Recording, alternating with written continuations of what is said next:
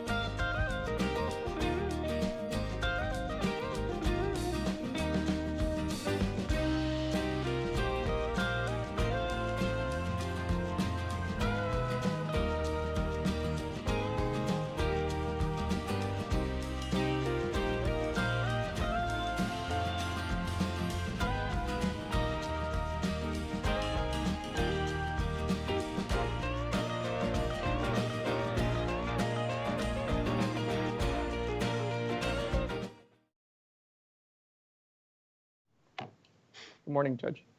Good morning. Morning, Judge. Good morning. How are you? We are live, Morning, everybody. Judge. We are up. Go ahead, Caesar. Thank you.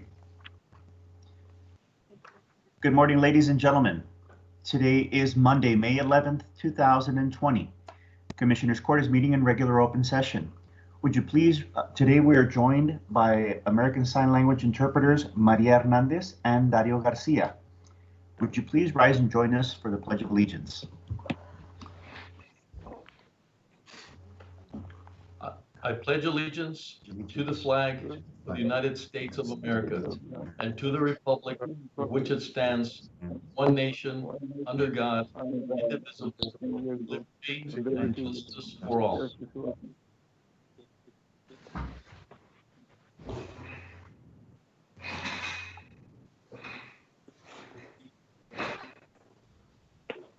Item number 3 is the invocation, which will be by Pam Ferroni this morning.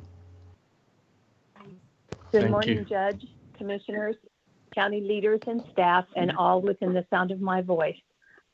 Almighty God, today we join together and lift up our hearts to you.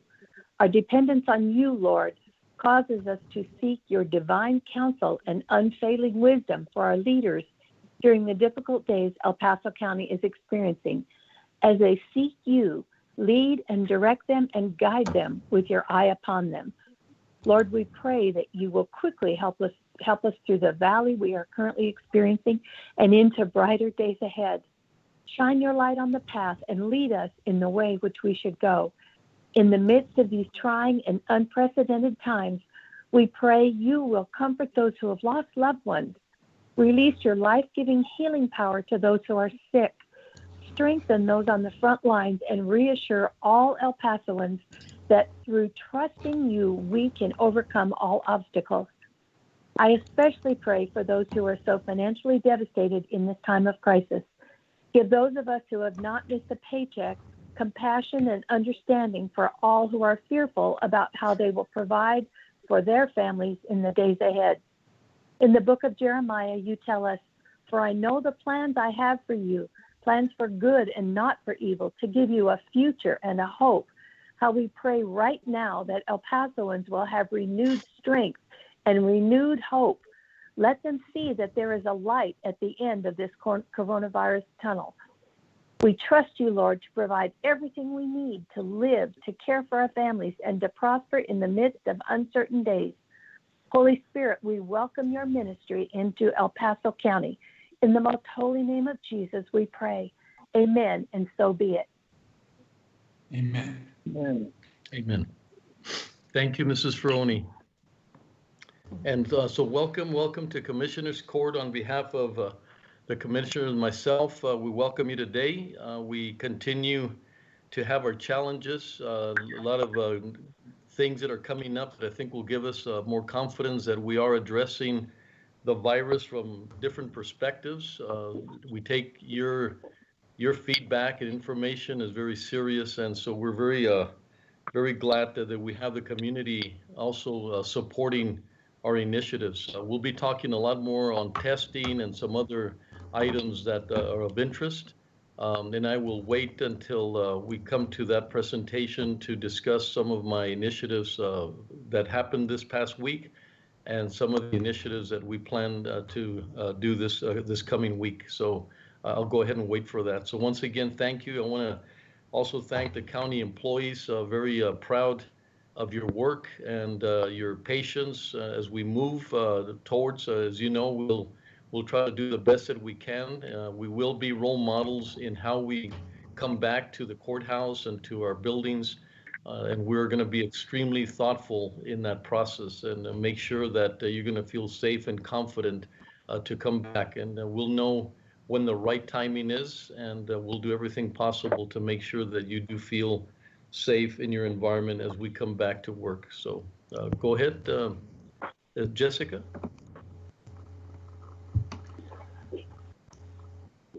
Item number 4 is the consent agenda composed of items 4A through 4P. Are there any items that members of the court or the public would like to pull for individual discussion? Commissioners, Motion to approve. second. Commissioner Perez, Aye. Commissioner Leon, Aye. Commissioner Stout, Aye. Commissioner Robinson, Aye. Judge Samaniego. Aye. Motion carries. Item number 5A, resolutions.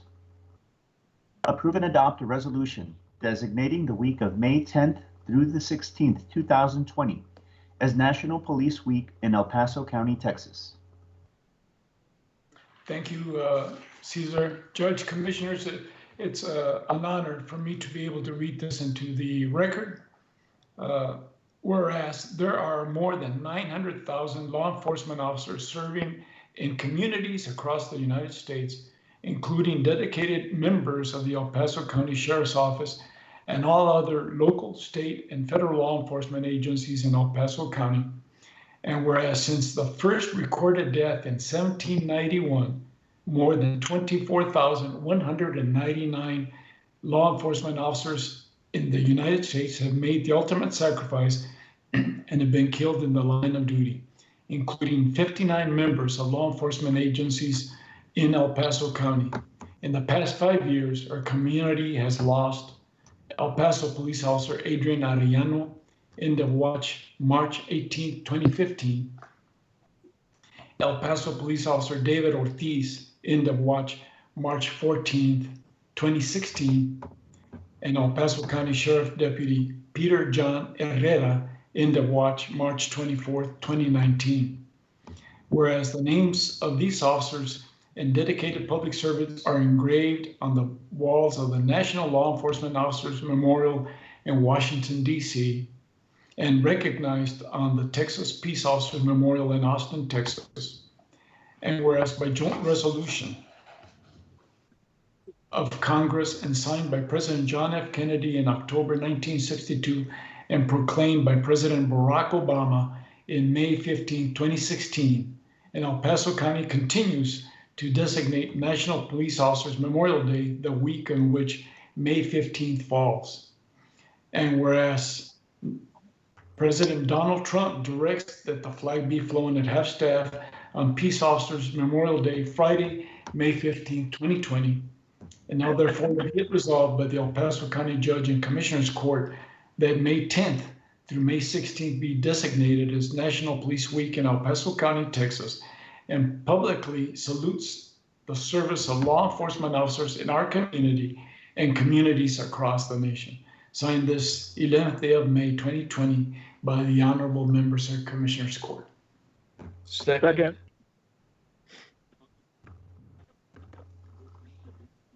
Commissioner Perez, Aye.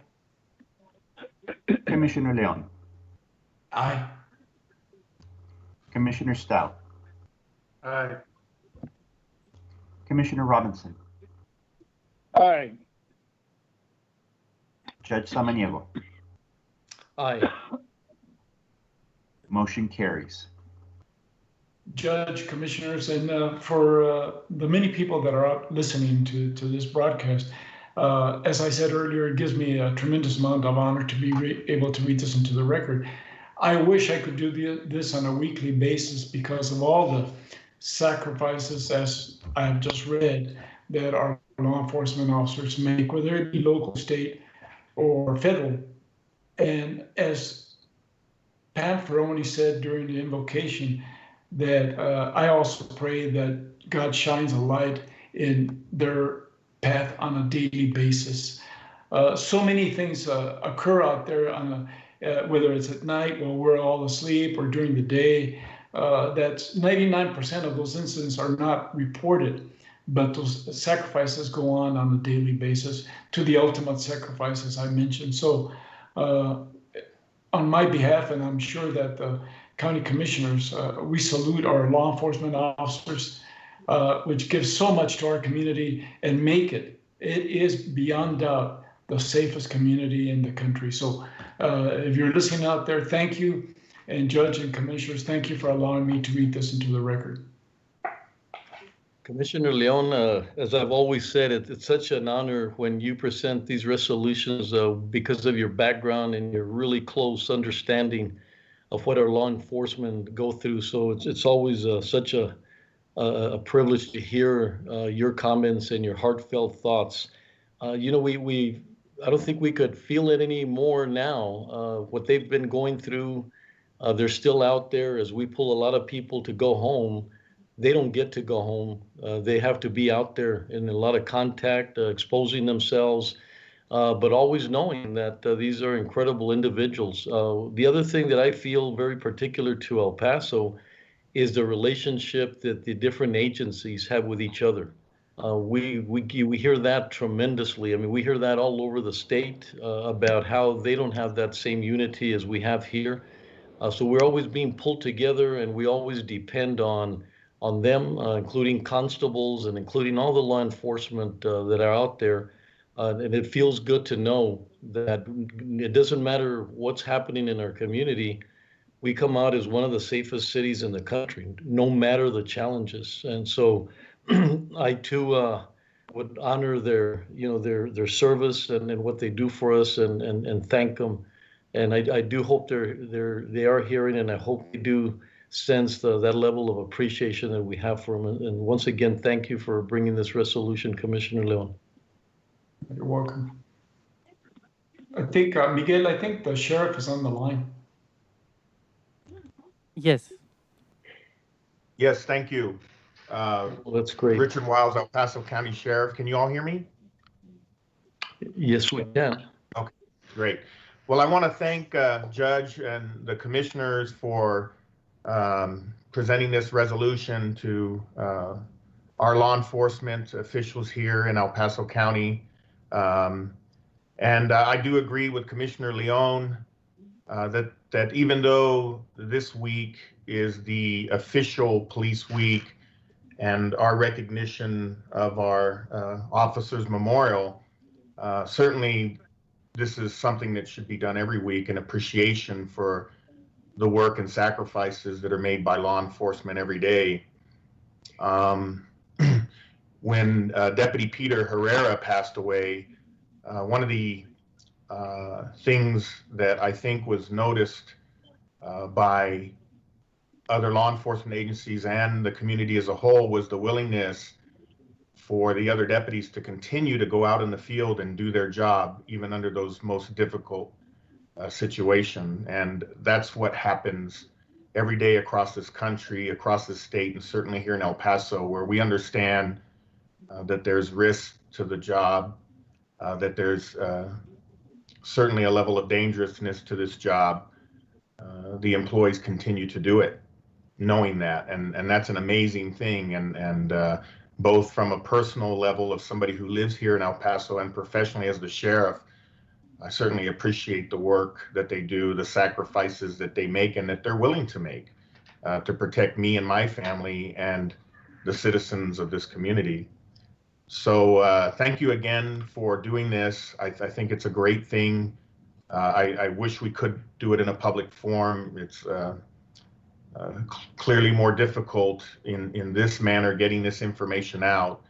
But I also want you to know that even though we're not able to do our yearly memorial in front of the memorial wall here at Sheriff's Headquarters, we are recognizing our employees, and we are going to light the memorial up tonight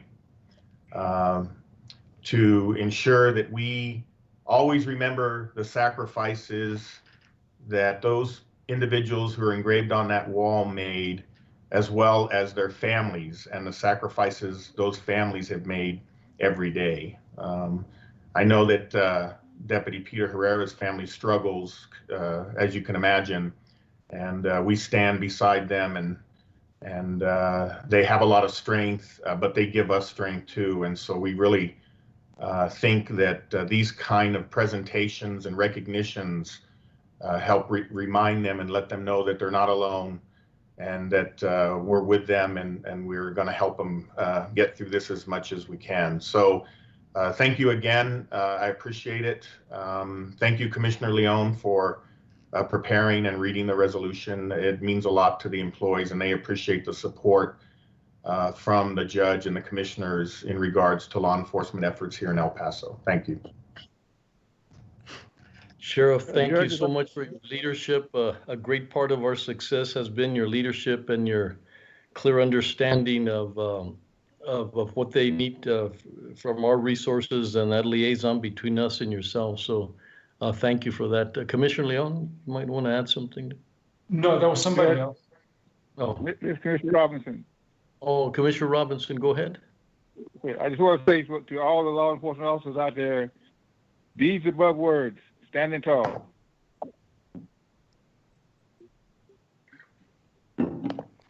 Thank you, Commissioner. Thank you. Caesar?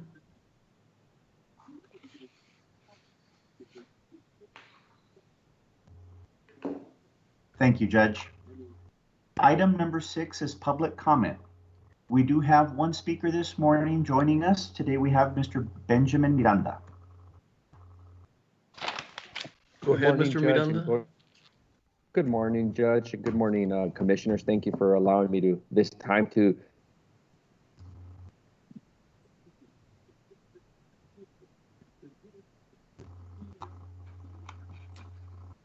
promote housing stability among. Ben, we're having trouble hearing you, or I am. Can you hear me now, Judge? Can you hear me now? That's much better. Yeah, if you could start from the beginning. It cut off as soon as you started.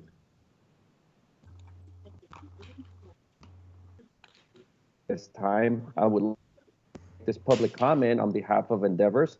Endeavors partnered with the United States Department of Veteran Affairs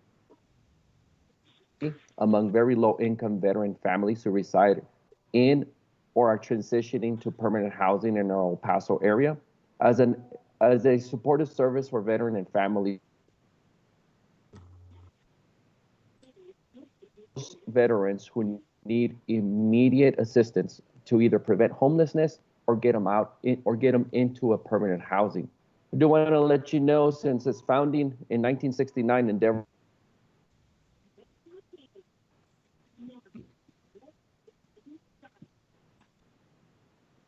Mr. You cut Miranda, off there. Mr. Miranda, I'm sorry. Yes. Your webcam signal keeps cutting off. We're going to call you on the phone.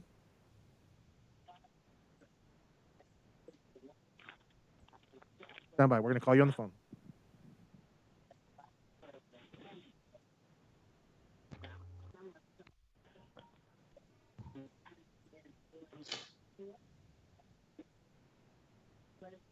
Yes, good morning. Can you hear me now? Yes. Yeah, much better, Excellent. Ben. Again, Judge and County Commissioners, I just wanted to continue just letting everybody know that in our community that Endeavors did partner with the United States Department of Veteran Affairs to promote housing stability here in El Paso area. So what we're doing is, starting as of today, Endeavors are going to start providing veteran supportive services here in El Paso to promote rapid housing and prevent homelessness amongst our veterans and their families.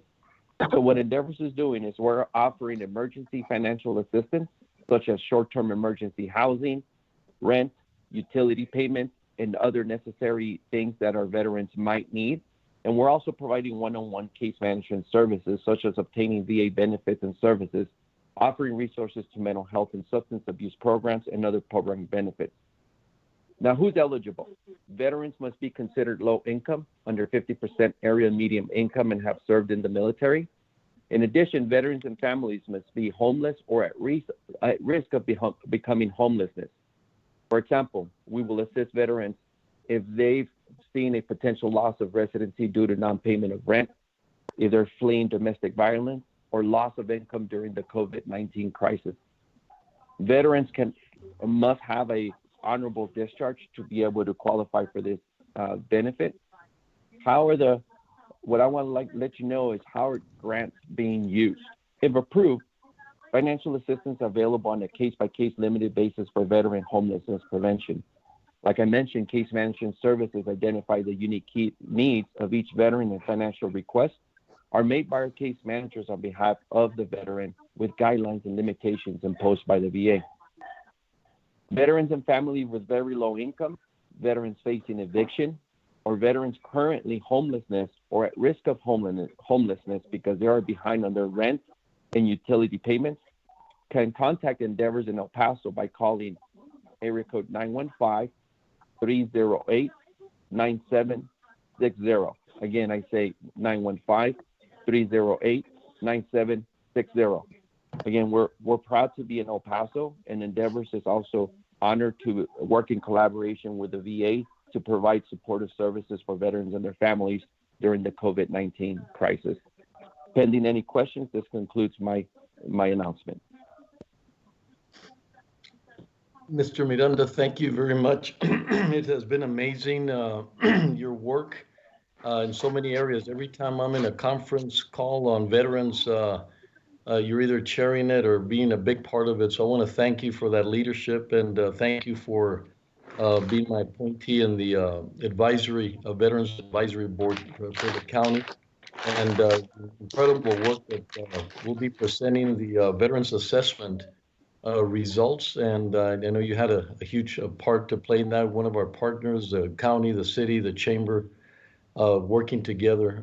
So we want to thank Endeavors for that great partnership since they came into our community. And please extend that to the leadership as well, Ben. So thank you very much. Thank you, Judge. I appreciate it. Caesar. Item number 7, presentations. Item number 7A, receive a presentation from the county's financial advisor regarding current market conditions and the county's long-term debt portfolio. Betsy, are you there? Yes, sir. We have Betsy? several members. Yes, sir. Okay, I just wanted to make sure we got as quickly to Chief Rodriguez had promised that, you know, they've got so much that's having to do with testing and so forth that they needed to get back out there. So as soon as we could bring their presentation in, the better, if you don't mind. So I'm not sure if they're ready now or you'd want to go through this presentation and then go to theirs. Okay, I'm not sure if they're on the line yet, Judge. They were presenting at City Council. Chief Rodriguez, are you on the line? I am on the line. Okay. Judge, it's up to you. We can either do this item, or if you'd like to move to item number 8. Yeah, on number 8, just as, you know, let them present Chief Rodriguez, and then we'll go back to yours, and then we'll go to 8 accordingly. Okay, but just I know that they really need to get back out there, and we appreciate all the time we give them to do that. So if we could do that, please. Okay, Caesar, if you'll read in item 8. Thank you. Item number 8 from the regular agenda. Discuss and take appropriate action regarding El Paso County's preparation and response for COVID-19. Judge, Commissioners, the first item we have under this item is an update from Public Health and the Office of Emergency Management. And of course, Judge, your update, if you'd like to start with it. No, I'll go ahead and let them. Commissioner Perez? I just had a question, because I know a lot of folks are still presenting to the City Council. Were any of those folks planning to be, they're presenting at this very moment, are they planning to be at this meeting for that item? Chief no, Rodriguez, it'll just be myself and Dr. O. Okay, say that again, I hear that. It'll just be myself, Judge, and Dr. O Carranza. And he's there with you now? With City Council. So we should wait for them? No, we're ready. Okay. Okay. So nobody else from the city is coming aside. Okay. Okay. Thank you. Go ahead, Chief. Okay. Good morning, Judge and Commissioners. I want to give all of you all an update on our whole community effort to increase testing within the El Paso region.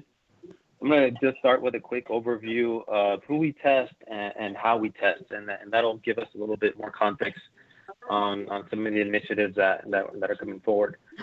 So the current type of testing that we've been doing is the PCR test, and that's the nasal swab style of testing.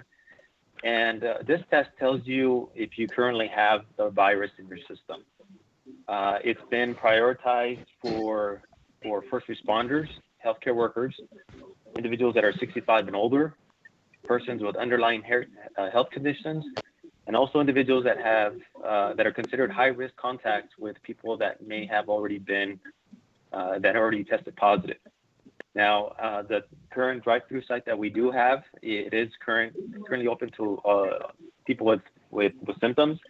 That range of symptoms has increased dramatically.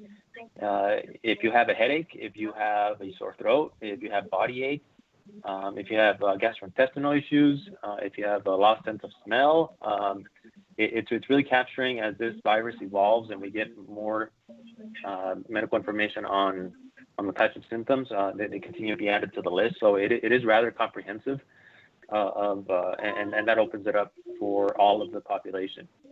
Now, one thing to remember is that 90% of those that are symptomatic come back negative when they receive their PCR test. So it's important to remember that this test is really just a snapshot in time on whether or not you have that virus in your system. And it can build a false sense of security to the community if they receive a test one day. It doesn't mean that on day 3 you may not be exposed to it, within the community or within your family unit. So it's important that it's only a snapshot in time, and that's why we consider it a very critical resource. And so we're very systematic in the way that we deploy that resource. So we are currently using it just for symptomatic. Now, as resources increase and more of this PCR testing resources become available, then we could start looking at asymptomatic. Now, but even with asymptomatic, there is a testing logic that we're going to use. That way we make sure that we're using actionable intelligence to make judicious use of that resource and incorporating that in our decision making. So if we're going to start testing asymptomatic, we're still going to have a priority list that we're going to look at. First responders and healthcare workers, because again, they're working with vulnerable populations, our critical infrastructure personnel, utilities, and those other types of agencies that work with vulnerable populations. Assisted living centers, nursing homes, dialysis. Since we know those populations are at the highest risk of mortality by this virus, we want to make sure that workforce is tested. So there's going to be a process in how we implement our planning for PCR testing. Now, the second type of testing, and I'd like to remind everyone that antibody testing wasn't available 6 weeks ago. As we see more and more new types of testing coming online, we're going to take advantage of those, and that's what we're doing with antibody testing. We've partnered with Quest Diagnostics to have antibody testing, which tells you whether or not you have had the virus. It doesn't mean that you have that. If you come back positive antibody, it doesn't mean that you are positive and that you are able to spread the virus. It just means that you had it.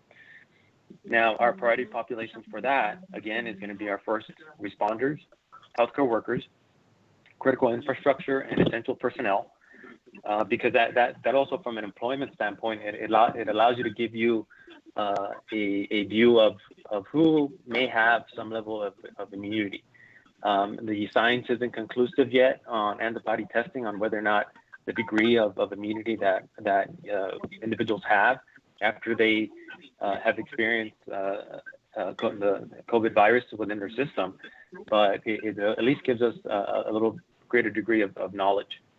Now, we're also going to be doing, after we complete the critical infrastructure and essential personnel, we're going to also do samples of the general population.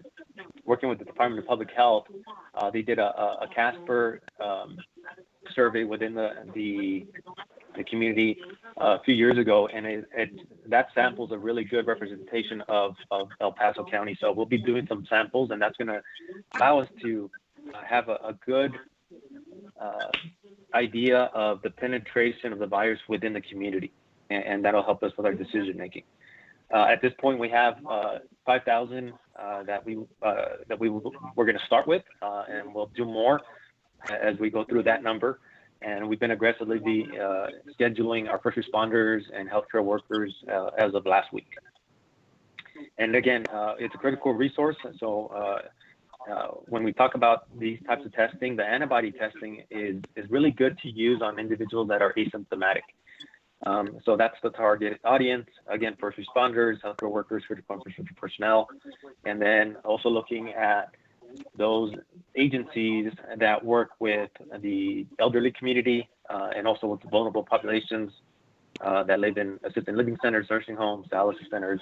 Home health is another big population that we want to try to get that to. So the antibody testing, again, it's going to be available for those populations through 10 of the different Quest sites, and that is already available. So part of our comprehensive plan for testing going forward, it's the 135. So we've already surpassed our 1% population. We're nearing 2% of the population. We hope to reach that hopefully within the next week. The goal by the end of the month is to hit our 3% of the population, and then by the end of June, hit all 5% of the population. Now, and to achieve that, we have several new programs that have come online. So you all are familiar with the Texas Military Department mobile testing teams that came online starting tomorrow and on May 13th. On May 12th, they're going to be in Fabens and Montana Vista. On May 13th, they're going to be in Vinton, City of Horizon, Sanelli, and Estrada del Sur Pueblo. Now, beginning today, working over the weekend, we were able to secure additional teams to set up 4 sites within the city.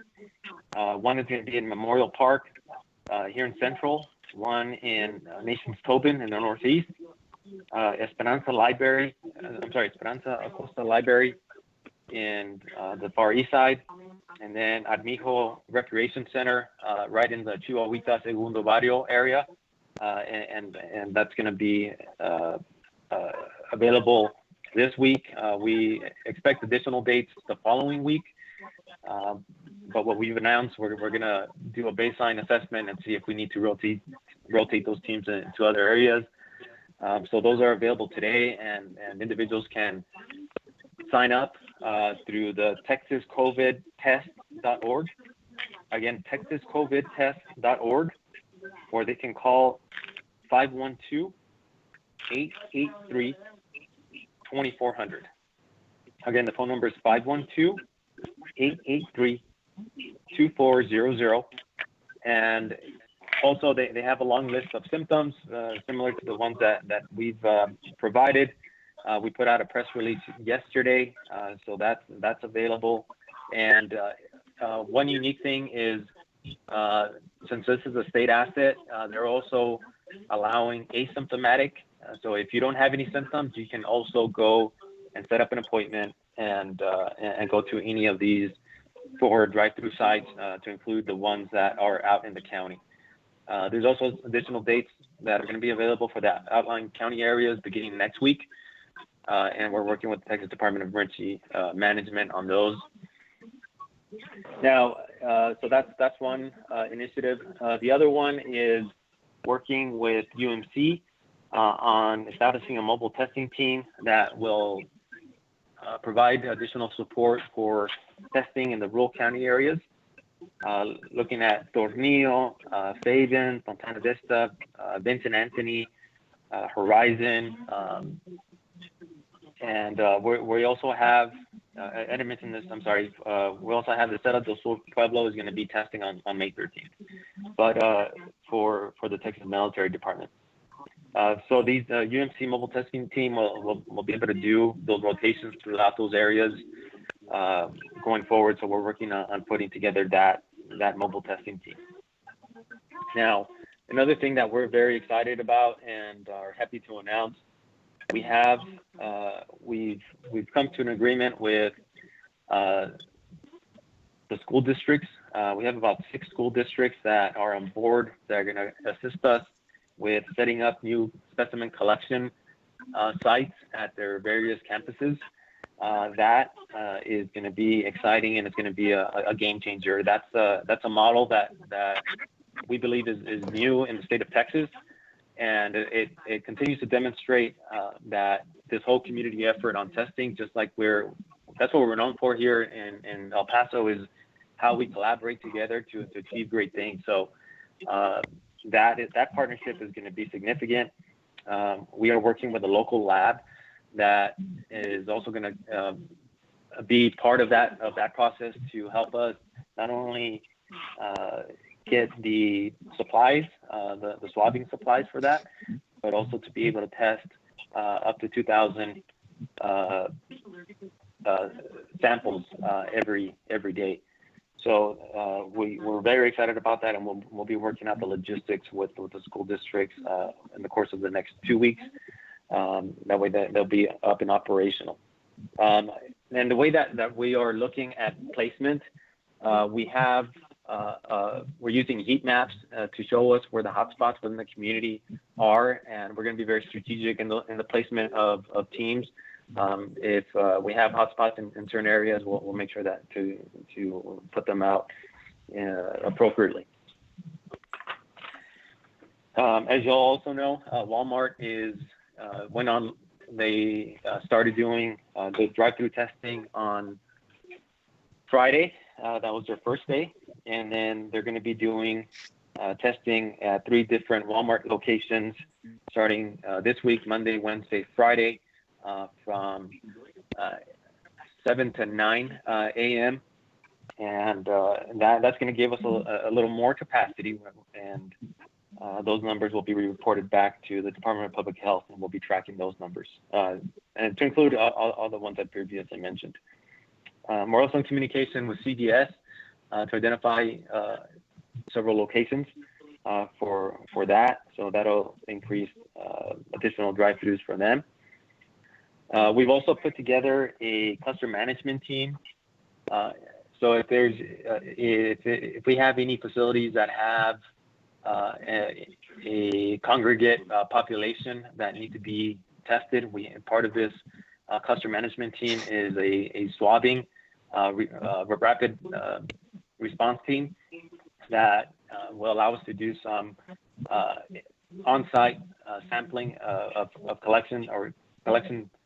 specimen collection within those facilities, and then we can get those back to the labs. So that's part of the various initiatives that we do have operational, hopefully within the next several weeks. And the goal since April, we have seen a 32% increase since April. And like I mentioned, we are close to 2% of the population. The goal is to get us to 3% by the end of this month, and then by the end of June to get us up to 5%. So we are being very strategic. These are critical resources by the end of the year. Since there's so many new technologies coming online, the accessibility to the testing, at-home kits, and part of the funding that the city is putting aside just for testing is close to $24 million to help in that regard. So, comprehensively, we feel that this approach is going to be, one, it's going to be very wise in the use of resources, but it's also going to protect those that are most vulnerable to this virus. And in addition, since we are going to have an increase in testing, the importance of contact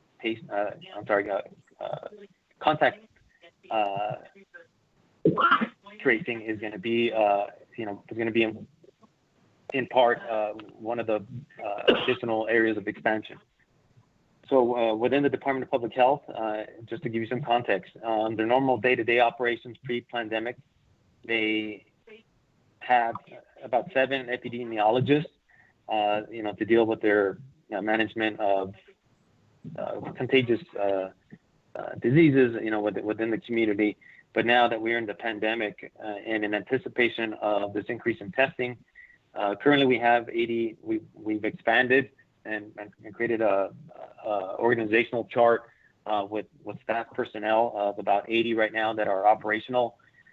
Some doing investigations, some doing contact tracing and monitoring, and others also doing some triaging support through a call center within the epidemiology division. That makeup will expand to 154 personnel as more testing and more contact tracing is needed. Those 154 personnel will be trained in contact tracing, investigations, and monitoring, and that's going to be a combination of Department of Public Health personnel.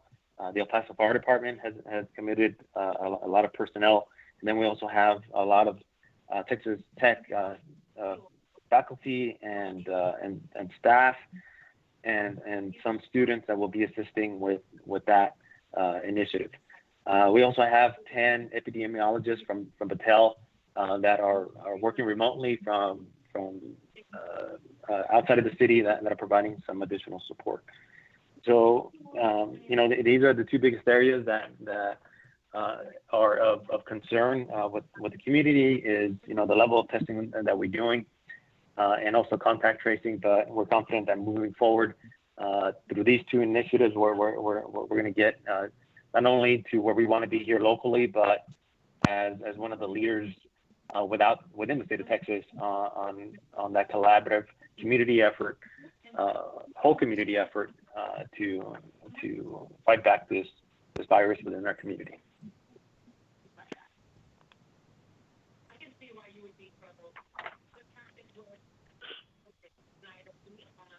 And if I can mention one last item, this is with the agreement between the Department of Public Health lab and University of Texas at El Paso. They've been working on this for a while, but the intent is to shift the Department of Public Health lab because of the additional capacity that they have at the UTEP lab.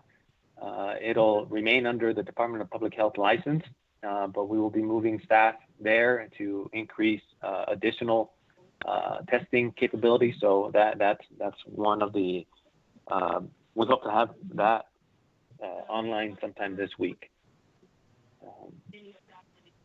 Other than that, that's all I have. Unless I can move it over to Dr. Ocoranza. He can give us an update on the numbers and any other information, and then we can take questions. Let me see if there's any questions on your part, Chief Rodriguez, at this time, and then I'll comment if after we have questions. Any questions from the commissioners at this time? Commissioner Perez.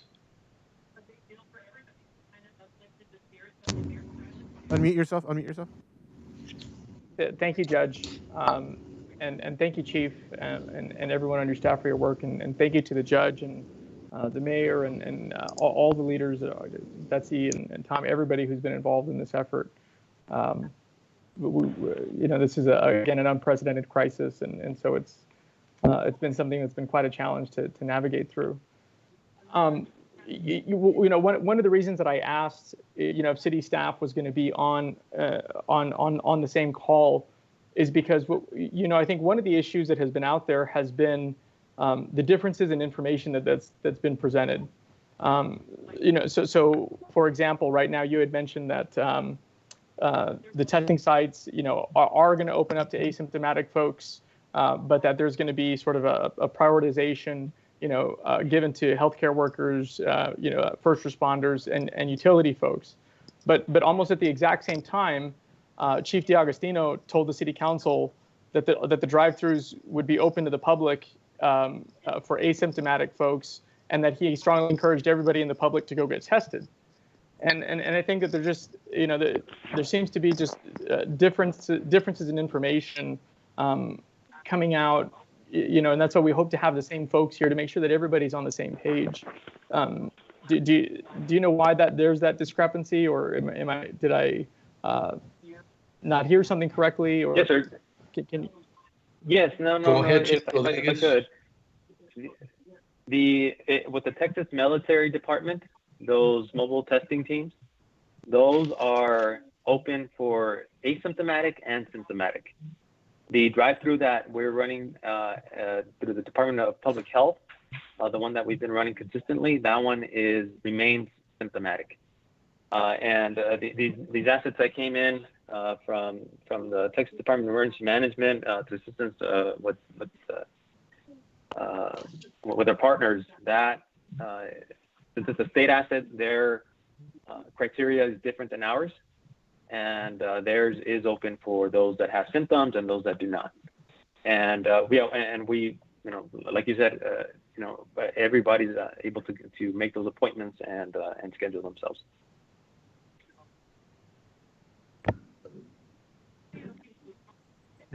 You're still muted, Commissioner Perez. Thank you.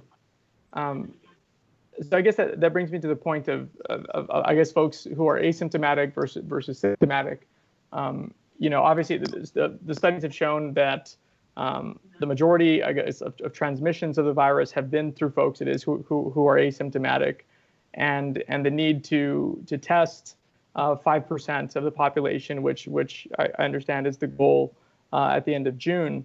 But are we depending on the state then for the asymptomatic testing, but on the local level isn't going to have that same emphasis, and that's just when it comes from a planning perspective, I think locally we should also be striving to achieve that asymptomatic testing as well, or are we looking to whatever the state provides us to provide that asymptomatic portion to the population? Yes, sir. No, and like I said, as additional resources become available, and part of this CARES funding is going to be very much part of that, and we increase that additional capacity, and we can start testing asymptomatic. That's definitely part of the initiative that we explained. We are going to get to a point where we're going to be doing asymptomatic. And the CARES funding is going to be a big part of that. But again, we also want to have a logic on how we use those resources. We know that the vast majority of at least the deaths that we've seen in our community and those vulnerable populations, they're not introduced. That virus is not introduced in those communities by those individuals. It's usually the workers.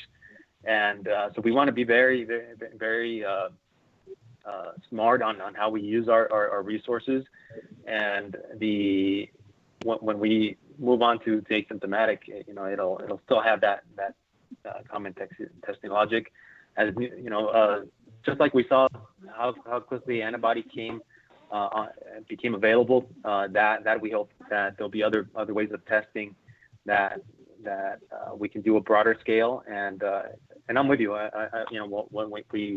We know that a lot of the virus is spread through the asymptomatic, and the intent is to get there. But until resources expand to that capability, when we can do such broad level, and that's the goal, is to get us to that 5%, and to do that, it'll include asymptomatic. And I appreciate that. But so if the goal is to get to 5% by the end of June, I guess, how do you intend to do that without testing, I guess, from the city's public health lab perspective, asymptomatic folks? because I know you mentioned, and see, this is another thing that was mentioned is that I know you mentioned 2%. The city also gave that same information to the city council, but as of last night, the numbers that were reported were 1.4%. So getting to 5% would require a significant ramp up of testing on a local level, and it just sounds like that's not really the plan, I guess, or the strategy. There's going to be a ramp up, but there's going to be a prioritization for first responders, healthcare workers, but not for asymptomatic folks as a whole. And so I have trouble seeing how we're going to get to that 5% the next 6 weeks, because from the public health lab proponent perspective, there's been about less than 2,500 tests. And so that's why it's just, I'm concerned, is there an over-reliance on outside entities, whether it be the state, and the judge and the mayor. There's been a lot of efforts to get additional testing to here in El Paso. But then there's also entities like Walmart and CVS that are coming in. I mean, so what percentage is being based on the public health side, where we have the most direct control versus the private sector and like Walmart and CVS? I mean, are we depending on them heavily to get to that 5%? Well, this is going to be a whole community effort that let me go back to an earlier point. So part of the partnership with the school districts is that's going to increase our input capacity to collect specimens and use local labs. Partnership with another local lab here that will be able to do up to 2,000 tests a day. So we're confident that with that one particular partnership that is within direct coordination with Office of Emergency Management and Department of Public Health is going to be a very broad way of increasing testing within the community.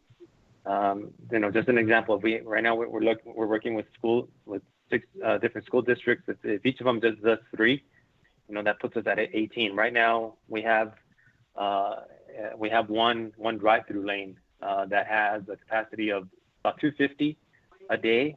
But when we multiply and we force multiply all of our resources from private care providers that we're starting to see a lot more, we're getting those phone calls of people that want doctors from their offices that want to partner up with us to increase that. So this is not, and that's going to include everybody. And as everybody's resources are those critical resources become more available, and we can start expanding to asymptomatic, which like I mentioned, asymptomatic, we are going to get to the point where we're going to be able to do that. And the CARES funding and the resource that we're going to receive from that will allow us to open that up. So that when we combine everything, and you combine the public-private partnerships, CDS, Walmart, UMC, the schools, the Texas Mellies Department, the cluster management teams and swabbing teams that are going out to facilities that need to do some broad on-site testing comprehensively, and this will get us there. And you're certainly correct with that it has to be a collaborative effort. I mean, there's certainly no other way of doing it. But in terms of, I guess, as this plan moving forward, we don't have an idea of how much testing is going to come from the public health lab, how much is going to come from private entities such as CVS and Walmart, and how much is going to come from, or we probably have some idea of what the state's going to provide.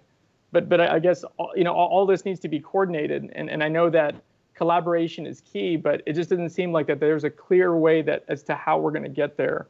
It's just that we're just kind of just saying that, these collective efforts are going to get us to a point where, quadruple the number of people are going to be tested in 6 weeks.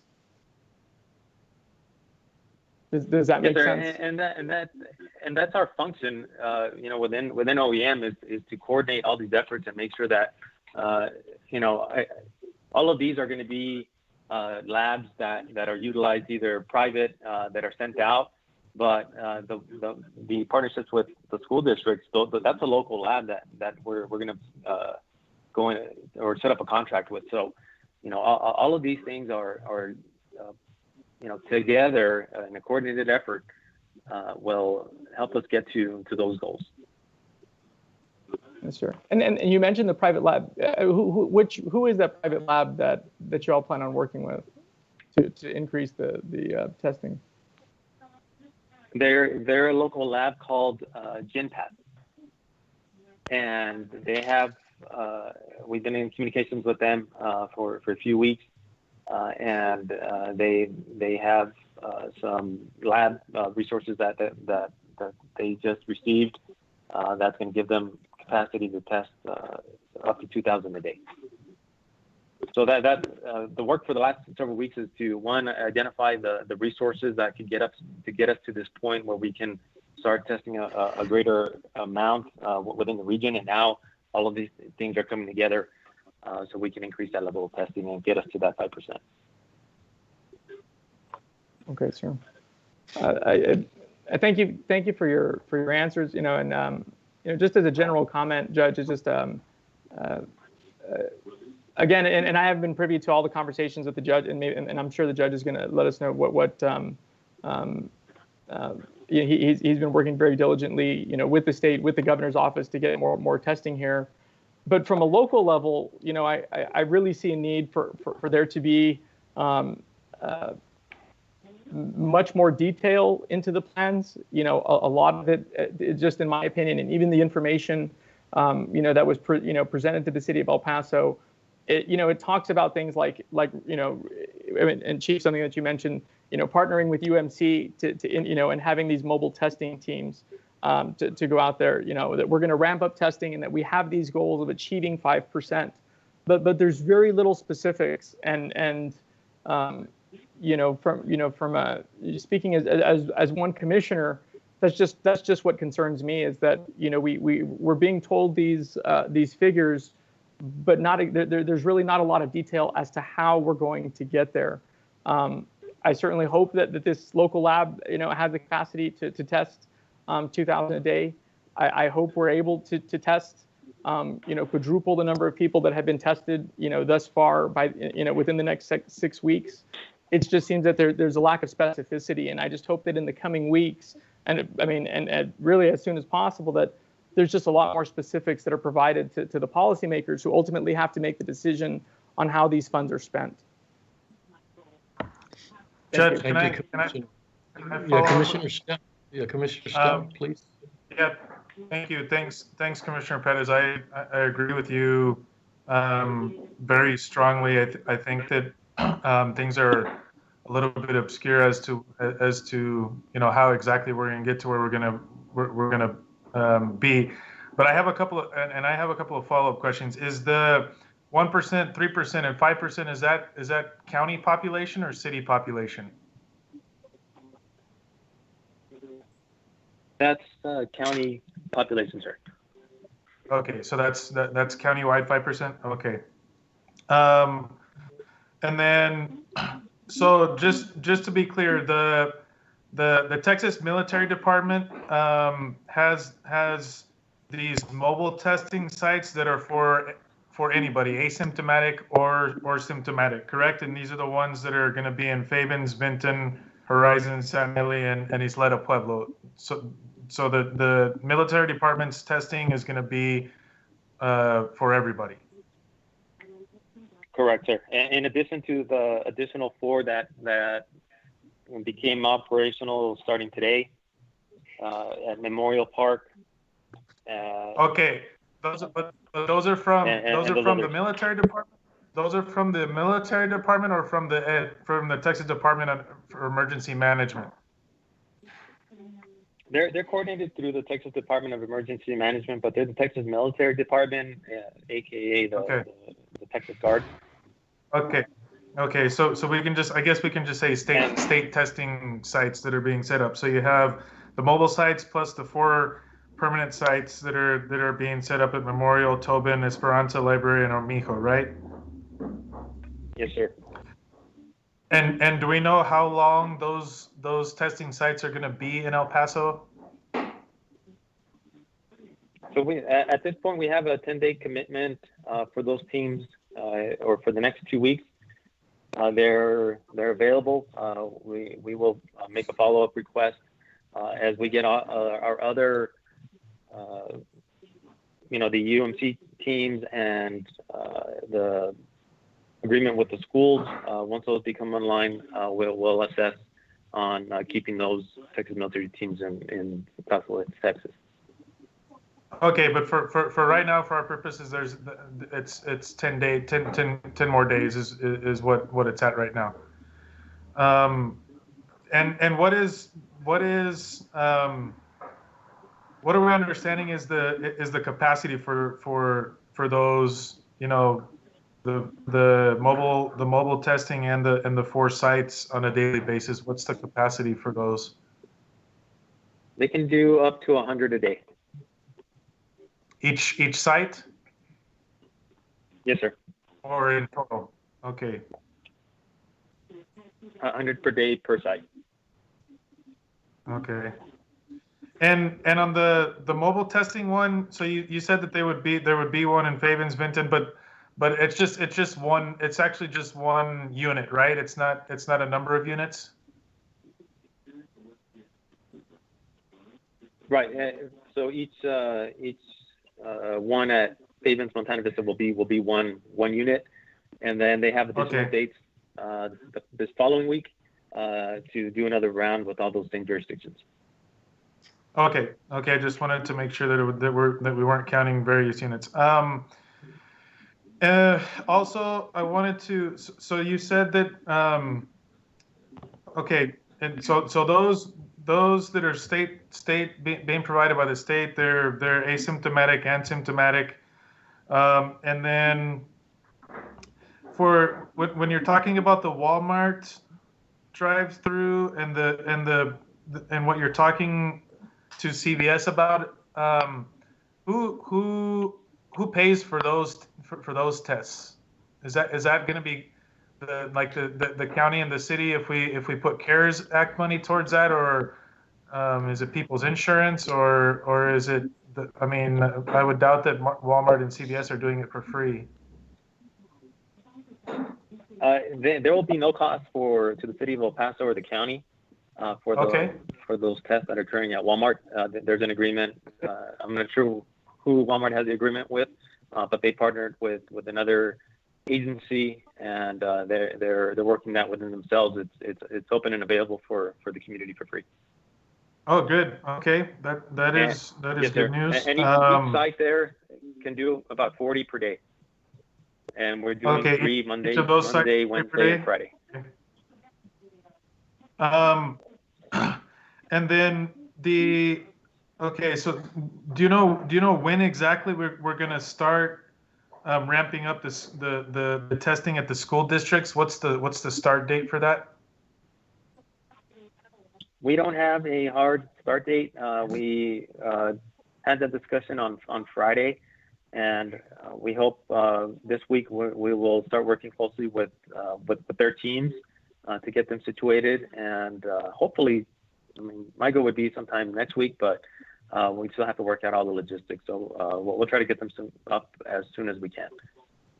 Okay, and that testing there is going to be paid for by the city and the county, right? That one, it'll be the city will be providing the swabs through the GenPath lab that we're working with. Okay. And then as far as the logistics, in any way we can support the school district, we'll be doing that out of the Emergency Operations Center. Okay.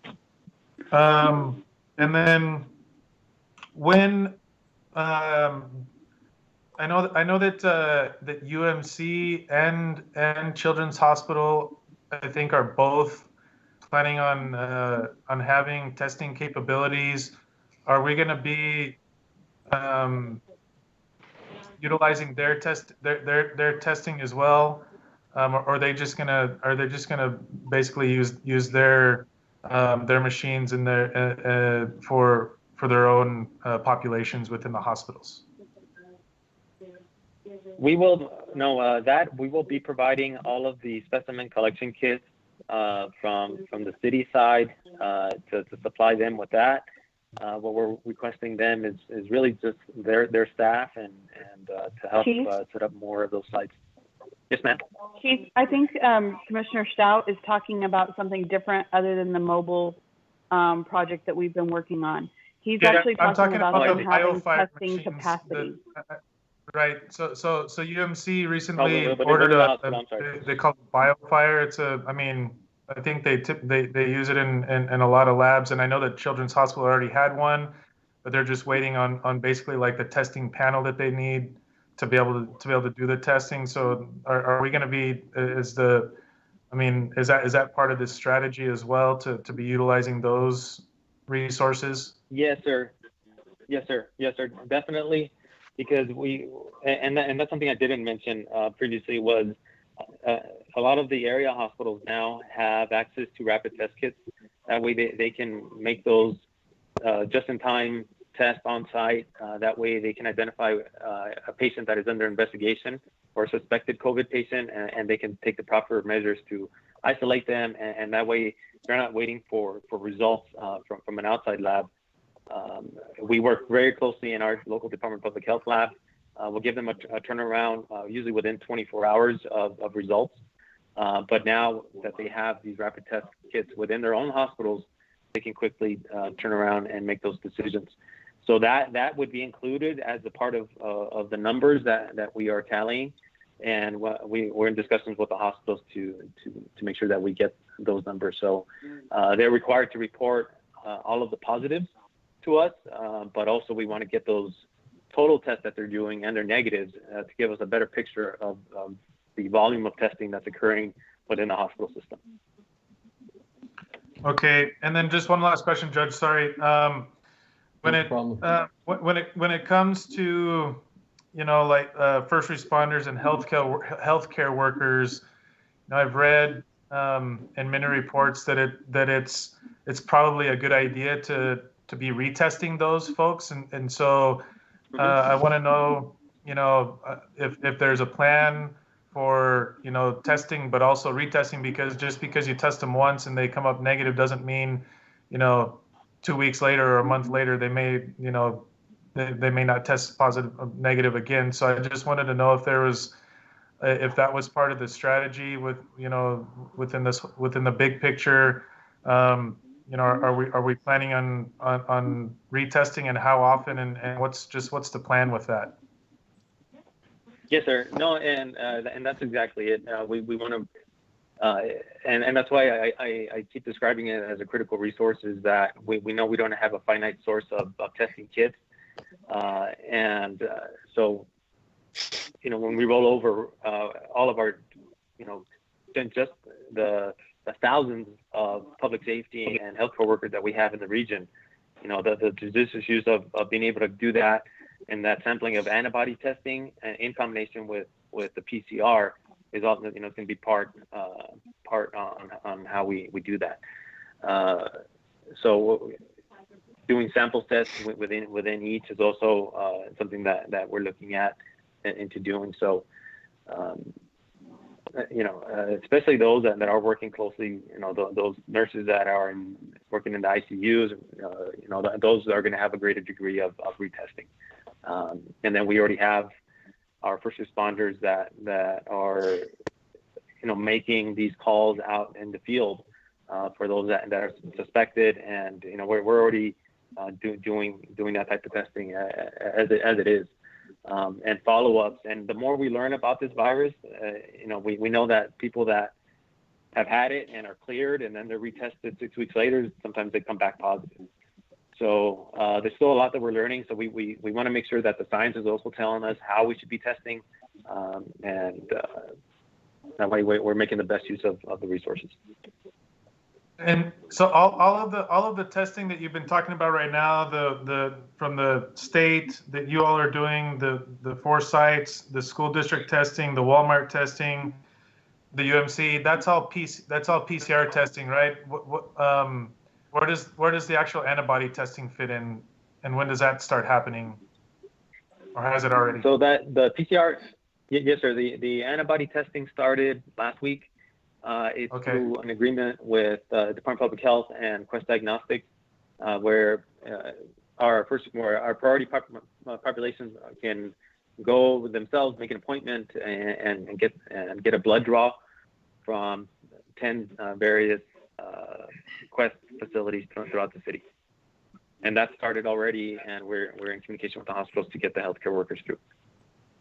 Okay, and so that's just prioritizing first responders and healthcare workers that are symptomatic, right? Correct. Okay.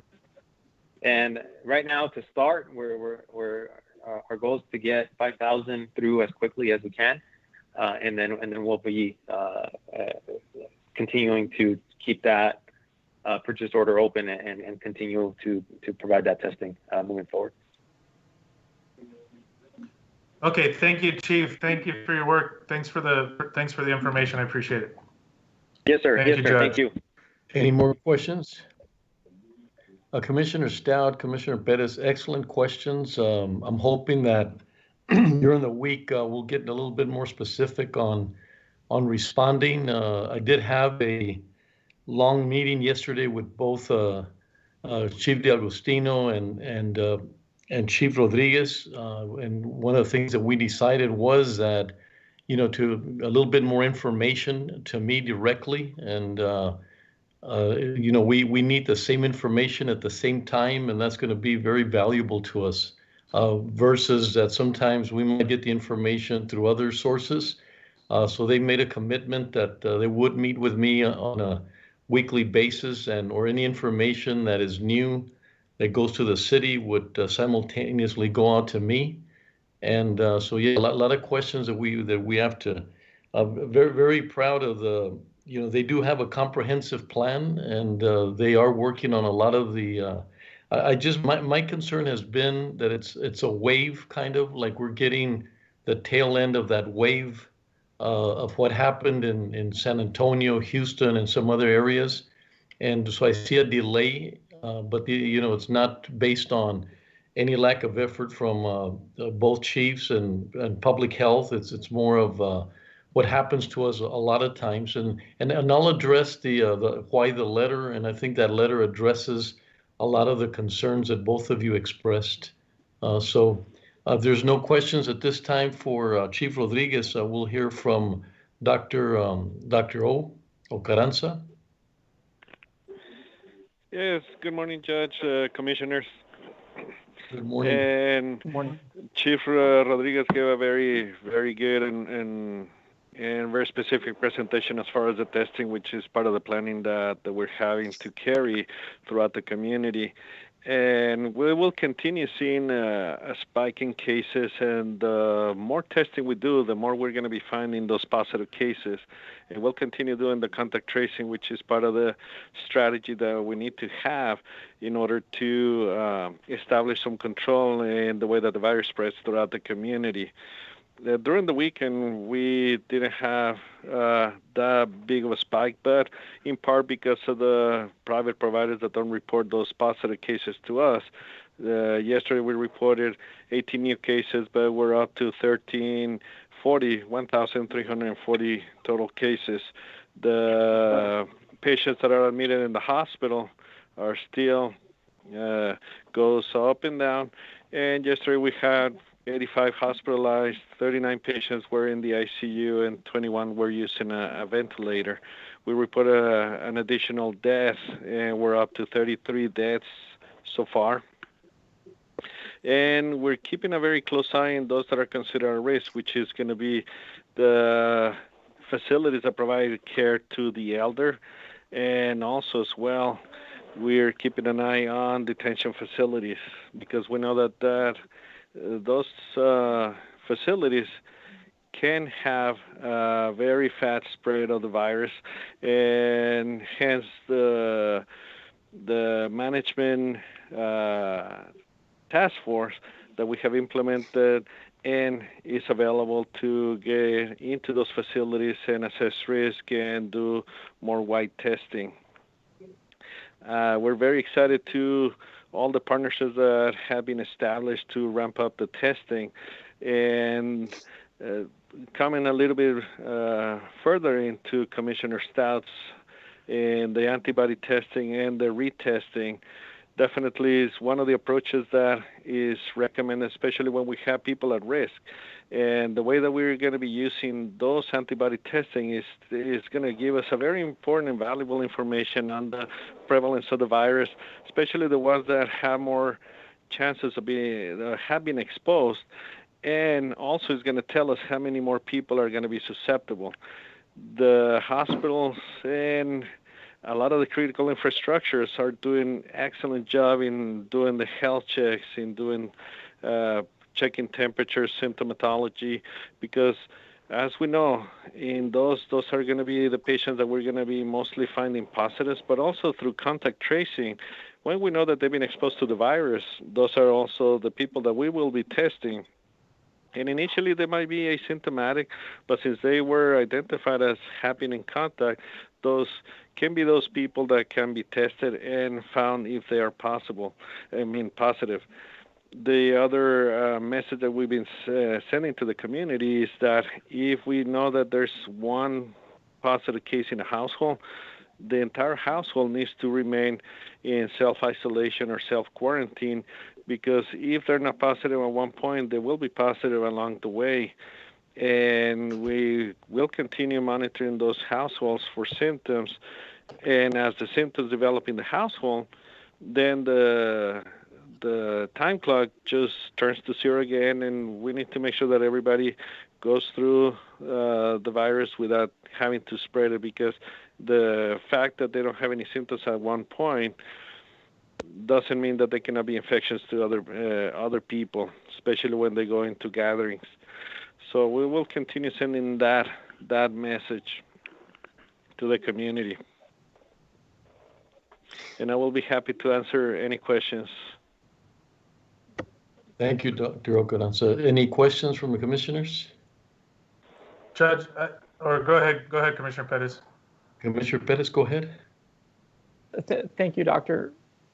I mean, obviously, this has disrupted a lot of the traditional activities or other activities of the public health department. As Texas begins to reopen up businesses, whether we like it or not, or it's going to happen. What's being done, I guess, on that side as well, ensuring compliance, and that restaurants, as they open up, are indeed they have the proper protocols in place to ensure that the virus doesn't spread as more restaurants continue to go online. Yes, and on the compliance side, food inspections have continued, but also fire marshals have gone to those establishments, making sure that they will continue following the proper protocol. We have done some public health orders that are a little bit stricter than even what the governor has established, because we want to make sure to protect the employees and protect the public in general that are going to start going out and stimulate those businesses. So in those set of orders, you will notice that there's quite a bit of requisites that we're asking from the employers or those businesses to be able to continue providing their service, but in a safer and more careful manner to the public.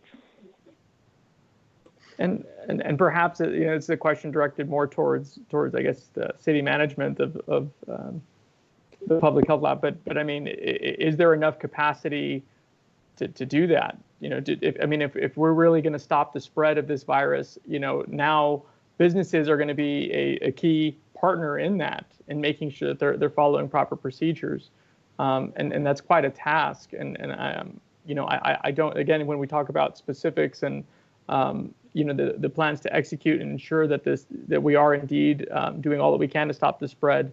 I don't know if do you know of additional staff being allocated to that effort, aside from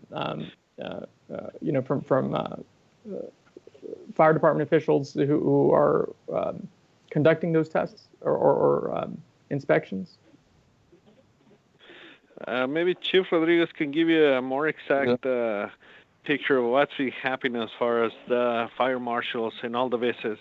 I know that they have done quite a bit of inspections, some citations, some warnings, in that regards. And definitely, I completely agree with you. There has to be a partnership between every single member of the community, because we all have to put our part into stopping the spread of the virus. Business owners, employees, making sure that they're healthy, because a single employee, if they go sick, they can spread it to all the clients that go and visit that particular business. Making sure that those human resources policies and procedures are in place to let them stay at home if they are sick, and making sure that the ones that are sick, they go get tested. Everybody in their household remains at home, and that's the only way that we're going to be able to be successful. Looking in ahead, in the next few months, when the new flu season comes into town, that will be extremely challenging, because we're not going to be dealing only with COVID-19. We will be dealing with other respiratory viruses like the influenza, like the adenovirus, like respiratory syncytial virus. All those respiratory viruses can pose a bigger challenge to the health resources that we have in our community. Thank you, Doctor. And again, when we talk about things like contact tracing and epidemiologists in our community, so in this presentation, I know that it mentioned that there was 58 Texas Tech students, in addition to some firefighters who are also going to be conducting epidemiological testing or analysis. A lot of studies have shown that that the need for epidemiologists is approximately 30 per 100,000 of population. And so if we have, again, I think just these generalized goals of getting to 5% in the next 6 weeks, are 80 epidemiologists enough to really get us there and achieve our goal of stopping, not just getting to a testing number, but also stopping the spread effectively? Well, definitely needs to be expanded. And pardon me? I'm sorry, Doctor. Chief Rodriguez, go ahead. We had discussed that a little bit yesterday. Go ahead, Chief Rodriguez. Yes, I just wanted to mention that currently there's 80 that are operational right now, working with the 600 or so active cases, and then that is we have capacity to increase to 154. Okay. So and just to be clear, we have that hierarchy and that organization to be able to address that increase, and we're still looking at additional ways of and one of the challenges is that there's not a lot of epidemiology just that are off the shelf, so to speak, that can be hired and quickly brought on. So there's not a lot of capacity nationally for that. So we're looking at other resources that has proven well in other models of using law enforcement and fire department personnel to help assist with that whole epidemiology effort. Okay, and regarding the ISD sites that you had mentioned, Chief, who's going to be conducting the collection of specimens for that? That is going to be each school district staff. More than likely, their nursing staff and support personnel. And I mean, see, again, when going to specifics, I mean, have you all ensured, I mean, that there's enough school nurses out there to conduct those tests and are they qualified, to collect those specimens? I mean, that seems, has that been coordinated, I guess, with the school district in making sure that these collection sites, if they're going to be done by school personnel, that there's sufficient number of staffing to execute that? Yes, sir, and we're taking that into consideration, and definitely how much capacity within each school district and what they're capable of achieving in an efficient manner. The types of specimen collection that we're going to be using are going to be the type that are where individuals can self-swab, and so that they're not as invasive and don't require the level of PPE and training that we use, where in this case, essentially you're just handing them the sample.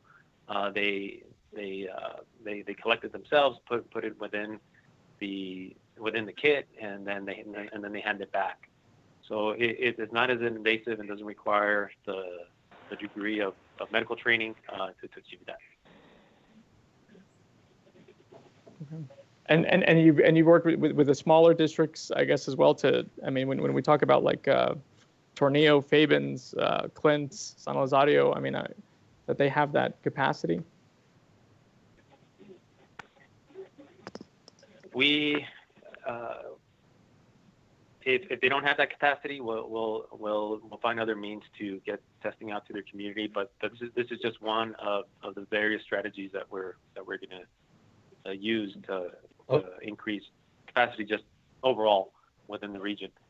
But if we see gaps, and that's part of the heat maps that we're using to make sure that if there's areas of concern, that we deploy and use our resources in the right places. And I was happy to hear that there's 6 of the independent school districts, because we typically hear about the larger ones, but this is that correct, Chief Rodriguez? There's 6 different independent school districts that are in this collaborative? Yes, sir. It includes all the big 3 and some of the smaller ones. It's really nice to hear that. And which are the 3 that are missing, that aren't going to be part of this effort? There's 9 in the county. I would imagine it'd be the smaller ones, to Tornillo and Clint and San Rosario. Yeah. Yes, sir. No, and we're working with right now the larger ones that we believe have enough capacity to be able to achieve this.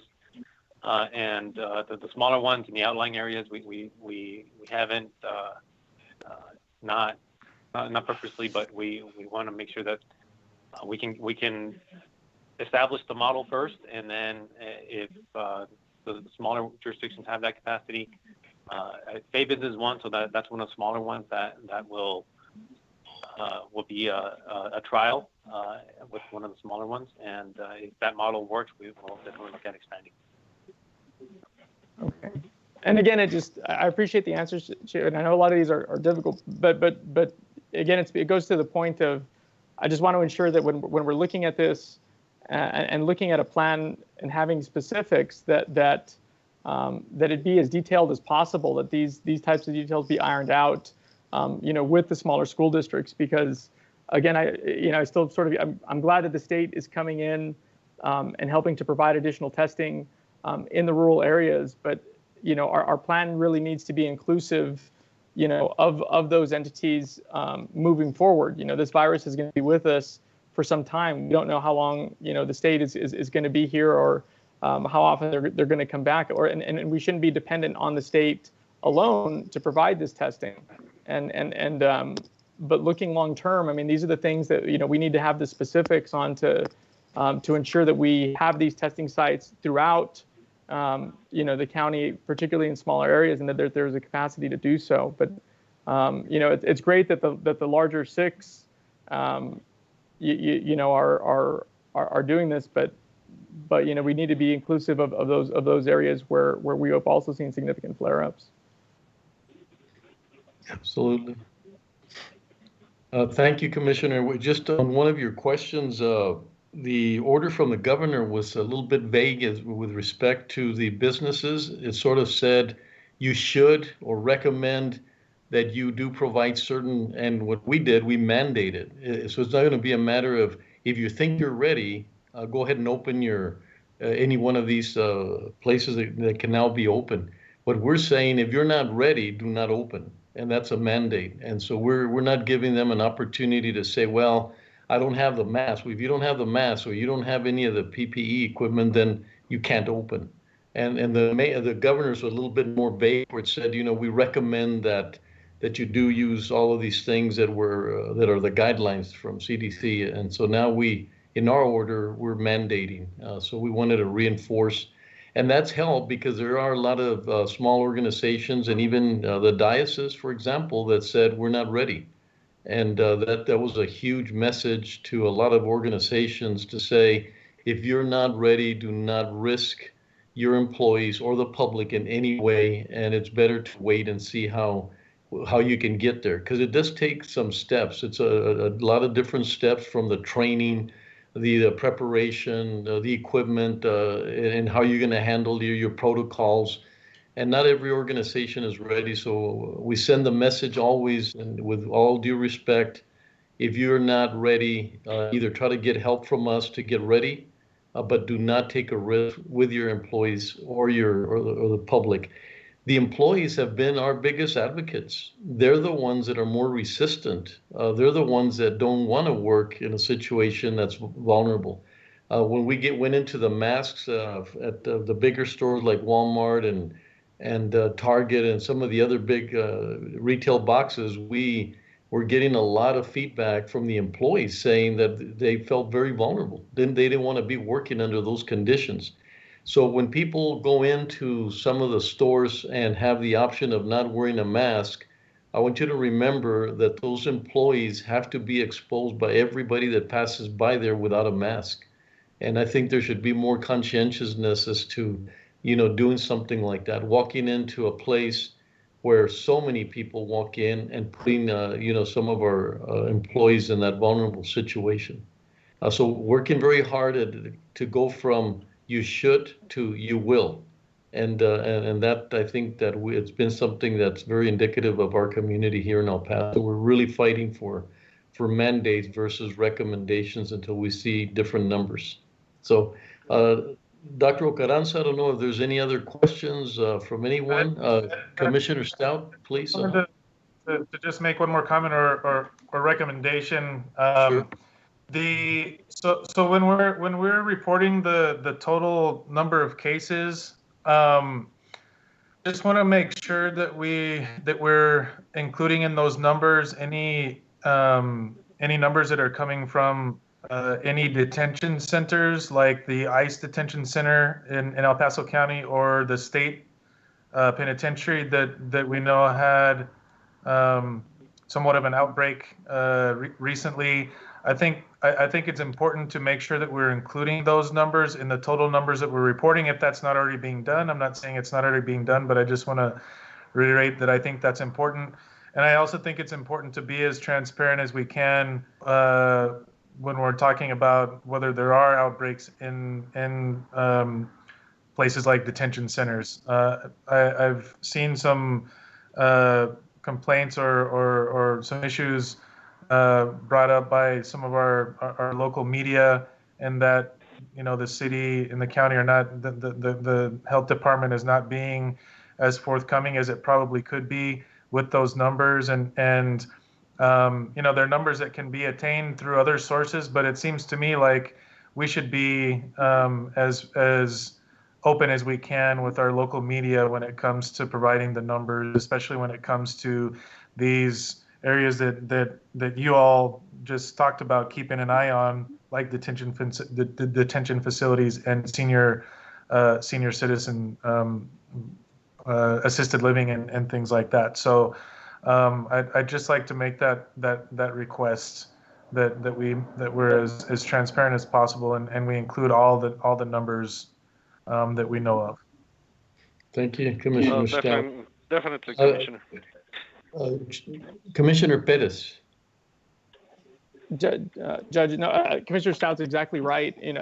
Bob Moore from El Paso Matters reported, and this is what goes to the conflicting information, is that there's sometimes where when these cases are reported at certain facilities, potentially correctional facilities, they're not specified in the interest of facility confidentiality, but yet they're on the state of Texas on the TDCJ website. And so those are the things that I hope that are remedied, because there seems to be a disconnect over what is allowed and what isn't allowed, and we need to be absolutely as transparent as possible. I recognize there's privacy issues in some areas, but for a correctional facility, if our own state is listing that, I can't see why facility confidentiality would be an issue. And if I may just to kind of go along with that, I was a little bit surprised to discover this week that we're not tracing or I guess reporting which cases are coming from Mexico. And this is something that I brought up last week, that I have heard reports of folks who have gone to the port of entry, who have asked for emergency assistance. I don't know if folks have been transported to UMC, but considering everything that's going on in Mexico, UMC, in a response that we obtained, said that they don't track that. I mean, is that not a concern of the folks that are coming over from Mexico, or the number of cases that we're receiving from Mexico? And how is that even being reported if someone comes over from Mexico, if they're not being asked? You know, we have to know that an ambulance came from one of the ports of entries. I mean, but how does that information get reported, or is it not deemed as essential information, I guess, pertaining? But that goes to the uniqueness of our position on the border.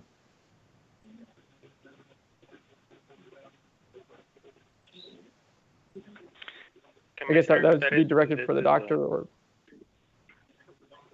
Yes, sir. Now, Doctor, we go ahead. had mentioned, the cases that occur at the port of entry, if someone is either transported by ambulance and then transferred over at the port of entry and then transported to the hospital, whichever hospital they end up in, if that person is either a suspected COVID patient and they are subsequently tested, then that information will be shared with our local health department since they were tested within our hospital system. Now, if that individual's residence is on the Mexican side, that is we communicate with Juarez Epidemiology, and they do the contact tracing. And I mean, we have where we keep that close connection with them. And if there's any issues of their patients that they know of are not maintaining their quarantine, they communicate that information with us. But how is that positive case reported in your daily reporting that you provide to the public and to us? Because I don't see a category of folks from Mexico. Right. We don't count them as far as our total numbers, because if their residence is in Juarez, then that goes towards the Juarez count. Doesn't mean that there's not a coordinated effort between Juarez and the City of El Paso Department of Public Health. So that communication is in there, and that's important. So that's how that is coordinated. So even if a person from Mexico gets treatment here in the United States, is diagnosed with COVID-19 at University Medical Center, that doesn't get reported in our local numbers, and is that because that information isn't? I guess somebody's deeming that the origin of that person's residence or where that person resides is not important to maintain. And why would that be? The epidemiological work that has been done, it's depending on the place of residence, and the same happens for New Mexico. There's people that come from New Mexico that receive treatment in El Paso, and when they report those cases to us, we report them to New Mexico or to Mexico, so they can continue their investigation, but they're not reported as cases for our actual numbers.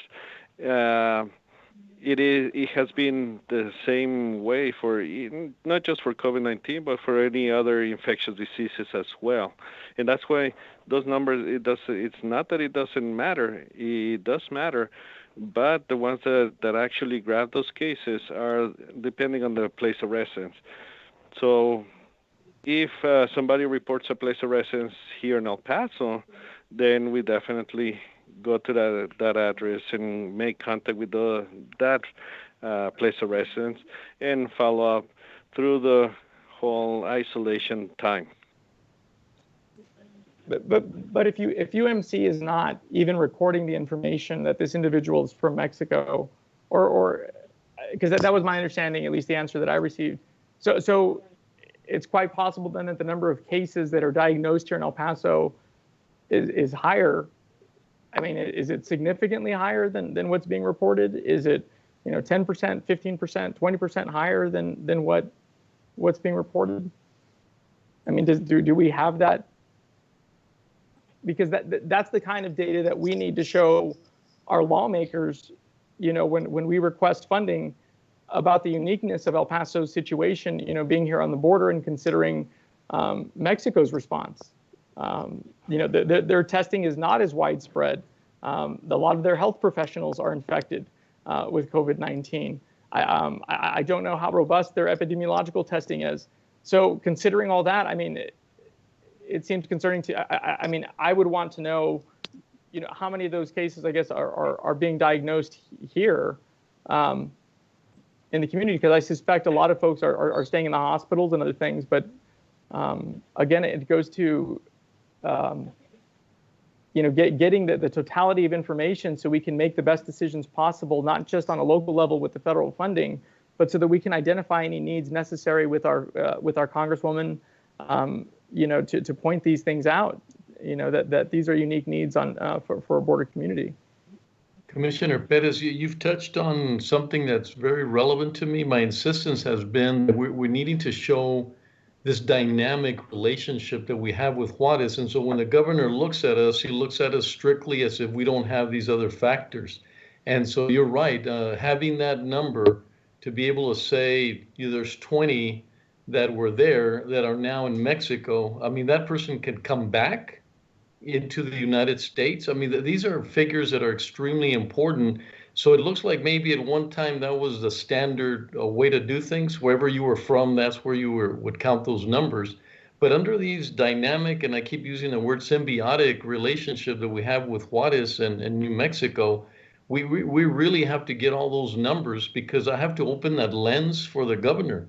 In my orders, in what I'm trying to request is open the lens further out, because you're looking at us strictly from the U.S. The border cities like Hidalgo County have the same issues, that they want to pretend that there's no other relationship. And the only way, as you mentioned very astutely, is that we have to show numbers to show this dynamic relationship that needs to be considered. And so I'm hoping that we do figure a way how to be able to say, I mean, all it is you were here at the hospital, went back to Juarez, and put that in a category by itself. That's all we're asking, is that we have a category of any dimension that we need. We can't do a strategic plan with numbers that are lacking in the information. And so I'm appealing as well to see how we could get those numbers and quickly. And then hopefully, like you said, there's no way you can backtrack those numbers, because if they were there at the hospital and they were in there as a Mexican resident, there has to be some information that allows us to go back and see what those numbers are like. And so still trying. Hopefully we'll get the right feedback on that. Judge, can I add? I think y'all are right, especially in the context of, it'd be very interesting to understand. So not just what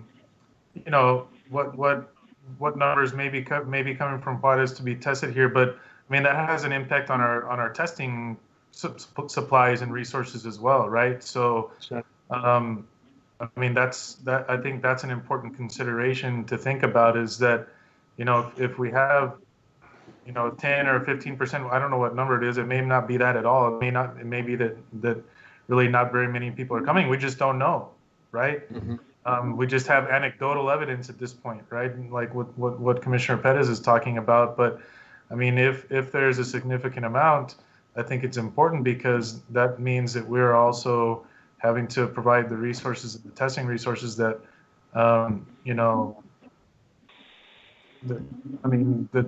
go to those people, and we have to account for that too. No, I thank you. Commissioner Leon, Commissioner Leon, please. Yes, just a quick follow-up question. As I see the daily reports, I see that we have, let's say, 50 people in the hospitals, taking up 50 beds and some folks on respirators. Does the count include people from New Mexico or Mexico, or there we have more folks in the hospital than is being reported? No, actually, those numbers, having a bed in the hospital that are COVID positive, it's irrespective of their demographics. So if we have at any given point in time 80 patients in the hospital, those are the 80 patients that are COVID positive patients in a hospital, without looking at the place of residence or anything else. Okay, so those numbers are correct. Right, but it's a zip code reporting where they say the origin of cases, they don't report after that. I guess after they leave the hospital, it's not reported. Exactly. Once they report it to us, and we can keep it, and we can definitely try to have something else as far as how many patients have an address in Juarez or New Mexico, so you can have a better picture of what is happening. As far as how many people come asking for medical assistance to the bridge, it might be possible that CBP has those numbers, or the hospitals also can give a little better accurate number as how many patients they have treated from that are from other areas that are not El Paso, and kind of plan accordingly as well. Thank you, Doctor, for following up on that, and then I'll get back with the two chiefs here to see if I could make sure we get that as soon as possible. Thank you. Yes, sir. If I could, we like Dr. Ocaranta said, we do have that data set of those that are tested here, test positive, and then but have a Juarez resident, and then that case is transferred over to the Juarez epidemiology. So we do have that, but again, we don't include that as our total into our total numbers. Okay, well, I think we're going to fight for that to be always part of our numbers. I think that's very relevant. It could be alarming. I don't know. I mean, I don't know, and that's not our decision. As both commissioners or our commissioner have said, just be transparent. Call it what it is. Let us know what it is, and then we'll decide how to address those issues. So we'll talk a little bit about that, Chief Rodriguez, later today. Yes, sir. Okay. Thank you all. Okay, thank you very much. Appreciate it. Caesar, we're going back to Betsy's on the budget. So if we could do that right now, please. Okay, Judge, will we come back to this item to finish the updates from the court on the other items? That's correct. But would you rather, unless you have a preference? No, sir. Whatever you all prefer, we can come back after we do the financial update. Yeah, do you have people that are waiting for you for the budget side of things? Yes, sir. Yes, sir. Yeah, let's go back to yours, and then we'll complete the item 8. Thank you. And Judge, yes, Commissioner. I'm sorry, if I may just ask one question before they leave. Do they have figures of, does the chief or anyone have figures of how many folks outside the city limits have been tested versus inside the city limits? Yeah, I think they're broken up, Commissioner Perez, because we map them. So I think they're able to discern. Betsy, go ahead. I think that's what we get a report on is the number of positive cases outside the city limits. But I've requested data on the number of tests being administered to individuals outside the city limits, and I don't think we've received that yet. Okay. Which is important just to see the level of testing, particularly as they have the goal of the 5% within the next 6 weeks. We got to be sure that 5% is uniform across the county. Exactly. Well, if they're not on the call, I'll follow up on that this afternoon.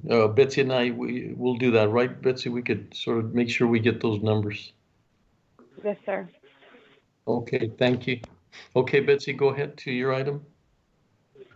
Okay, Caesar. Item number 7 from presentations. Receive a presentation from the county's financial advisor regarding current market conditions and the county's long-term debt portfolio. Good morning, Judge Commissioners. Wally Hargrove from the Office of Budget and Fiscal Policy. In accordance with our contract with Stifel, we have our first quarter of calendar year 2020 report on the current bond market conditions and our long-term debt portfolio. With that, I'd like to turn the presentation over to Mr. Brad Engst. Good morning, Judge, Commissioners, staff, and others listening in to the presentation. This is Brad Engst, the Director with Stifel. We act as financial advisor to the county in regards to your debt portfolio and your capital financing type projects. On the phone with me, I have my colleague, Dan Mahoney, as well.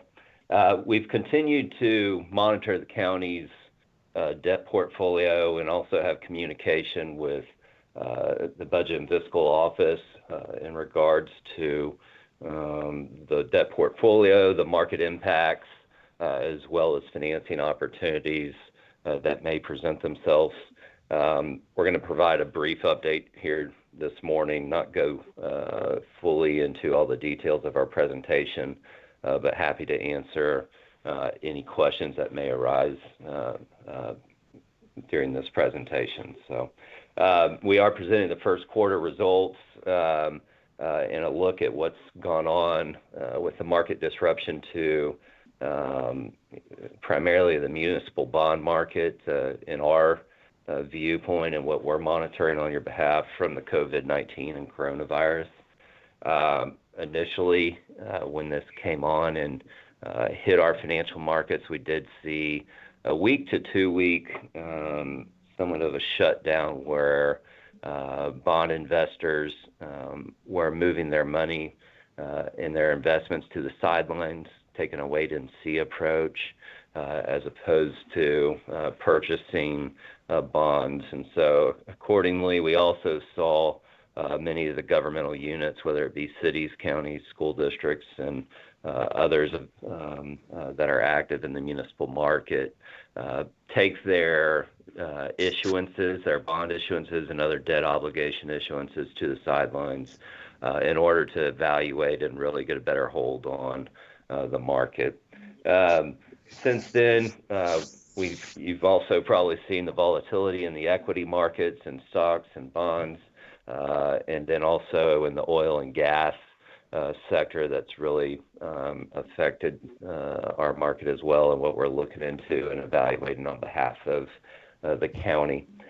Now, over the last month, so a lot of that occurred, as you're aware, the same timeline as coronavirus, early March timeline.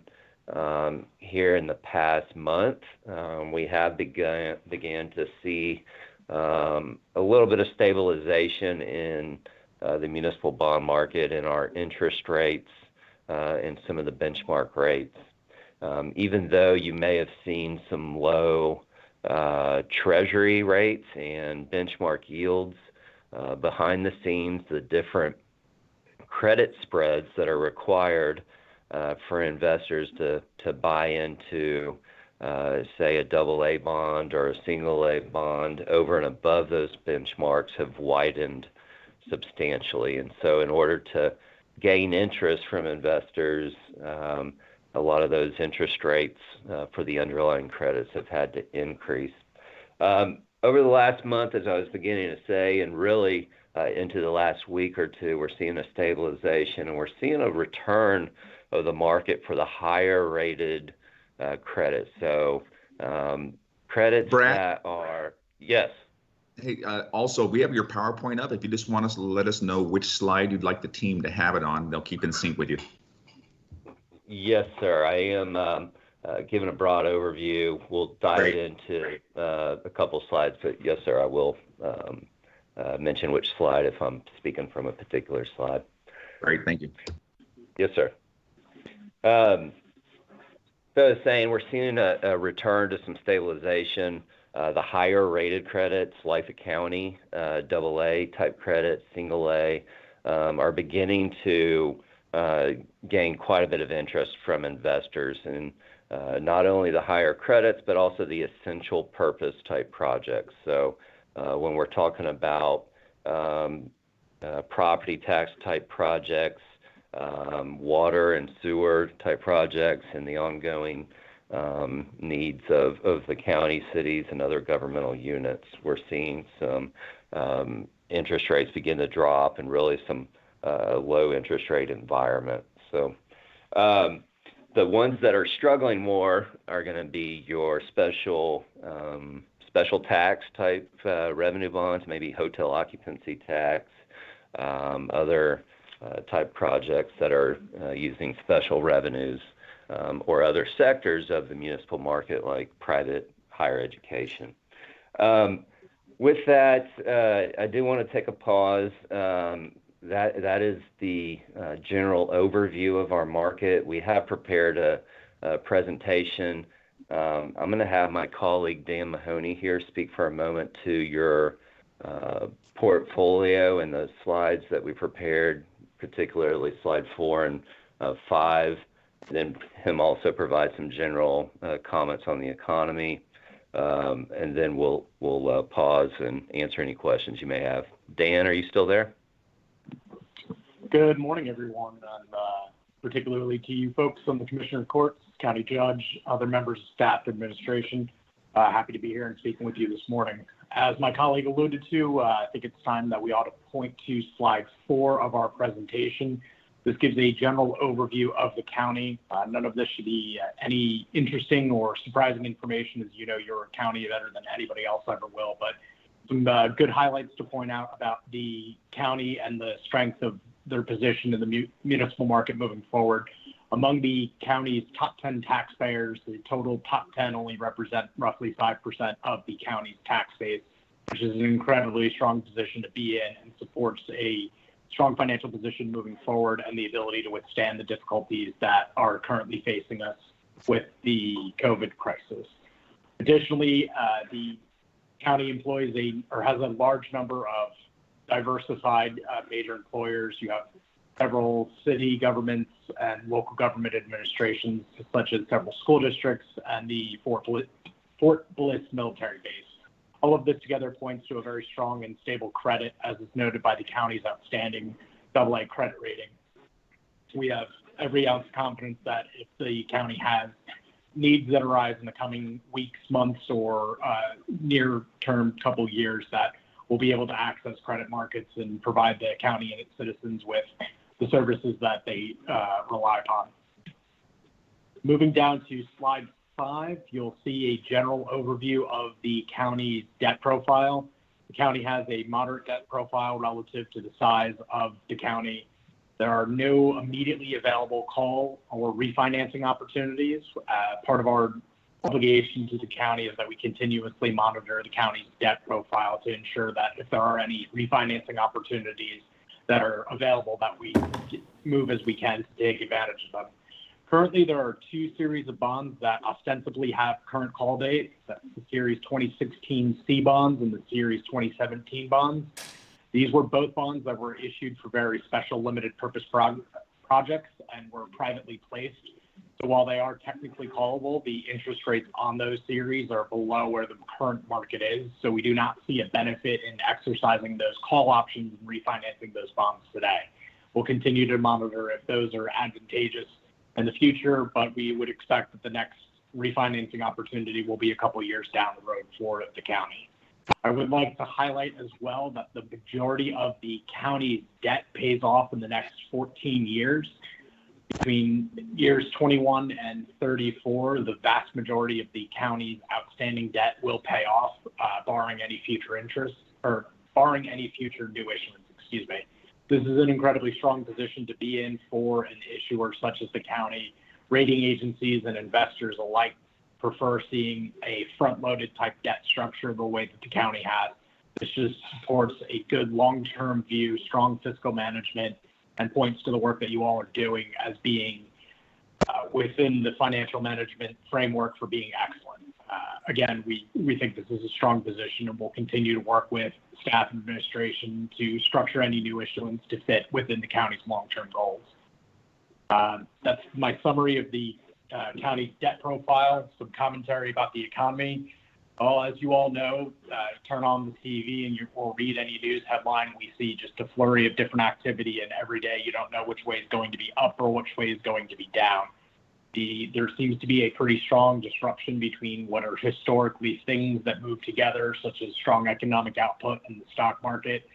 Lately, headlines have been pushing and highlighting the fact that the NASDAQ has now crossed into positive territory for the entire year. So even after the pullback resulting from the initial COVID outbreak, the NASDAQ market is now positive. Similarly, the Russell 2000 and the S&P 500 are both pushing towards more positive posture. Year to date, the S&P 500 is down 10%, which is a far cry from the 23 or 25% that it was down in mid-March. Historically, as I mentioned, we see equity markets moving in conjunction with the greater economy. Right now, there's a lot of talk about what is causing this disruption, whether it's investor sentiment and enthusiasm that we are going to have a, quote, V-shape or even a, quote, U-shaped recovery. Either of those would be a particularly quick recovery from this economic pullback and would point to long-term stabilization and strong valuation of the equity markets. The other theory that's currently prevailing is the fact that there are several large companies, including Facebook, Microsoft, Amazon, that have done incredibly well through this pandemic by pushing out new products that are well adapted from the work from home lifestyle, as well as being able to provide consumer essentials such as Amazon's on-demand delivery service. The evaluation of these, quote, mega cap companies are in and of themselves able to push and pull the entire market up with them. So we will continue to monitor whether we think there is strong investor sentiment for a strong broad-based recovery or if we're really just riding on the heels of a couple large institutional names. We'll continue to monitor the overall health of the economy as well as the economy of the state of Texas and most specifically the far southwest region and provide you updates along the way as what we see and where we think the markets are going. From here, I turn it back to you, Brent. Yeah, thank you, Dan. Appreciate that. I'll finish up our presentation here, pointing you to the end of it. Page 19 is lists out some of the recent county bond issuances that are going on around the state from Q1 and going back even into some of the winter months and fall months. So there's still some response, some new money projects being done. And with, your debt portfolio set up to pay off here over the next 12, 14 years, you all are situated in a good spot, again, to potentially take on projects should you need to. Some of the clients that we work with, we've been doing some heavy stress tests to see how that may affect you, and we're by no means recommending you go out at this point, but some of the comments we're getting back is some of our counties and cities are using their already approved projects that we're planning to move forward as a form of local stimulus. So in the case of a lot of these numbers you're seeing, it's projects that were already approved and a little bit of a chance on the local level to infuse some dollars into those markets. Mr. Hargrove, Judge, and Commissioners, I'll pause here and ask you if you have any questions that we can answer. Judge, Commissioners, any questions from our financial advisors this morning? I have no further questions.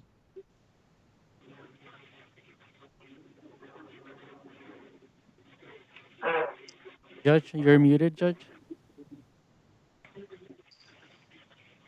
Dan or Brad, I was just going to ask you, do you take into consideration sort of looking forward the funding that we're getting and, from the CARES or any stimulus packages, or how does that all play into your financial report?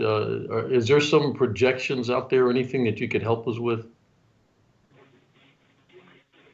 Yeah, as far as your stimulus dollars that you're getting currently, those are not going to be necessarily eligible for the repayment of some of your debt obligations. So we are in contact with Mr. Hargrove and his group, providing some information regarding some of these stimulus packages, including a recent one that came through with a liquidity facility. But we're not monitoring your stimulus dollars as far as the CARES Act, how it relates to the portfolio. We are looking at some of your sales tax revenues and talking with Mr. Utterback in the auditor's office. Historically, you've been able to use some of the excess or collections from those sales tax to help offset some of your property tax backed bonds. So we're keeping an eye on that coming into the summer months when we look to calculate your tax levy and interest and sinking fund tax rates. Dan, would you mind commenting briefly on that municipal liquidity facility? Yes, of course. So one of the major points of the CARES Act stimulus, as far as it was going to pertain to municipal counties, was the implementation of the municipal lending facility. Give a quick overview of how the program works. It's essentially for state issuers in large cities and counties, although they're continuing to revise the eligibility requirements for the population necessary to be able to tap the facility. But essentially, it's a lending facility from the New York Federal, or that will be implemented by the New York Federal Reserve Bank, that allows municipal borrowers to issue short-term financing obligations such as tax and revenue anticipation notes, bond anticipation notes, or tax anticipation notes, and then sell these facilities directly to the New York Federal Reserve instead of having to tap the open markets. This is viewed as a major program that's going to help support liquidity, which has been the biggest factor driving the instability in the municipal market. So we recently saw pricing for that facility come out. We think it's going to be competitive against what an open market issuance would have done if that type of issuance was not available. So that'll probably be the most direct CARES Act stimulus that could affect your debt profile. But again, this is only for short-term financing needs and for essentially cash flow borrowing.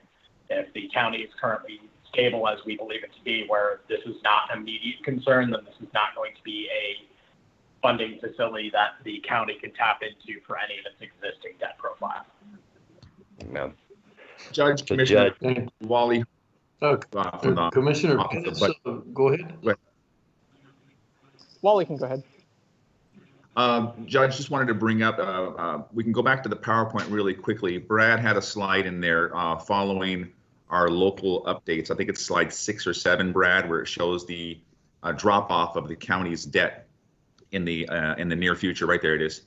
And so as you can see on this slide, as we move forward and go out to 2022 and 2023 thereafter, we have a pretty sharp drop off of our outstanding obligation and moving forward for the next 11 years or so, where the county would have an opportunity to consider a debt issuance, but also maintain that interest and sinking portion of the debt rate fairly flat, probably something in the mid 40s to mid 50s million range, without having little, if not any impact on your INS component of the tax rate. You want to add any color to that, Brad? Thank you, Wally. That's exactly right. Not only is there capacity that you all have built and deliberately put in place here going back really many years to have this available, it's also going to serve us as an option and provide some flexibility should there be a bigger impact on your revenue streams. We can use some of this capacity perhaps for restructuring purposes in order to help maintain steady tax rate, but also take into account any loss of revenue. But Mr. Hargrove is exactly right. This has been put in place first and foremost for you to continue your mission and your plan and your wishes as a Commissioner of Court as far as the build out and capital needs that you have coming up. Excellent, thank you. Commissioner Pettis. Yes, sir. Thanks, Judge. I guess given just how rapid things happen with the economy, I guess there's been a lot more, at least what I've read, there's more news associated with the corporate bond market because of cash flow issues. And usually the municipal markets don't see a downturn till significantly later. But given the speed of the coronavirus it's had on the economy, I haven't seen too many things. I saw that Congresswoman Sylvia Garcia made the comment that she foresees bankruptcies from state and local governments. I mean, I don't know if there's anything it is that you all have seen or read that of any municipalities, in that circumstance, because of course there's been the whole issue of revenue recovery, right? We've lost a significant amount of revenue in a very short period of time. There was talk of the third stimulus being for local and state governments, but I don't think there's the appetite for that in the Senate. But I guess how much volatility do you think are we looking at should something like that happen? If there is a bankruptcy by a municipality, or are you seeing that there are any municipalities on that brink? Yes, sir. So we've seen some credit watches go out, blanket credit watches for the overall municipal market from Moody's and S&P and the rating agencies. And I spoke to this a little bit earlier, but so property tax backed bonds, your general obligation bonds, are a little more insulated, given that there's many different payers. There's a diversification of your payers, as Mr. Mahoney pointed out, in your top taxpayers. So we're not seeing, the greatest pressures on general municipal issuers in their essential service type projects. Where we're seeing some of that pressure, though, for instance, in New York City with their transit authority, ridership on the subway and mass transit, and the revenues they bring in from those ticket sales are dramatically down, and you're seeing some pressure on that. So some of those type of bonds and debt obligations are having a little more trouble than others. I don't see it impacting you as quickly, or really the state of Texas substantially in that manner. Now, if we start to see some of those defaults, I believe is kind of the second part of your question. How is that going to affect the borrowing rates, the capital markets, and your access or inaccess to these markets as you may need?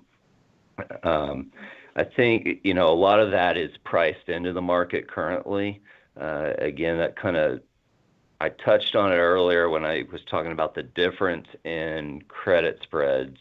So the rating agencies attach, a AA type credit rating to strong municipal issuers like the county, who issue and have a backing of the GO debt. But if the county had the option and went and issued debt for a different type of purpose that relied on the revenues of that project, the rating would be, a single A or maybe a triple B. So the cost of capital and the interest rates on those is quite substantially more at this point. So while our general issuers are still doing well, we are seeing investors price that in and require a lot more of an interest rate at those spots and for those type of deals. Thank you. Yes, sir.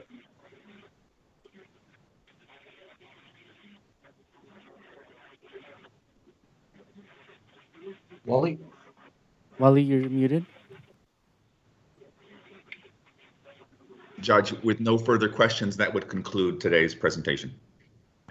Thank you. Dan, Brad, thank you very much. Very insightful. Wally, thank you for following up on that.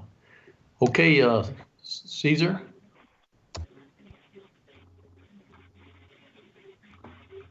Judge, we have another presentation, another financial presentation for item number 13. Would you like to take that up now? Yes, that'll be fine. Thank you, Caesar. Thank you, sir. Item number 13 from the auditor. pursuant to the Texas Government Code, Title 10, Section 2256.003. Please accept the attached quarterly investment report for the second quarter and 6 months ended March 31st, 2020. Good morning, Judge Commissioners. Edward Dion, County Auditor. This is our quarter 2 investment report. We also have Scott McIntyre and Greg Warner from Hilltop Securities Asset Management. I'm not sure if they're online yet, but I think after the end of the presentation, they may want to go ahead and provide some feedback on updates from the investment aspect of the markets. So with that, I'll go ahead and get started. If they have the presentation up, we can start going with the first slide.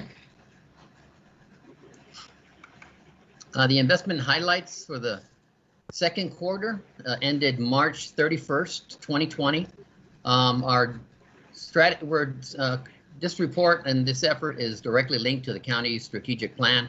The investment goals, there are 2 main goals. The first goal is investing funds on the principles of safety, liquidity, and diversification in that order, followed by the second goal of return on investment. Next slide, please.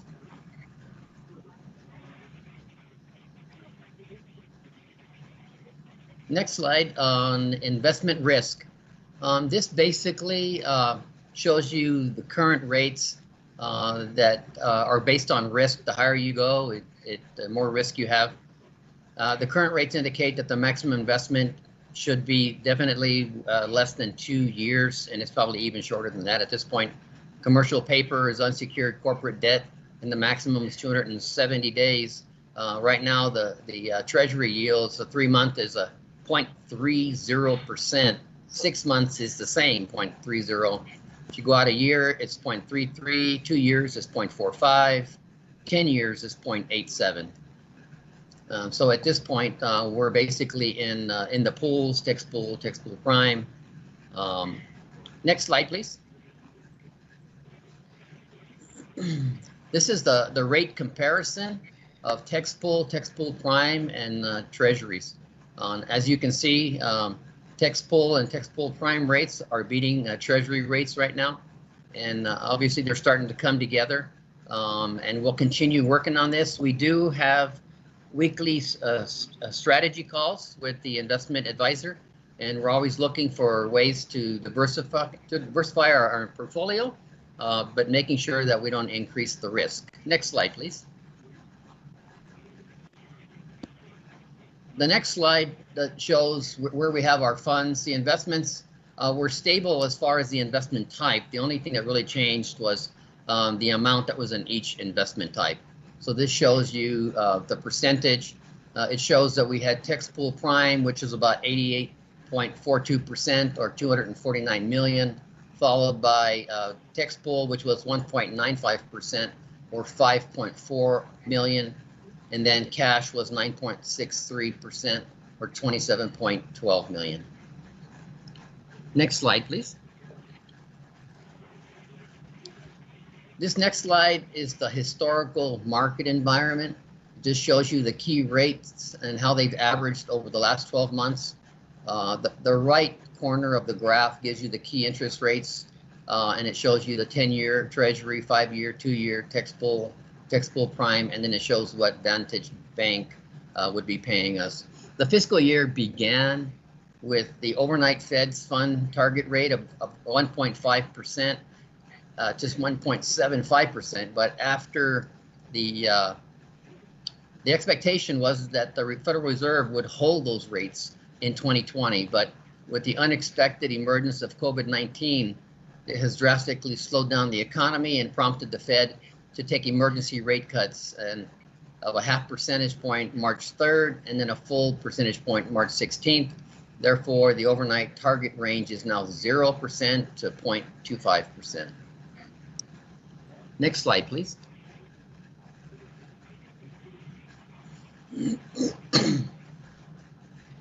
Okay, this slide basically shows the investment yields. Shows you the text pool prime, MBIA Texas class, and Vantage Bank. Just shows you how those rates compare over time, and you can see they're all coming down. Next slide, please.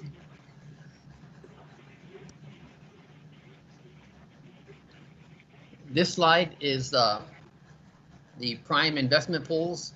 Just shows you the investment by type of investment in the portfolio, and it's comparing text pool versus Texas class. One of the things that we've had a concern about is just making sure a lot of these pools have commercial paper. We know Text Pool Prime does. Currently it has 74.7% commercial paper, including variable rate notes, compared to Texas class, which has 77.96 commercial paper. It seems like it's not a big difference, but the higher percentage on Texas class is that they have some other investments that are hard to evaluate to find out how much commercial paper they actually have. As of December, our interpretation was they had almost 97% commercial paper. We're working with the investment advisor to try to better understand these various pools for diversification purposes, so that we can make sure that we don't have all of our eggs in one basket. Next slide, please. This is Text Pool. It shows you the portfolio by maturity as a percentage for the number of days invested by investment, and then the portfolio by type of investment. So it's a snapshot of Text Pool by maturity and the type of the investment by percentage. Next slide, please. Again, here is the Treasury, the 3-month Treasury benchmark versus the portfolio yield. And you can see where the portfolio yield is coming down, but also the 3-month T-bill. The county had a weighted average yield of 1.278% as of March 31st of 2020. The 90-day Treasury benchmark of 0.30, resulting in the county being 97.79 basis points above the benchmark for the month. Next slide, please. This is all funds combined. Just shows you how much is in Text Pool Prime, and cash. The county's investable funds for the general fund, special revenue, capital projects, internal service funds, enterprise and debt service fund, and the agency funds are all included in this. Next slide, please. This is the general fund alone. As you can see, the majority is currently in Text Pool Prime. There's some in Text Pool, and the remainder is in cash. And just as a bit of information, the low points for the past 2 fiscal years, cash and investments, as of December 18th, 2019, the general fund had a total of $69.5 million, of which 2.4 was Text Pool, 65 million was Text Pool Prime, and the cash balance was $1.5 million. And I point this out because this is the point in time where we're in the first quarter prior to the tax revenues coming in. And we always monitor to make sure that we don't go too low in that first quarter until the major revenues come in, which is ad valorem. Next slide, please. This is our debt service. As you can see on the right, the debt service payments, we have balances of October, we had 2.9, then November it was 3.9, December it jumped to 12.8 because of the tax revenues coming in, and then in January it was 16.8, and then dropped to 5.7 in February, where we have the significance of our debt service payments, and in March it was 6 million. Next slide, please. This is capital projects. The primary funding sources for capital projects are the bond proceeds and the 2 penny for maintenance and operations from ad valorem taxes from the general fund for the capital improvement fund that the court set up. And the last transfer for FY20 was 9.6 million. So that's why you see the spike there in March. Next slide, please. These are the investment balances, which include cash as of March. It shows them to you by fund. Next slide. As I said, we should have Scott McIntyre or Greg Warner, and if they want to provide any investment market perspective, or if any of the commissioners have questions regarding the report. open for questions. And Mr. Dion, I am here. This is Scott McIntyre. Yes, Scott. Hi, Scott. Do you have any kind of updates Scott, for the court? Add any additional information? We actually, Wally, do you have is our presentation loaded? I mean, I can talk through it. We had a presentation. Yes, the AV team will pull that up right now, Scott. Okay. And I'll go through it really quick. I know you guys have got a fairly tight schedule. Is this a separate presentation? Is this a separate presentation from the one that was presented? Yes, that's the one we sent you on Thursday late afternoon. 1 second, please. Thank you. Also, Judge and Commissioners, just want to let you know that Wally Hargrove, Office of Budget and Fiscal Policy, in regards to the CARES Act funding, we received the $20+ million. We did invest that the day after we received it in our tax pool prime funds. We began earning interest on those proceeds on our CARES Act money immediately.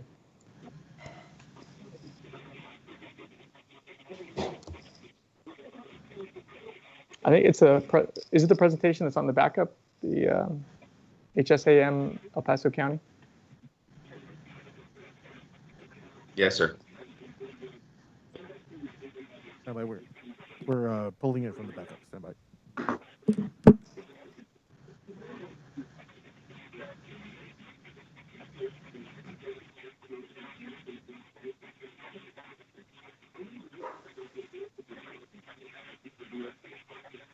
I think it's the third one down, Miguel.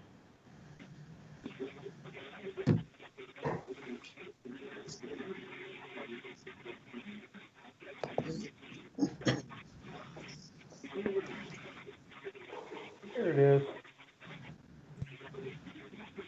Okay, and Mr. Hargrove, can you help me with the changing of the slides? Yes, you just let us know when to go next. Alexis will drive that. Okay, well, let's go to that first slide, the events driving the market. And I'm certainly not going to read through these, but in terms of economic data, one thing I want to caution people on is the idea of looking at all of the data because it's all going to look terrible. We are well aware of that. We're trying to downplay most of it and focus as much as anything else on the employment data because it's so relevant. Once people start going back to work, obviously they've got money to spend. If they feel like they're employed and their outlook is positive, they're likely to spend money, and the consumer drives the U.S. economy. So that's really the pivot point. That's the important thing to look at. We are in recession.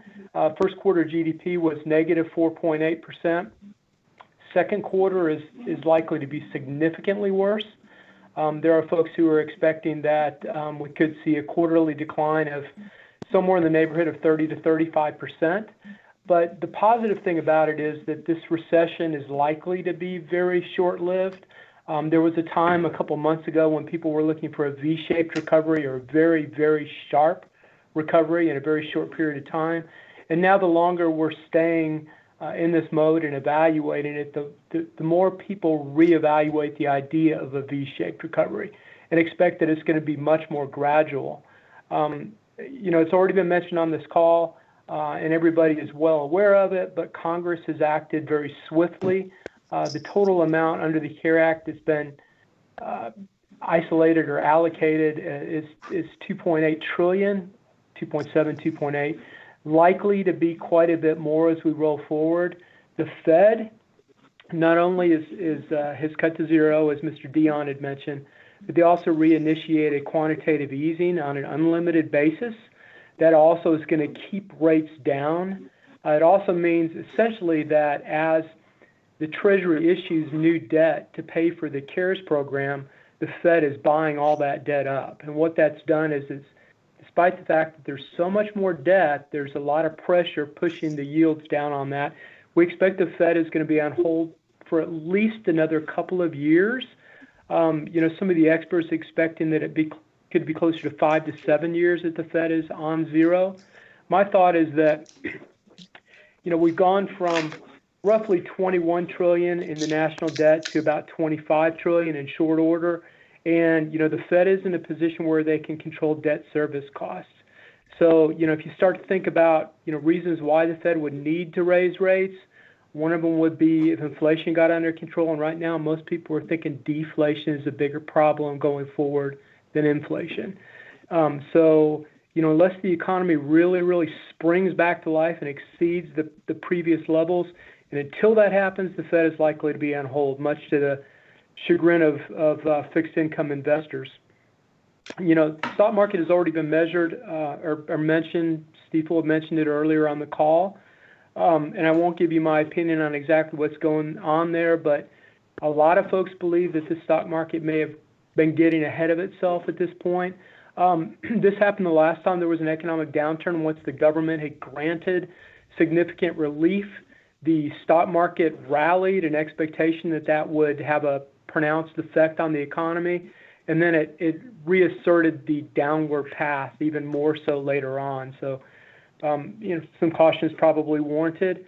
Oil prices, you guys are probably more tuned into most people, but, oil prices are three things right now: an overabundance of supply, an extreme lack of demand. Is the world is sheltered in place. They're not using crude oil or gasoline. It's probably a better way to put that. And then on top of everything else, the overflow, the storage is very near capacity as well. So all of those together are pushing oil prices down. Recently, there's been a recovery in WTI crude, but as much as anything else, I think that it has to do with hope. The idea that what the Fed has done and what Congress has done is going to result in that V-shaped recovery. But again, when people start to evaluate the likelihood of that happening, it's more hope than it is optimism. Next slide, Mr. Hargrove. GDP, and I will go through this really quick. Historically, GDP down through the years has averaged above 3%. Lately, it has slowed down quite a bit. The 3.1% growth that you see in the first quarter of 2019 was the positive effect of the tax cut. And then it kind of moderated out to where the economy really was grinding along at below normal again. A lot of that had to do with the fact that we're in our 11th year of recovery, and that was a record. But of course, as I mentioned before, we fell 4.8% in the first quarter, and second quarter is going to be right off the charts. Next slide, please. The Purchasing Managers Index, I'll go through this really quick. Generally, the blue line is the factory sector. The red line is the service sector. These are managers that get surveyed once a month. This is a very good indicator because it's timely. Once you drop below the 50 mark, that indicates contraction as opposed to expansion. And once you get below about 45, it's consistent with recession. And right now, both of those indexes are just above 40 and expected to fall. So again, I'm kind of reiterating the point that things are bad, and I promised I wouldn't go into the bad numbers, but nevertheless. The next slide, another one on employment. There are weekly unemployment filings that take place. As recently as March the 6th, there were 211,000 Americans that filed nationwide for unemployment benefits. Over the course of the last 7 weeks, that total has been over 33 million Americans that have lost their jobs and filed for unemployment benefits. What we'll do is we'll look at the initial claims numbers, these weekly filing claims for the turning point. This will certainly has already started to slow down from the peak as less and less people are employed. But you'll see this really slow down in the coming, hopefully, weeks, but possibly months, as employers stop laying off and start hiring back. I'm going to talk real briefly about employment here. This slide actually should say non-farm payrolls fell by 20.5 instead of 22.5 million in April. What that did was it wiped out a decade of job growth in a single month. Again, it's just trivia. It's the shadow of the beast that we already know stormed in. A lot of the job losses are going to be temporary, but a lot of this is going to depend on, when businesses are able to reopen and how quickly customers have the confidence to return. So we believe it's going to take a long time, but we also believe that the trough, the worst of it, is probably we're either at it or we're going to be very near it within the next couple weeks. I do want to talk about the next slide, please. I'm sorry. National debt. We're at 25 trillion and counting, and the reason that's important, a couple things. And I mentioned the first one before. The Fed is probably going to be reluctant to raise rates in the future because debt service costs will move up so significantly. And then secondly, right now, Congress is thinking long and hard about whether or not they want to add additional programs to the CARES program because debt has, frankly, exploded. Now, the Fed met last week, and the Fed chairman, Jay Powell, did say that the Fed has got lots of additional programs, and the Fed has got lots of money to spend, although it's mostly a backdrop. And he also indicated to Congress that they should continue to spend, that the Fed essentially has their back. So we'll see if that happens, but right now Congress is thinking long and hard about additional programs. I do think they're going to come forward with more because it's essential, but nevertheless, right now they're grappling with the fact that the debt has moved up very, very quickly. The next slide is interest rates. You can just sort of eyeball that. You can sort of see that we were, until very, very recently, we had kind of reached a flat line point, whereas Mr. Dion had indicated earlier, the Fed had indicated they were done at 150 to 175 for the overnight rate. The Fed really held that pretty steady in their mind even through the end of February. Fed members were believing they were going to be able to keep things, in check. That all changed in April, but it has affected every single segment of the yield curve. I'm going to briefly, next slide, please, the current interest rates. What Mr. Dion had indicated about rates being low, and to our frustration, rates continue to fall. The 3-year Treasury actually got down to 18 basis points on Friday, which is an all-time low. The 5-year Treasury note got down to 23 basis points, which is also an all-time low. And, I think there's going to be a lot of volatility. The Treasury note market inside of about 8 years is actually negative. Those who hold the notes are holding on to them. So, it's going to be a little tricky from an investor standpoint. We want to stay nimble, look for opportunities. There certainly is a lot of volatility here, but, with the Fed buying up everything they possibly can and investors recognizing the Fed's going to be on hold for a long time, and also with the expectation the extreme short end could certainly turn negative at some point in time, people are more than willing to snap up the 2-year at 18 or 19 basis points, the same for the 3-year. If investors expected that the Fed was likely to raise rates sooner rather than later, there would be slope on the curve. But the fact that there is very little slope on the curve indicates that most investors believe the Fed will be on hold. One other thing I want to mention is that globally, interest rates are extraordinarily low. In fact, they're negative. The German 10-year was negative 55. The French 10-year was negative 3 as of Friday. I will tell you the German 30-year as of Friday was negative, which means their entire yield curve was. That's not that uncommon in Europe. The Netherlands has basically a negative yield curve. Sweden does. Japan has been near zero for a long, long time. I know they're not in Europe, but nevertheless, Switzerland's got negative.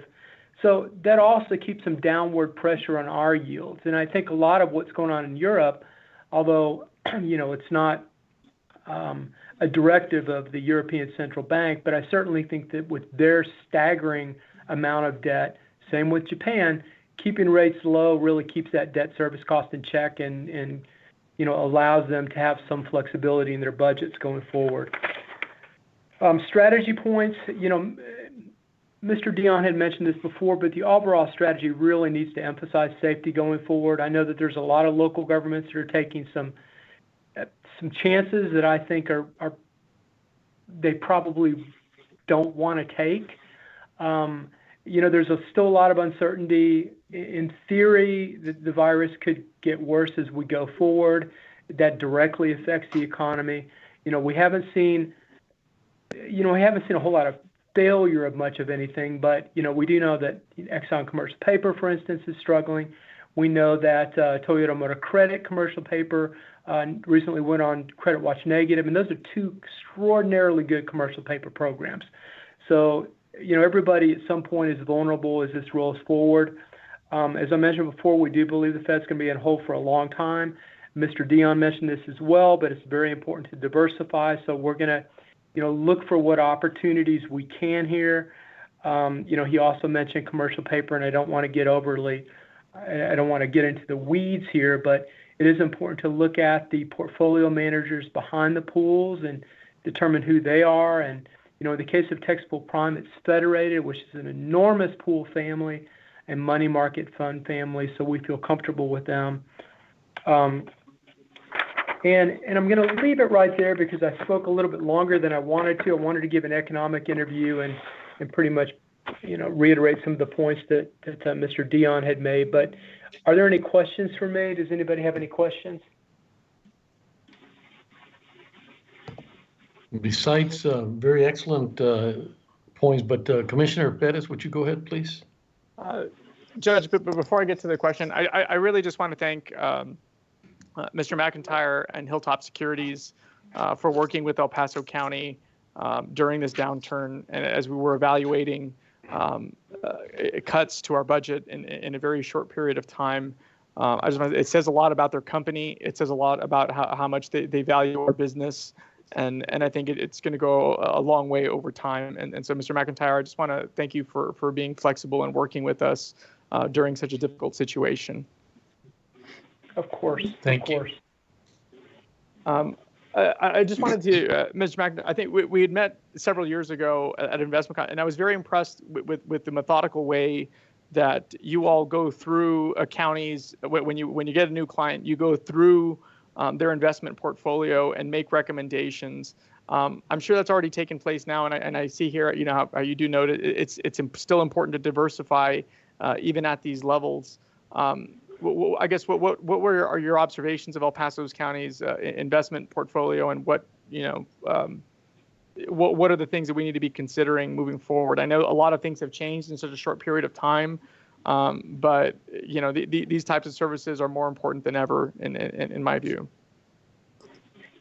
Yeah, I think the important thing to do is understand that right now what you want to do is stay off the front page of the newspaper. You want to make sure that you don't have a situation where an investment you own has failed. And what that means as much as anything else is that, going forward, we're going to have to wait for opportunities. What's happened here over the course of the last, especially I think, couple of weeks has been very, very dramatic. So we've got an inverted curve, which means that you'd be coming out of higher yields and going into significantly lower yields. I think we're going to wait for volatility, and it comes and goes. Wait for the opportunity, hopefully, to be able to put on some full faith and credit treasury issues. Make a lot of sense to me. I think potentially moving into, a diversified pool. I think I have all the faith in the world in Texas Prime, but if there's another pool that makes sense that's managed by a large investment management company, that'll also make sense in terms of diversifying.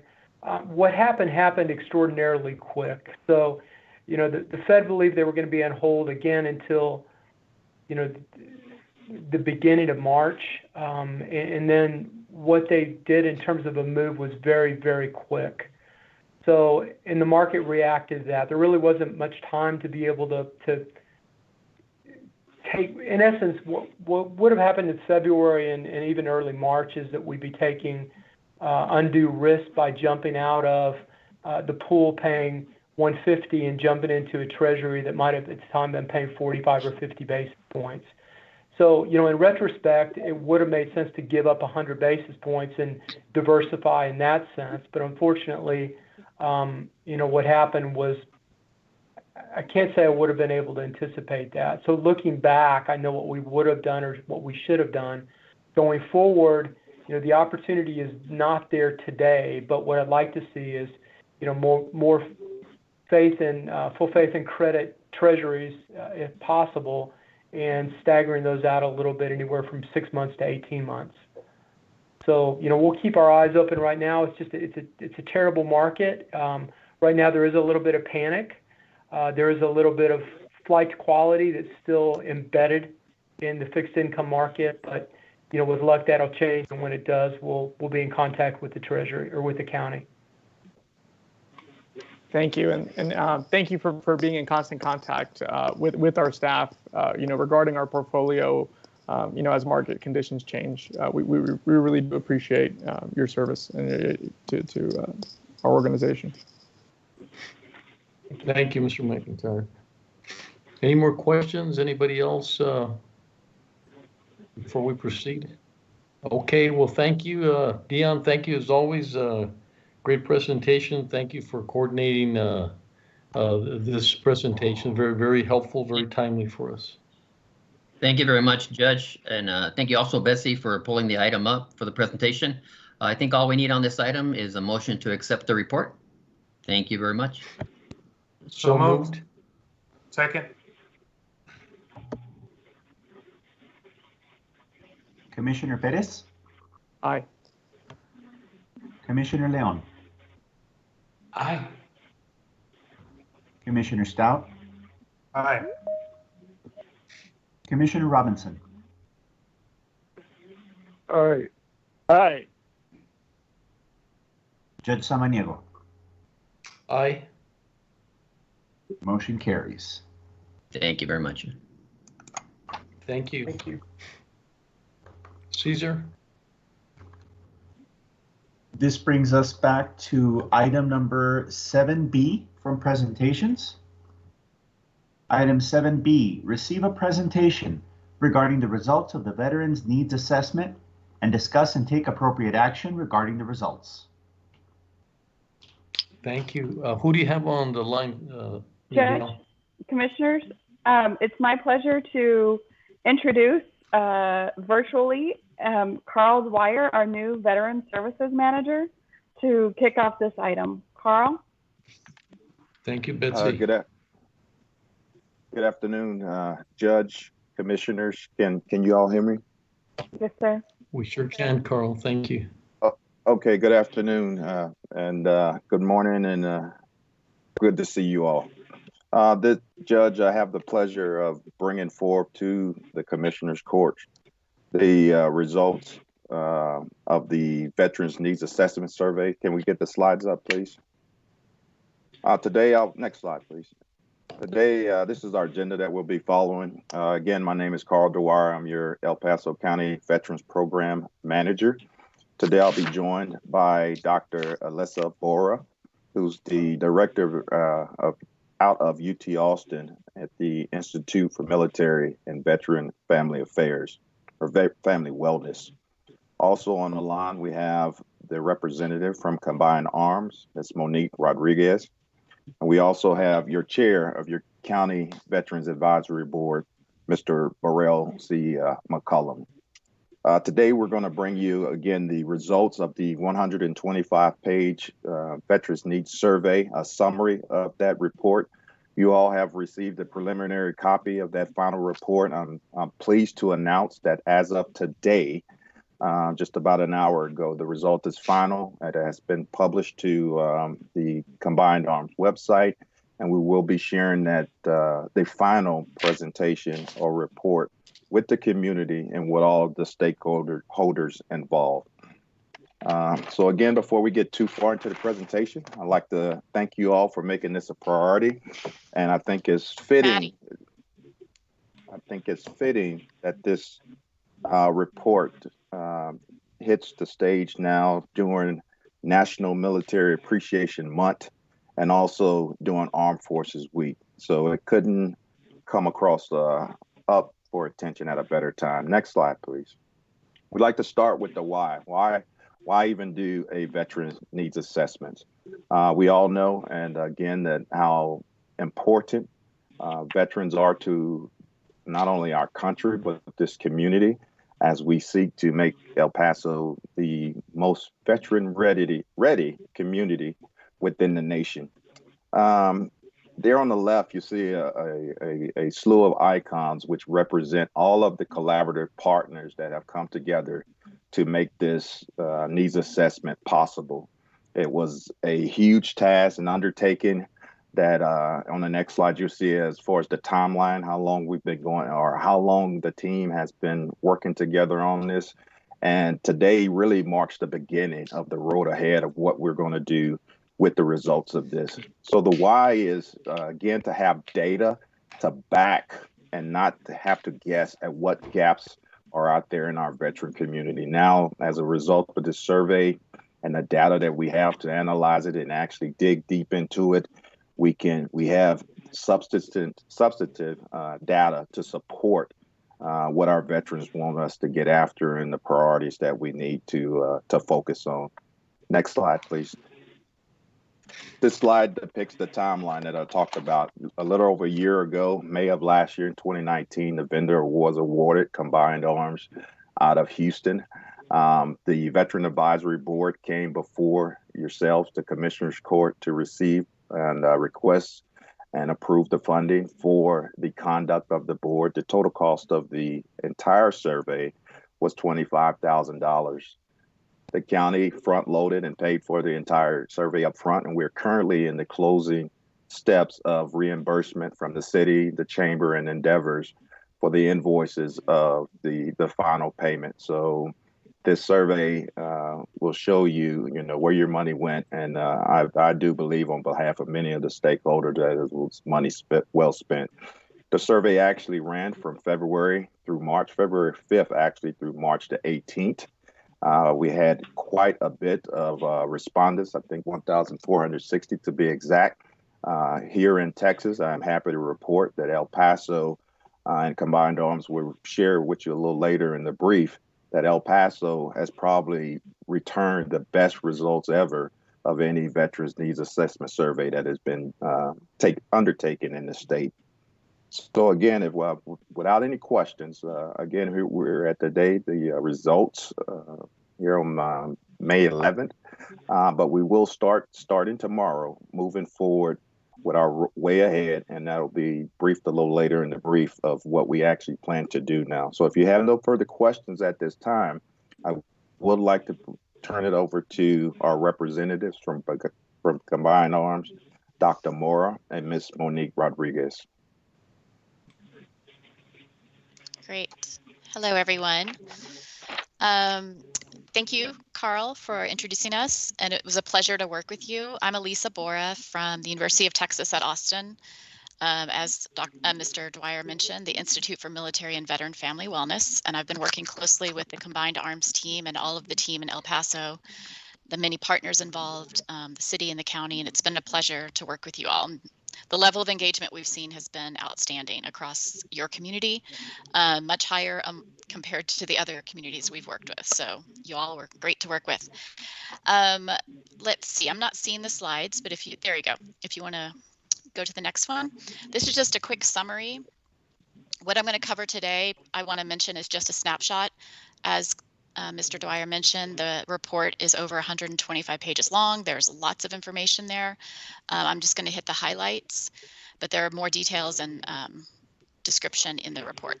So you had a very large response rate. 1,460 individuals responded to the survey.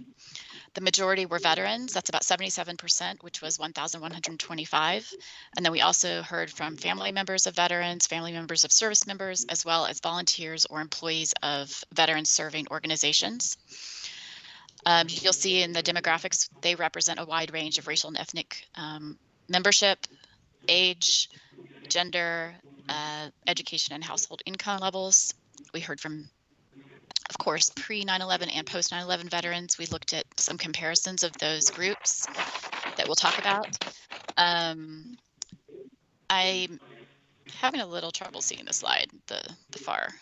I'll just keep going. Let's see. I'm just trying to enlarge it on my screen. 1 second. Okay. So as you can see in the 5th bullet, we saw that a larger percentage of post-9/11 veterans needed support in these 3 areas of accessing care, claims assistance, employment, and child care services. But both pre-9/11 and post-9/11 marked claims assistance as the top concern. Next slide, please. This map is quite a little bit distorted, as you can see on this slide, but the report has a much clearer picture. But this is a heat map showing you where respondents came from across the area. with the darker, bigger dots showing more respondents. And if you check that out in the report, you'll be able to look at the legend and the different colors and how many per color from each area. Next slide. Okay, so this just gives you a picture of who responded to the survey. As I mentioned, veterans on the far left, the top column, were by far the most common respondent. We did have a nice representation of female respondents, but the majority were 67% male respondents.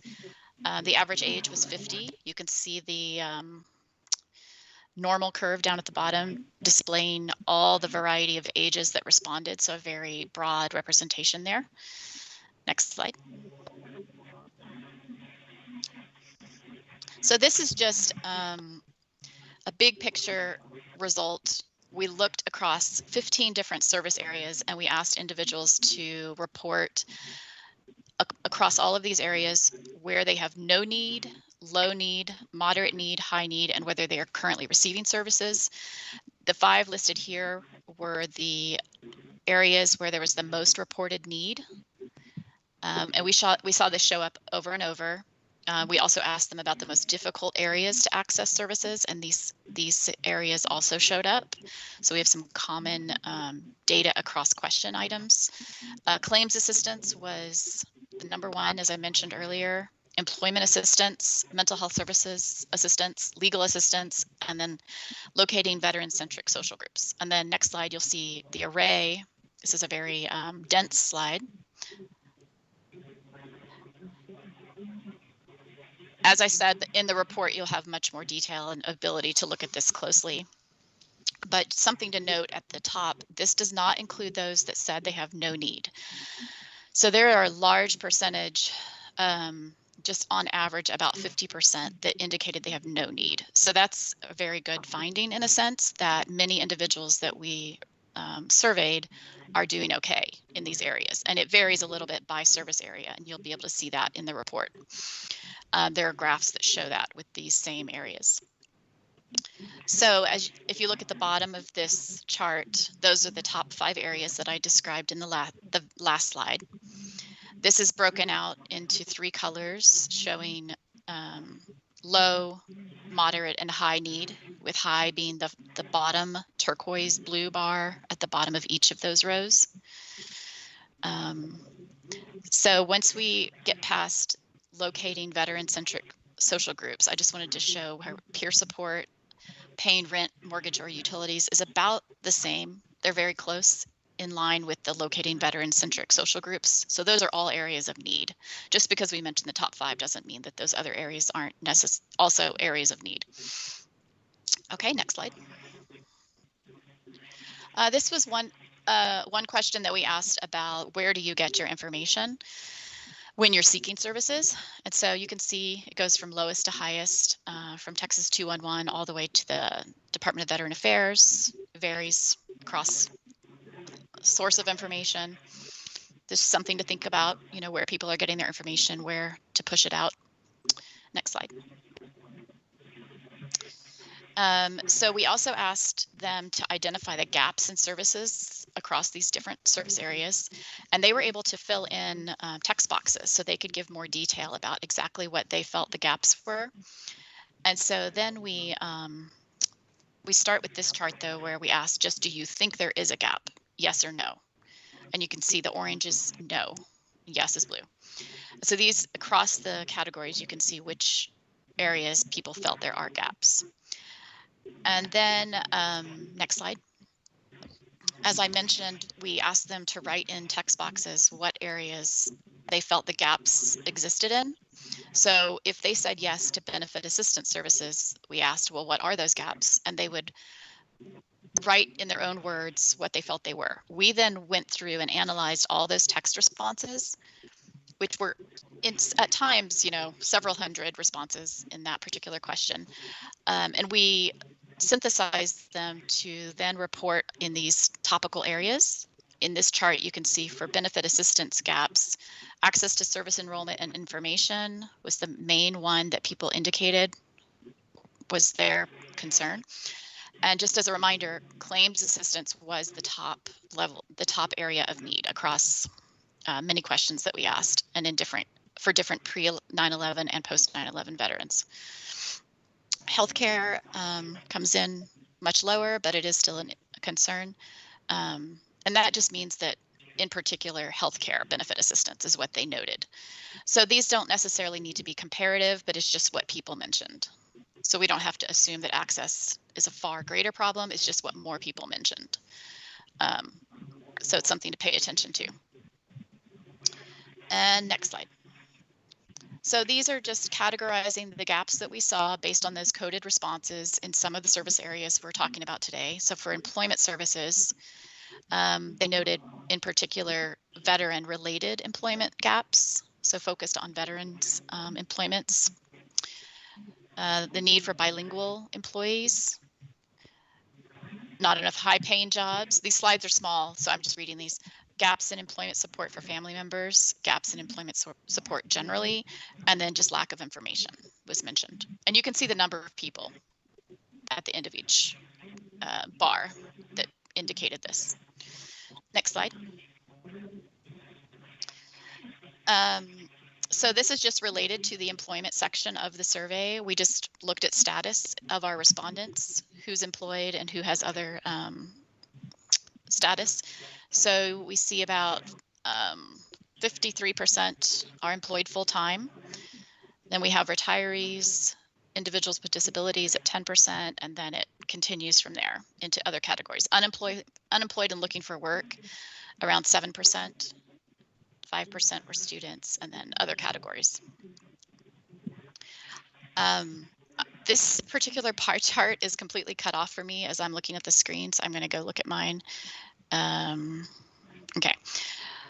So another question we asked was, are you considering leaving the El Paso area to find better employment?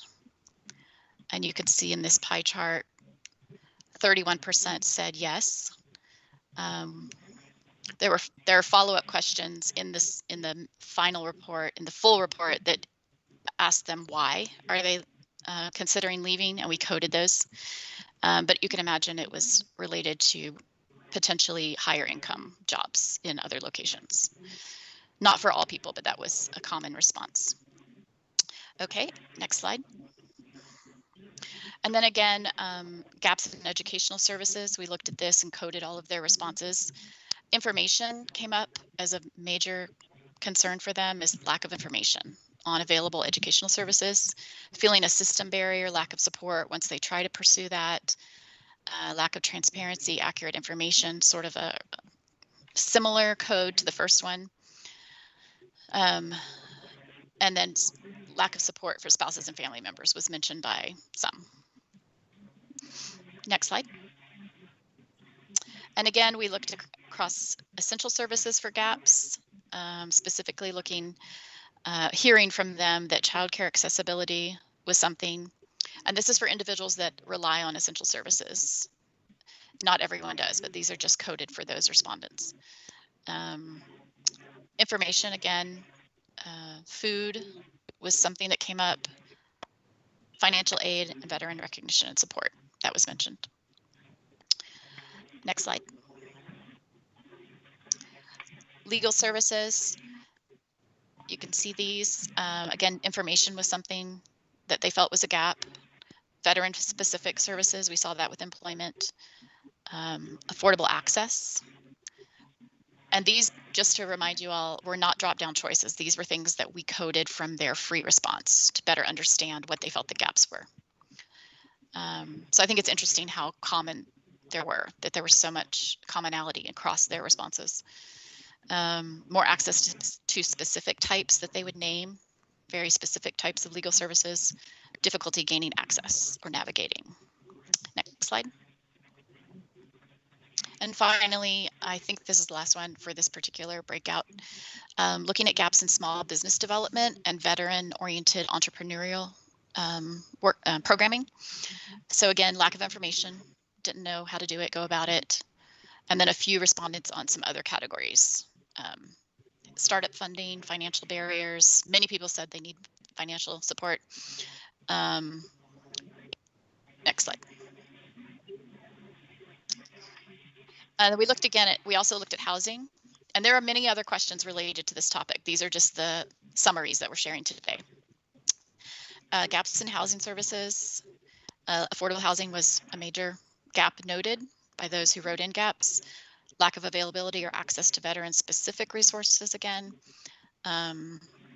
Homeless veterans seeking help. Lack of information on available resources, and lack of availability or access to food pantries and affordable food. Next slide. And then just to summarize, across all of those barriers, across all of those services, we summarized the topics that were covered. And you can see in this bar chart, lack of availability or accessibility was a common theme. Barriers to receiving care, feeling that trying to get support, trying to get into a system, that there was systematic barriers such as red tape, bureaucracy. These are the types of words that were used. Or thinking you were eligible and then finding out you're not eligible. Lack of information, again, we saw that consistently, or how to find resources, awareness of where these are. And then the lack of veteran-specific support, and then financial barriers. Next slide. This is just a drill down into housing, just understanding what their housing status is. And I'm moving to my other slide because I cannot see that one. Here we go. So type of housing that they currently are in, 70% own their own residence, 23% are renting. These are of all of our respondents. 3% sharing with others, and then some other smaller categories. 1% do not currently have a stable housing. And then just looking at why do you feel you're at risk of losing your current type of housing within the next 6 months? We didn't have, the biggest respondent was 50 people, about 50% of those who answered this question said lack of stable income. Utilities also came up, could not afford the maintenance or cannot afford the property taxes, but those are much smaller numbers that mention those items. Next slide.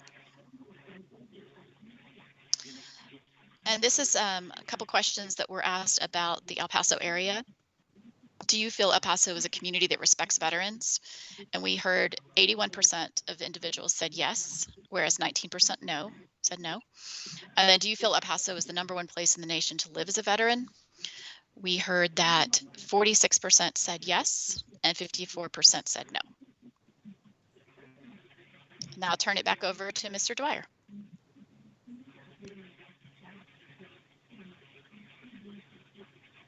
Okay, if we can go to the next slide, we also have again with us Mr. Pharrell McCollum, the chair from the Veterans Advisory Board, to talk about the way ahead. Good morning. This is Pharrell McCollum. Like I said, I'm chair of the Veterans Advisory Board. The members of the advisory board will have the vice chair, Bridget Miranda, and the other current members are Mark Dunham and Dan Webb. First, we want to thank all the stakeholders, the county, the city, the chambers, and endeavors for funding this historic assessment. And also, we want to thank the subcommittees. We broke it down to 14 subcommittees to make sure that the survey was tailored to El Paso. And we also want to thank Combined Arms and other organizations that helped us with breaking the individuals down to have a specific survey for El Paso and for actually conducting the survey itself. All right, so what do we do now? So one of the main points I want to go is that we have a lot of work to do to digest information in the assessment. Like, what do the numbers really mean? And to continue to seek data. Because one thing, we can use this as a foundation, as a roadmap to making sure that we provide services for veterans in El Paso County. But with any roadmap, as you know, as it goes, map sometimes changes. So we make sure we be flexible to change when the environment changes as well. And when you look up to other advisory committees, as you can see, the city has a Veterans Affairs Committee, the Veterans Affairs Board, the Military and Veterans Advisory Committee from the Paso Chamber, and the Veteran Community Veterans Engagement Board, and other organizations to get us information and make sure that we provide and cover all the gaps in services that was previously briefed.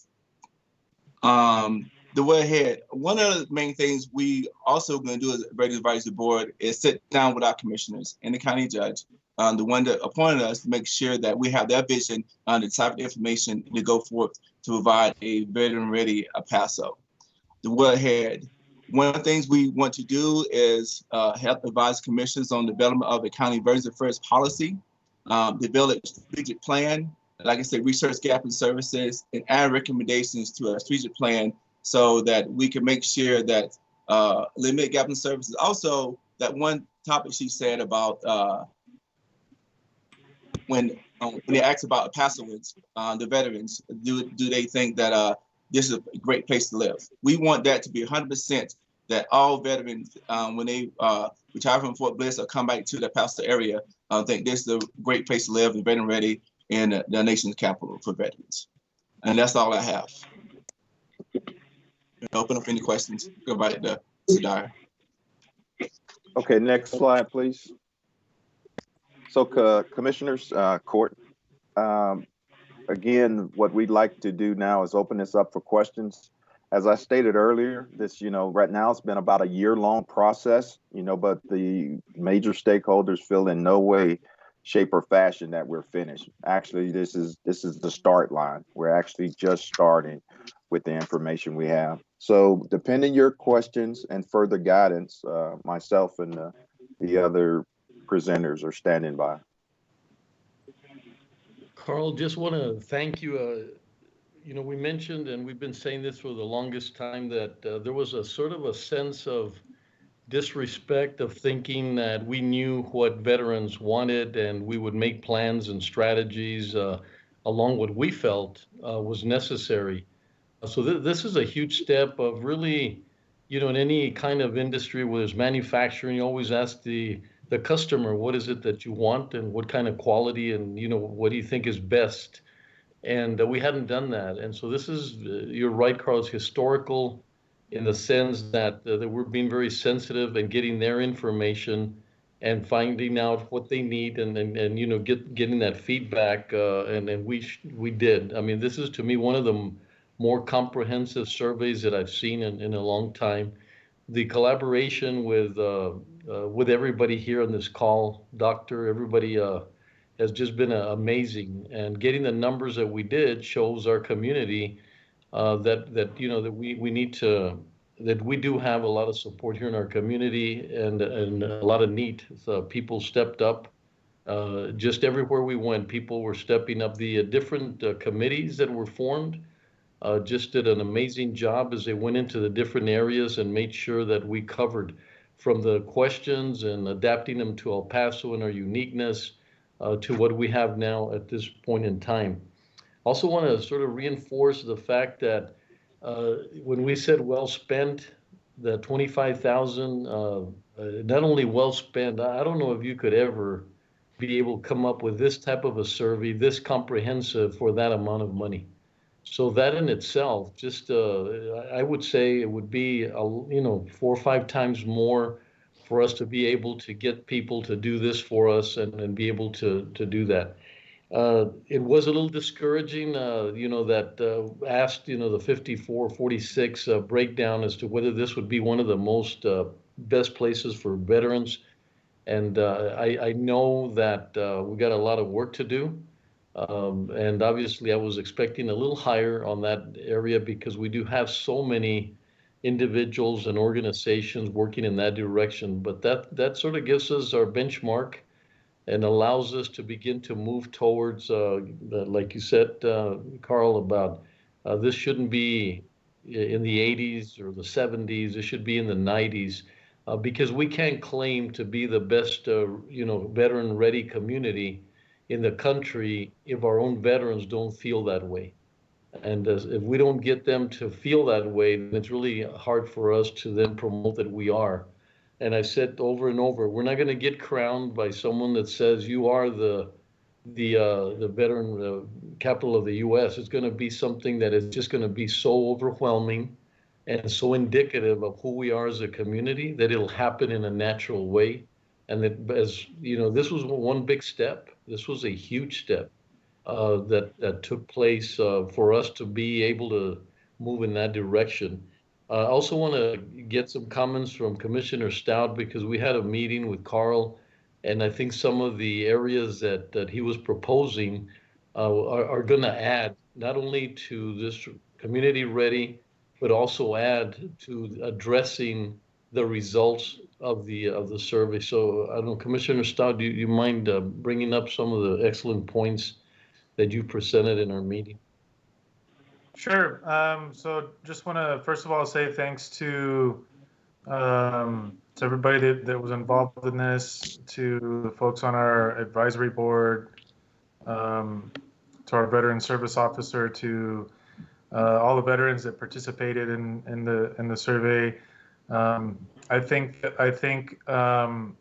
know, anecdotally, we had a lot of information about these needs, and you know, just having the survey done, I think solidifies and makes it that even that much more concrete as to what folks think some of the gaps are here. And so, you know, seeing, you know, some of the top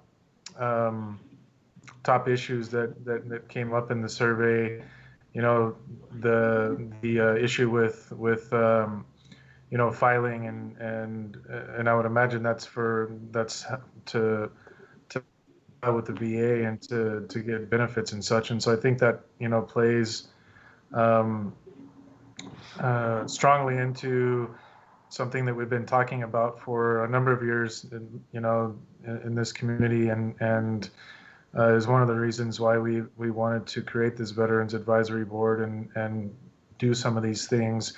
And that has to do with the fact that, you know, there are so many veterans in El Paso that aren't even registered with the VA, and trying to help folks get registered so that we can show that we have stronger numbers. And then once they are registered, making sure that they're able to get the claims that they need, and helping them with that. So I think that's something that we have to really look at, and that'll be ongoing. And I think one of the biggest tasks and the most important tasks for us. And then, of course, the mental health issue has always been a big one, and I'm you know, I'm happy that you know, it was kind of quantified in this survey as well, so that we have you know, a strong idea now of kind of where we need to go, or what we need to hit. And so you know, to kind of dovetail on that, we're looking at joining a challenge that SAMHSA, which is a federal agency that deals with mental health, they have a suicide prevention challenge that I proposed to the county judge, and Carl talked to them this past week about and wanting to become part of that challenge, and just bringing awareness to suicide in both the veteran population as well as the active duty population, and, you know, bringing some additional training and resources to our community, and, you know, from the federal government through SAMHSA, and you know, not really having to spend a lot, just a little bit of time on the training here in El Paso County, but really doing something that's going to help move that needle forward. And I know that in El Paso we don't have, you know, our suicide rate is not larger than it is in many other populations this size, but in my opinion, you know, one lost life and one suicide is too many, and suicide deaths are deaths that can be prevented. And so I again just want to reiterate that this is an important step forward in our movement towards doing all that we can to make sure that our veteran population is taken care of. And I look forward to, you know, employing my office and doing what we can and helping take the next step and devising now a strategy on how to meet these needs that we've seen in the survey. So thank you very much. Thanks, Judge, for the time. Thank you. Thank you very much, Commissioner. Thank you for your support. Any other questions that we have? Any comments? I think we're on a great path. As we've said it over and over, it's going to be the execution and addressing the information. And we've got a great team with endeavors in the county and the chamber. that I think is going to be very well done. So, Carl, I thank you for bringing up the press. Commissioner Robinson, I have a few comments. Sure, go ahead, Commissioner Robinson. Yes. Well, first of all, I want to thank Carl and all the individuals on the committee that was played a part in getting the survey accomplished. I'd like to say that I was one of the individuals that were part of the decision-making process to get the survey started. So we've done the survey. Now you say, what's the next step? One thing that I learned through my career in the military that we don't talk about it, we be about it. So if we say we support this, that means that we support it and not just provide lip service, that we do things that were needed and asked for in the survey. One thing that I had proposed years ago when I was on the city council had to do with hiring veterans.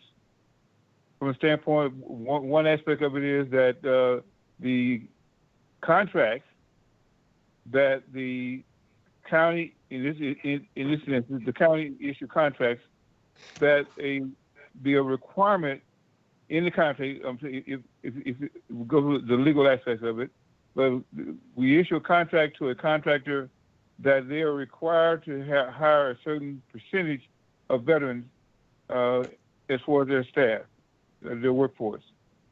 And I'll provide more details on that at a later date, but I do want to throw it out there. But I had put this on the table several years ago. Did not really get any traction on it, but I want to reintroduce this so that we don't be saying, well, we support veterans, and we say one of the issues that jobs is one of the issues that the veterans have, which is understandable, that we be part of the success of accomplishing that mission. The other issue that I wanted to address in regards to veterans that we hire, and this is another proposal that I'm going to be bringing forward, is that we hire veterans, that veterans be allowed by the county, as their county employees, that they are allowed to buy into the county retirement system. Those two I want to put on the table today. There'll be more that I want to provide input on, but I want to throw it out there today. So since we're talking about the survey and just some of the very issues that the veterans are concerned about, and I'll pause for right now. No, thank you, Commissioner Robinson. And your background and your passion for this is going to be very valuable. So we look forward to your support and comments. Judge, the only thing I'd ask as we close is just to reiterate what Commissioner Robinson just said. The Veterans Advisory Board gets started as early as tomorrow. The next scheduled agenda or board meeting is tomorrow at 1 o'clock this time tomorrow. So the board will sit down tomorrow to start digging into this and develop an action plan. And one of the things we're going to make sure we do is we tie this into not only the Veterans Advisory Board's plan, but the county's strategic plan, and looking for lines of effort to line up. And Commissioner Robinson, to touch on your point, employment is one of the subcommittees that we're looking at all of these major boards on the CVEB, the VAC, the VAB, employment and quality of life, education, certification, and all those components that we consider to make El Paso veteran ready are being taken up. And I've made a note of the two that you touched on, employment and veterans retirement system. And I'm currently working with Melissa out of our HR office. As you know, the county just did a veteran survey of the currently employed veterans on the county. So we're taking a look at that also to see how the county can utilize that data to better serve veterans too. So again, I thank you all for your time, and I thank you for your support, and I look forward to working with you all moving forward on this endeavor. Carl, thank you for your leadership. You've done quite a bit in a short period of time, so we thank you for that. Cesar,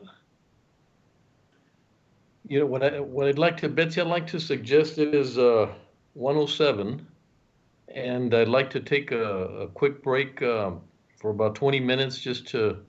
It's been a long meeting, and so I would like to take a lunch break at this time, and then come back and we'll continue just to give our commissioners, everybody else a break to get back in 20 minutes.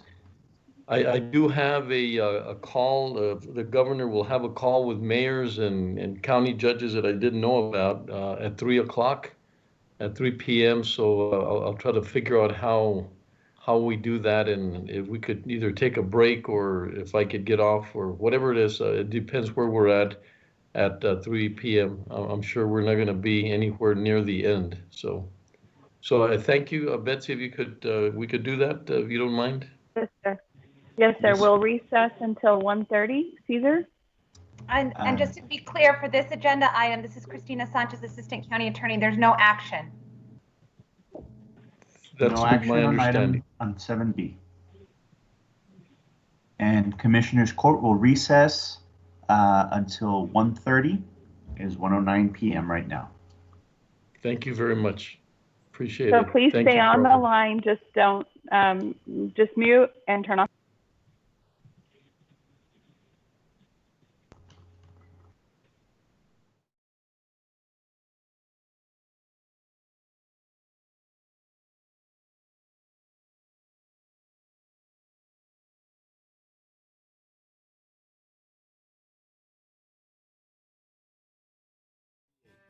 The Road and Bridge Canutillo Warehouse, located at 191 Canutillo Avenue in Canutillo, Texas, 79835.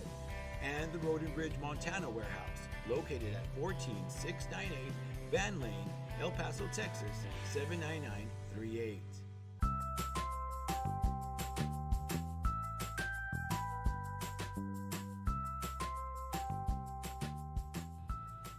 Don't wait in line, pay online. Visit the Financial Recovery Division website at http://www.epcounty.com/budget/financialrecovery.htm to make your payments online or find out more about our kiosk locations. We now accept payments on misdemeanor, felony, and justice of the peace cases.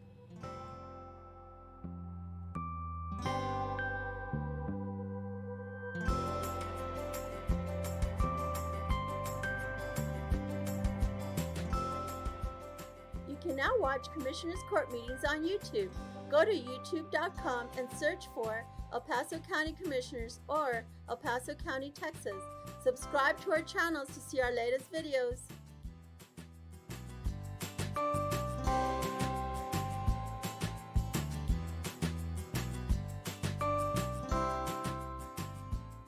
Did you know the County of El Paso's Purchasing Department is responsible for ensuring that all items and services needed by various county departments are purchased in the manner required by the state of Texas?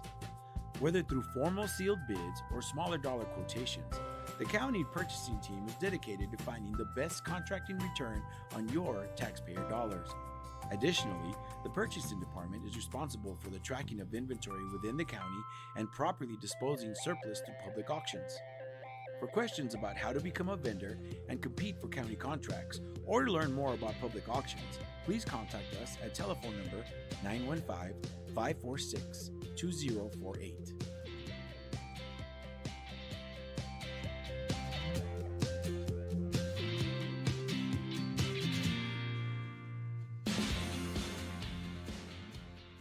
The The 346 District Court Judge Angie Juarez Barrid started the El Paso Veterans Treatment Court program in 2012 for veterans and active service members that have been arrested and charged with a felony or misdemeanor criminal offense.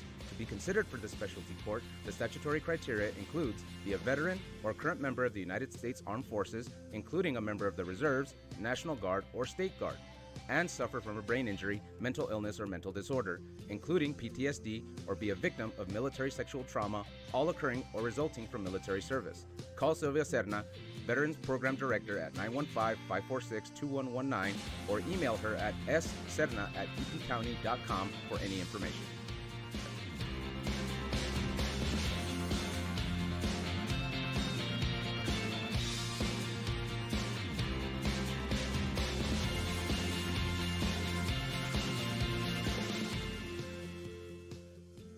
Did you know that the County of El Paso's fixed asset control and inventory disposal is handled through the purchasing department? Throughout the course of each business year, the county holds live public auctions to dispose of aged equipment, vehicles, furniture, and other items that are no longer needed. To find out about upcoming auctions or to learn more about the county's inventory disposal process, contact the purchasing department at telephone number 915-546-2048.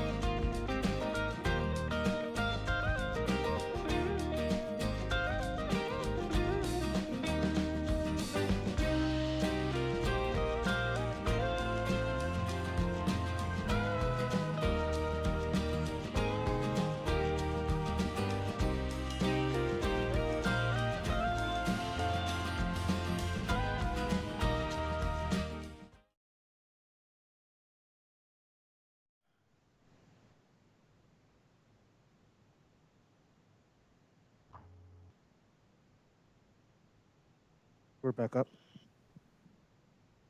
Thank you. Commissioners Court has reconvened into regular open session. Item number 8 from the regular agenda. Discuss and take appropriate action regarding El Paso County's preparation and response for COVID-19. Thank you, Caesar. Judge, we're back to the updates from each member of the court. So Judge, if you'd like to start us off. Sure. Well, I won't take a lot of time because we've actually have covered the majority of it. And of course, testing has been one of the critical areas. I did come to the conclusion that given our situation and given our proximity to Juarez and to Doña Ana and what's happening with us, that it was necessary to take advantage of the letter of the exception that Governor Abbott includes in his order. That if you do not feel that the situation is right for your community and for your county, that you have that option. Did reach out to the delegation. Every one of them has agreed to join and support the letter. It's also the case with Congresswoman Escobar. Yet to hear from other elected officials, obviously asking you each as a commissioner to support the letter that'll be going out this afternoon. And primarily, it's to sort of memorialize the fact that that we are in a very unique situation. My concern is that if we don't take into consideration our proximity and some of the other factors, that we will be behind the curve for a long time. Very concerned about the idea of the 18th opening more businesses, and we're still, having staggering numbers that we did on Friday. Had lower numbers this weekend, but as Dr. Ocaranza mentioned, that's because there's less, lab test or information coming back during the weekend, and that's why we have that lapse. We also we're excited. Have been talking to, the both chiefs, and they're very, very open to it. I have a lot of communication with Dr. Ocaranza. We still feel we're in a unique situation. We still feel that the stay-at-home order is probably the best thing that we could do. We still not getting the right figures. We talked about the situation this morning as some of the figures being left out, and we don't know. It could be very minimal. It could be huge. The important thing is both all the commissioners have mentioned, is not having the right information is not going to help us with a strategic plan. Trying to work very closely with UMC, Medical Center of the Americas, with Emma Schwartz, just very involved. Takes a lot of time on these orders to respond and make sure that the uniqueness of our community is taken into consideration.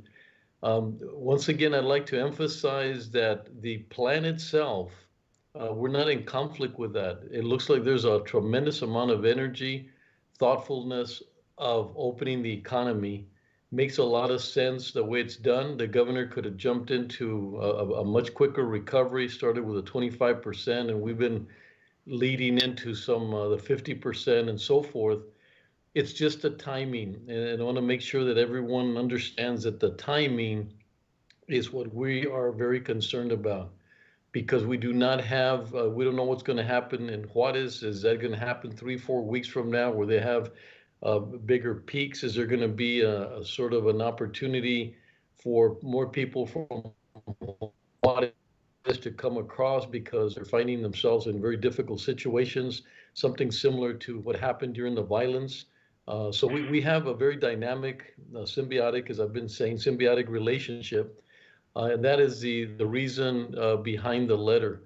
In one of the drafts that you received, we still made some more adjustments, and I would like for you to see that, because what you have now, there's been additions, and the additions have been more focusing on our numbers now, on testing and all the things that we're seeing that will support the fact that we should be given this opportunity for that delay. So that's been a big part of my my involvement in trying to get as much feedback and doing the right thing for our community, being concerned for our uniqueness that keeps coming up, and we still feel that we're in a very unique situation. The other, we keep working with the mayors, rural mayors. That has been a really positive relationship. I have a weekly meeting that we have to discuss their challenges. From Vinton to Tornillo, a lot of very commonalities, some very different, specific to them as well. The rural mayors have been extremely supportive and have helped us. Socorro came up with some tools on keeping track of the inventory and how we use the money based on our challenges that they're sharing with. That was, very kind of them to do so. We have invited, this week we'll be inviting Susan Goodell from Paso's Fighting Hunger to see what are some of the rural challenges that they have. We're also been invited Dr. Sylvia Acosta she's received a lot of money that is not a lot, but I guess relatively funding that is going to be focused on childcare, but strictly for the rural areas.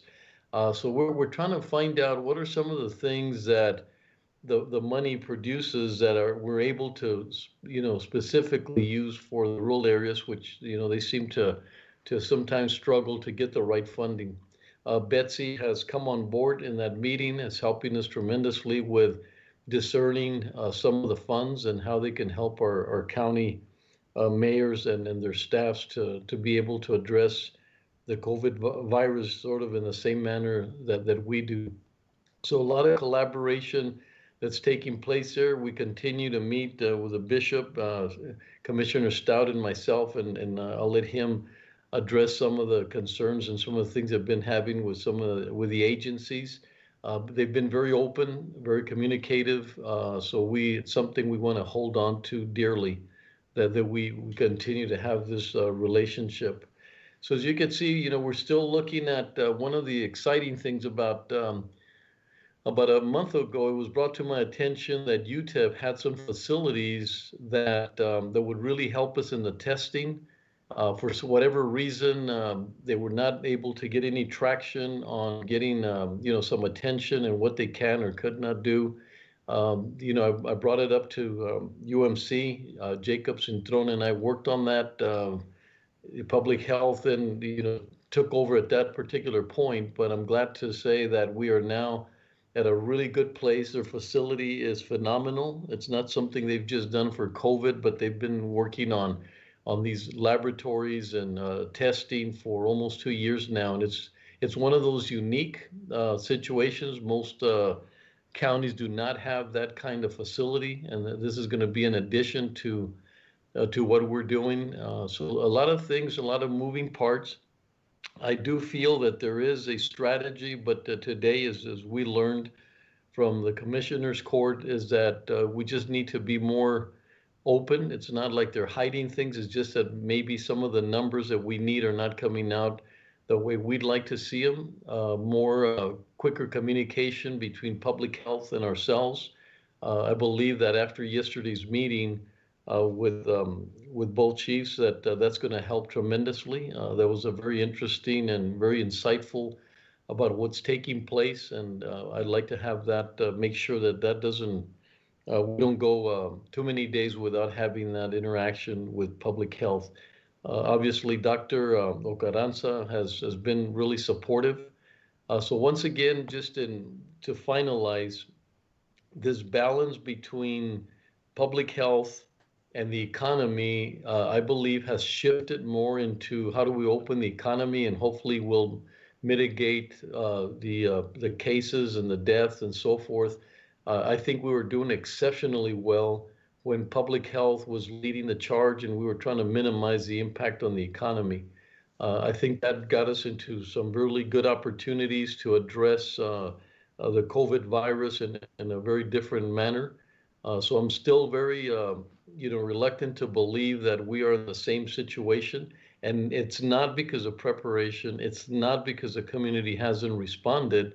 It's mostly because I think that wave that sort of always that we get, and I keep clamoring about that, and is that things start in Austin and then they sort of somehow make their way to El Paso in different dimensions, whether it's economic development or funding or mandates or whatever it is that happens. We seem to be getting it a little later in time. So if that's the case, we did have the challenges a lot later on, and so I think we need more time to be able to address the challenges specifically to El Paso. And so I thank you for that. And so that's my presentation. Like I said, we got some work to do this week on the testing. And one of the things that is going to be a huge challenge that I found out yesterday is that our capacity is higher than our demand.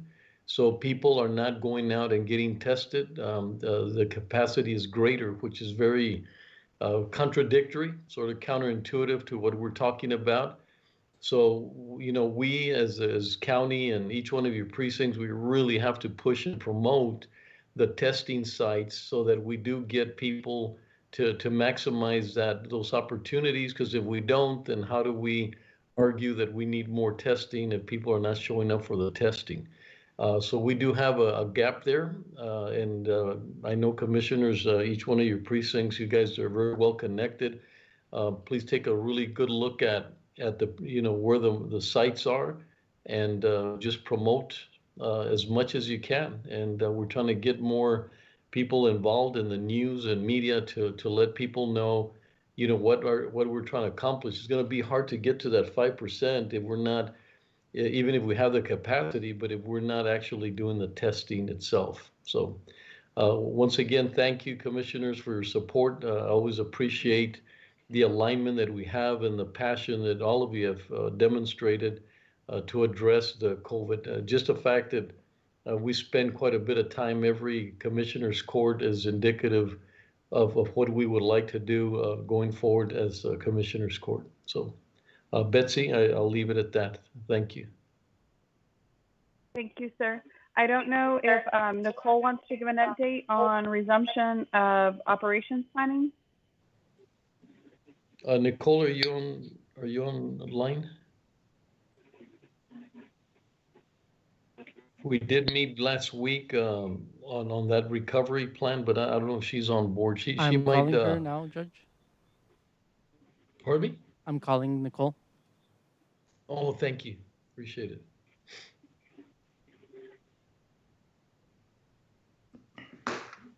Yeah. I just got a text. There's no updates as of today. The only thing I can say that's really important is that we're going to play a major role in the recovery in our community.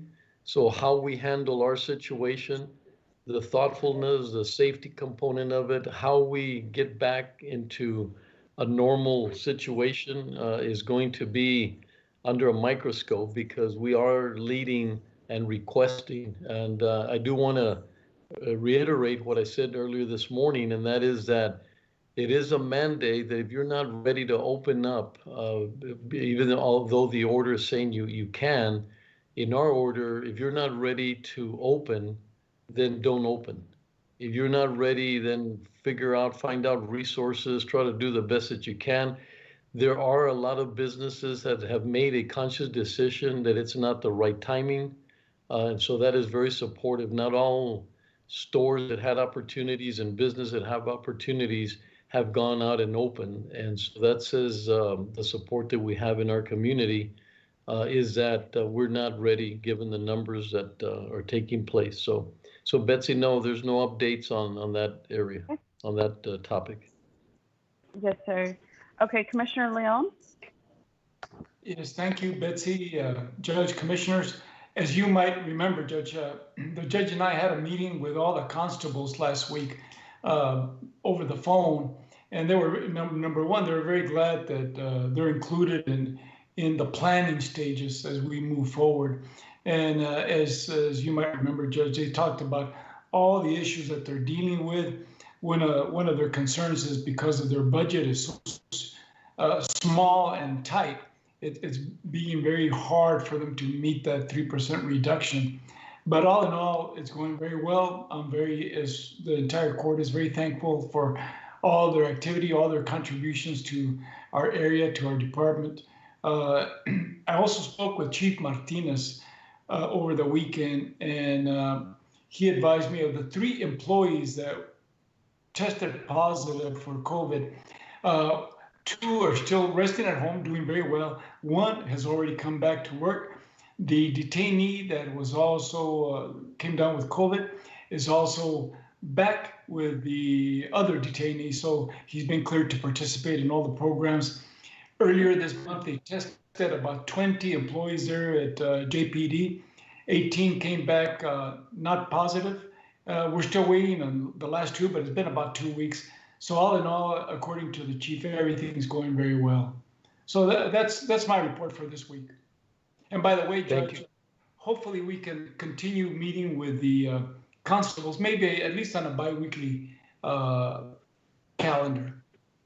No, and I think it was exceptional, and I know you're the liaison with them, so I really appreciate that. And they play such a major role, but I don't know if they always get the right support and recognition. And so that was part of the reason both Commissioner Leon and myself was also to recognize their work and their contribution. So I look forward to having more meetings with them. Very, very valuable. Anything that we have that stretches out through the entire county is very valuable from a feedback perspective. So thank you, Commissioner.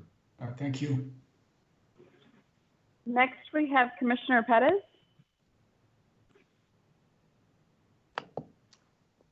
Thank you, Judge and Commissioners and Betsy. Can you hear me okay? I'm yes, sir. A little further away from my router. Yes, we can. Okay. Well, this week, we spent a lot of time just seeing, again, as it pertains to resource development, how the county can best assist just ongoing efforts, whether it be public health, UMC, ongoing efforts, and how we can use the resources that are now at our disposal to help augment testing. This virus is going to be here with us for a long time. They say a vaccine is 12 to 18 months away. And so we've really got to adjust to a new normal. And coming up with a plan on a long-term plan on the kind of infrastructure that we're going to have in place over the long term to not only test folks now, but continue to test in the future. Creating plans for employers, particularly in the public sector. How are they going to ensure tests are being conducted on their employees before they go back to work? A variety of things. So we met with folks from the MCA. We've also met with county staff, Betsy. We also met with some medical experts who specialize in infectious diseases, just getting their take on what they think and striking that balance between opening up the economy and exist where the county can come in and perhaps help to address. There's an agenda item, I guess after this, where we were scheduled to discuss one possible solution, but I'll let, I guess when we get to that item, I'll let Betsy talk about it. From my understanding, it's going to be postponed 1 week because, there were some concerns expressed by the city, but I think as evidenced by some of the questions, there needs to be a lot more specificity, in my opinion, as it pertains to the planning and how we expect to realistically test 5% of our population, again, in the short term, but then how we're going to continue that infrastructure in the future. I feel just that right now there's a lot of general goals that have been conveyed, and a lot of general goals that are talked about, but there really isn't a lot of specificity in the nuts and bolts as how we're going to get there. And the item on the agenda deals with a consulting firm who is based out of New Mexico and has done a lot of New Mexico's testing for coronavirus. So I hope it's something that we continue look at. We'll see if some of the the concerns that were had by some of the partners can be ironed out. But I think it's very important that we bring in as many experts as possible. I know we're fortunate to have a great team. Not only with our public health folks, University Medical Center, the state, and everybody who's come together during this critical time. But I think we've got a plan, for the long term, and so those are just some of the meetings that we've had in seeing how the county can perhaps again identify areas where we can augment what's going on to ensure that there's long-term testing.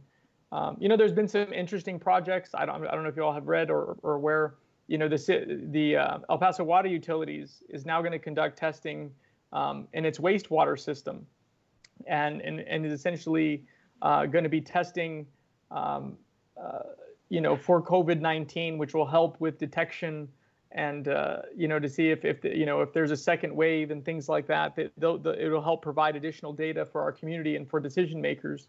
I think it's those types of initiatives that are really key that we need to be looking at. That will help us to cope with this new reality until a vaccine is found.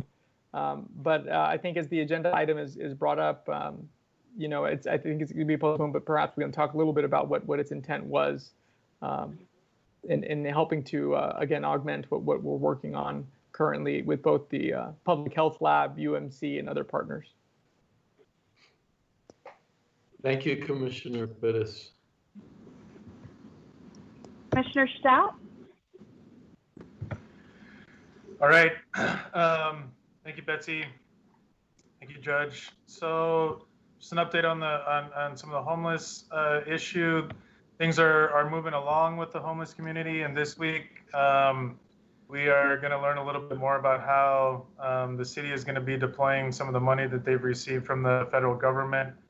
Some of those decisions are, I think, being made today. I haven't had a chance to check and see if they've already voted on some of those things, but and they're going to affect not only the investment and continued needs of the homeless community, but also general assistance for people and families.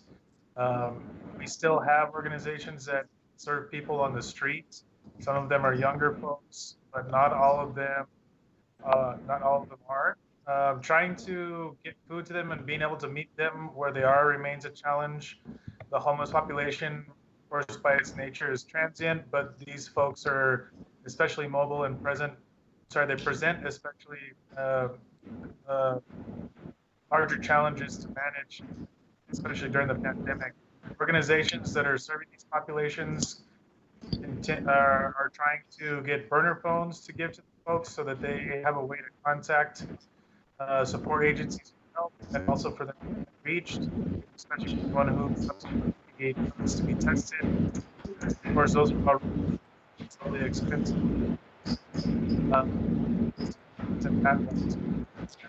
Trying to help them while trying to keep them from trying to keep the frontline staff safe and healthy remains a challenge. Project in progress is setting up a modified drop-in center for transitional youth, though it would not be a full drop-in center to avoid creating complications that may exacerbate pandemic conditions, but some location where people can get access to some things they need, I feel is a step in the right direction. The shelters have not had any confirmed COVID-19 cases as of yet, though one individual placed directly in a hotel quarantine did test positive. That was an HMIS transferee. However, that person was never in any of the shelters while they were sick and has remained isolated during the entire period of their illness. The food bank, of course, continues to see enormous demand. With the reopening of the Sunland Park Mall, they have to relocate that distribution site to the Vinton Canutillo area. They still see between 3 miles long at each of their sites, and they're looking to invest in a packaging machine because they have been able to buy some bulk food that is not packaged And if they have that ability in-house, it'll give them greater options in terms of where they can buy and how they can distribute their food. Last week, they did 275 home deliveries to homebound and disabled people, and this week they're looking at expanding delivery to 800 people. Gowns continue to be in short supply regionally among the healthcare providers, above and beyond other PPE for some organizations. The Medical Center of the Americas and Valle del Paso Juarez as we reopen. And I think, to best position our economy, our community moving forward, the safe region and safe work environment really need to be fully connected and coordinated. We have so many diverse stakeholders, and that's going to be difficult to manage. But and then just a quick update on our meeting that we had with CBP, and we had an update from UMC during that meeting with Jacobson Throne, and he said he let us know that things have gotten busier at the hospital. The number of patients that they have has increased, and critical bed utilization is increasing. So right now, he said at the UMC, they're at about 89% capacity. At Providence, they're about 80%. And HCA, Las Palmas, or Del Sol, they're at 80% capacity as well. These are Friday's numbers, but as of Friday at UMC, there were 16 folks in ICU. They decided to reserve a 19-bed neural services NICU for COVID patients at UMC. There could be a higher number as testing becomes more prevalent. They said that they have 38 folks that are positive. 7 of them are on ventilators. The number of people on ventilators is not as high as it has been in the past, though the number of patients has gone up. I'm not sure what to extrapolate from that, but he said that the patients on ventilators do have a higher chance of mortality. So I guess it's a really good thing that you have less people on ventilators. He said that UMC has about 58 ventilators in stock, and so they are also sending what they call PUIs, or people under investigation, to the health department. And that the number of PUIs has been going down. I think he said before they had a high of something like 32, and now they have, as of Friday, they had 5. They're really talking about needing the rapid testing, these Abbott machines that they've been talking about, so that they don't have to burn through their PPE so quickly. They got a lab testing machine called a BioFire, and it's being assembled right now. And they said that they would know by today how many test kits they could buy. But he said that if they could buy 1,000, then they would buy 1,000. Of course, through the state, they have. He said that they have requested 2 of the Abbott rapid testers, and they want to start testing. In places like the jail, for example. They said that the jail's testing numbers is low. I think I got an email from the sheriff this morning saying that they tested about 60 folks that were in isolation. None of them actually came out positive, but we're about 2 weeks from behind other parts of the state. So the Border Patrol talked to us about fact that they haven't really had a lot of people in custody. They've gone from 0 to a high of 15 people over the last week in custody. However, they have under what's called Title 42, which was put in place in March 20th, which from what I understand is a policy that has them basically just pick people up and take them to Mexico. There have been 2,591 quote unquote encounters and expulsions. So it's a number of folks that since March 20th have been picked up and sent back into into Mexico. And just to be clear, it's not just Mexican citizens. It's other folks as well. She talked about Brazilians, Guatemalans, and folks from other parts of Central and South America. They've had no positive tests with any of the people that they have picked up or had in their custody. They've had 5 agents that tested positive. 1 agent is recovered and back to work. They've also had 4 civilian contractors that have tested positive, 1 janitor and 3 security guards at what they call their white tent or temporary holding center. All of them, they said, contracted the illness from relatives not at work. They said everybody is now using PPE mandatorily in the field and in the office as well, and when they're in pursuit of or around other people. At the bridges, they said that they're still seeing lighter traffic. As things have started to open up, it looks like they're seeing an increase in traffic. They said it's about 50% of what it usually has been, compared to in the past when it was about 30%. So it's been gradually increasing. They've had 10 officers test positive, 5 have recovered, 3 or more were within 48 hours of recovery, and they said so by today they should be down to 2. They said that in their operations PPE, they're mandating masks in inspection in primary and secondary, and transports and escorts. And that was the update from CBP. ICE, they have 7 positive asymptomatic tests at the El Paso Processing Center. Those folks are coming off of 14 days, but they're going to be continued to coming off of a 14-day quarantine, but they're going to continue to be cohorted or quarantined. None of their staff has tested positive. They said that they are expecting to get an Abbott testing machine, and they have already had their staff trained for that.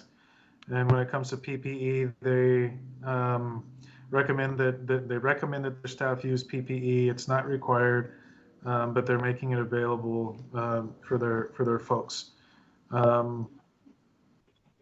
So I just wanted to give that quick update on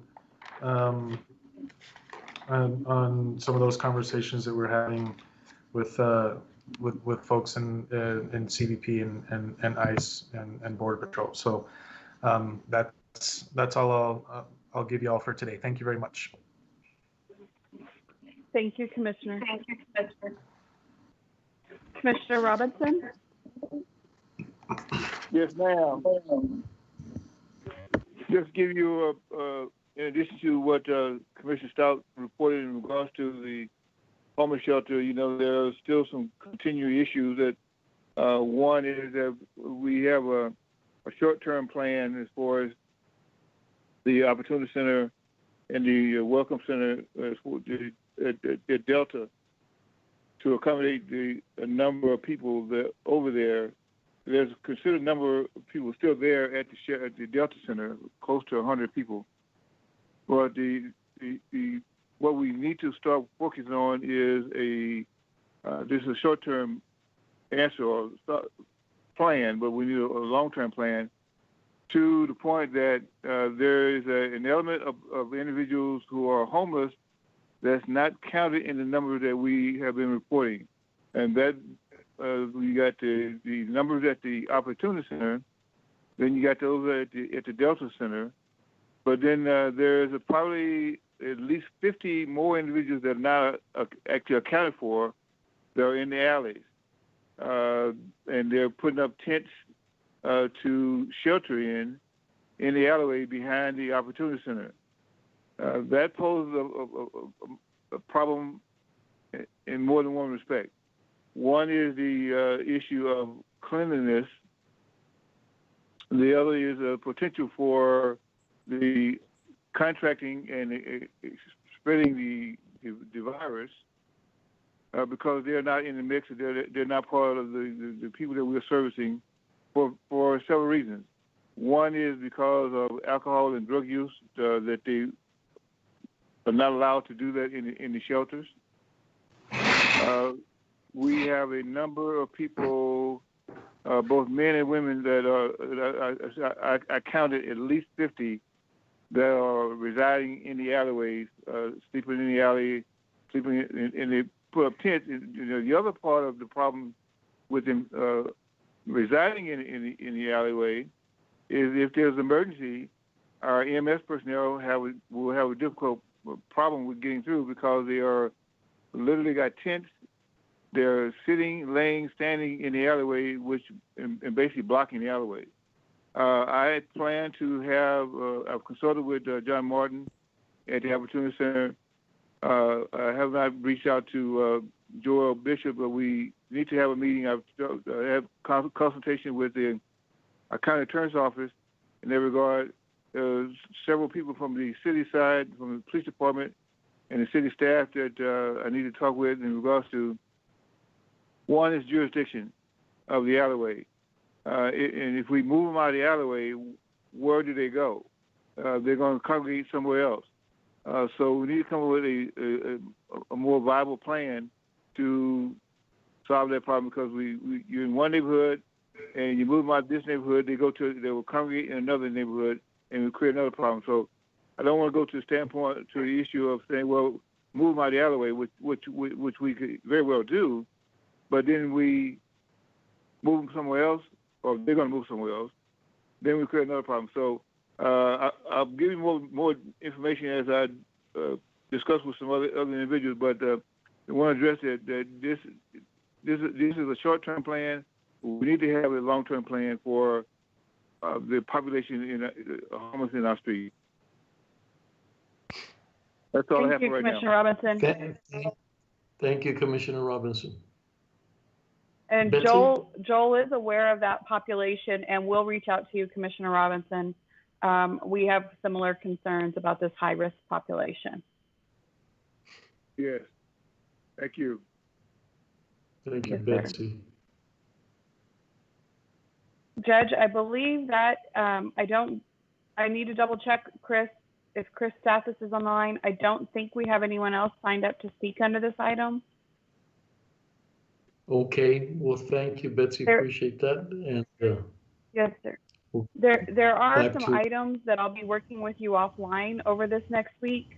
Going forward, we had suspended activities through May for the park, and we're going to need to start looking forward, because we have events planned in June and July as well, and we'll need to work with you on that outlook, so we can bring back a recommendation. I can bring back a recommendation to the court on those items. But if there's nothing else for members of the court, I believe we're ready to proceed to the next item. Thank you. Caesar? Item number 9, discuss and take appropriate action to authorize the Chief Administrator to negotiate and enter into an agreement with the Medical Center of the Americas, a local nonprofit, regarding consultation services on a community situational assessment, including local testing capacity needs and strategy, and potential deployment of testing services in order to develop a plan and a goal to increase local testing in alignment with reopening strategies. Funding is available in special grant COVID-19 operating expenses. Good afternoon, Judge, Commissioners. I placed this item because, as you know, when we received our CARES Act funding and we presented a budget to Commissioners Court, one of the major areas of that budget is testing, public education, and public health resources to our county areas. This item is really designed to bring us expertise to advise us regarding a county assessment of capacity needs and strategies, and a plan and recommendations on best use and outcomes with county funding for testing, public education, and public health. It allows me to negotiate a short-term agreement for these services with the Medical Center of the Americas. I would ask you to consider authorizing me to negotiate for these services in an amount not to exceed $40,000 for an initial period of 30 days with renewal options that the court would approve. The reason why you may want to consider postponing this item, or you may want to consider going ahead and authorizing me to move forward, I'm going to give you some of those pros and cons, or some additional information. So one of the things that we heard today from Chief Rodriguez was about the need to expand testing. And we heard a lot about what they're planning on doing to expand testing. One of those examples was the UMC and the rotating teams. And that particular idea was something that I reached out to Chief Rodriguez and I said, what can we do? How can we expand testing to more areas in the county? And he said, I need resources. Could you work on some resources? And so simultaneously, I began working with UMC about a possibility of providing some resources and what it would cost to get those resources to be able to expand this particular capacity. That is just one example of where I believe that the county is in need of some consultation and some advice of ways and methods that we might be able to deploy testing more widely and more broadly. I've been in conversations, and on the line is Medical Center of the Americas, and Commissioner Pettis invited me in to a meeting that Medical Centers of America was having regarding public-private partnership for private testing. While we need consultation on the overall public health approach and how the county should deploy its funds and its resources, to me, that particular private sector testing is one avenue underneath that overall umbrella of public health. In my conversations with the city is concerned that we would go out and do something not in alignment with the public health strategy. I do not think that's the county's intent at all. We're wanting ideas to bring to the table to work with public health to try to help this community on a broad perspective, get more testing, get more public education, and do as much as we can to minimize the spread, the continued spread of COVID-19. So, another point I wanted to mention today, in the various presentations I heard Dr. Ocaranza say, we really welcome these additional strategies that are coming on board. This, again, is a concept of a quick turnaround, short, fast plan to help us with additional strategies, adding more ideas, and working closely with public health on those ideas. And then the other thing I heard during our financial advisors update, one of the things they said is a lot of this economy rebound will depend on how quickly consumers have confidence to return. And I believe that part of our strategies would be looking at this capacity and looking for ways that would help deploy more public education and more testing that we would work in conjunction with public health to deploy in our community. So I don't see this as adversarial. I see this as us complementing what the city is doing and us having really sound guidance on how we expend our funding. And so I'm happy to spend more time working with the city and with other partners to try to reach some agreement about moving forward on this. But I really do believe the county is in need. I know I'm in need of some expert advice on how to best deploy these strategies. So with that, again, I do have Emma Schwartz on the line if you have any questions for her. We particularly don't mention who all the Medical Center of Americas would work with, because there's different resources that are available to them. One of them being the resource that Commissioner Pettis mentioned, Tricor Laboratories out of Albuquerque. I read an article recently about how Utah and New Mexico are ahead of the game on deploying testing. And it specifically mentions that both of those states used labs that aren't necessarily the ones that we all know and recognize, like LabCorp and Quest. Tricor played a huge part in that testing strategy in the state of New Mexico.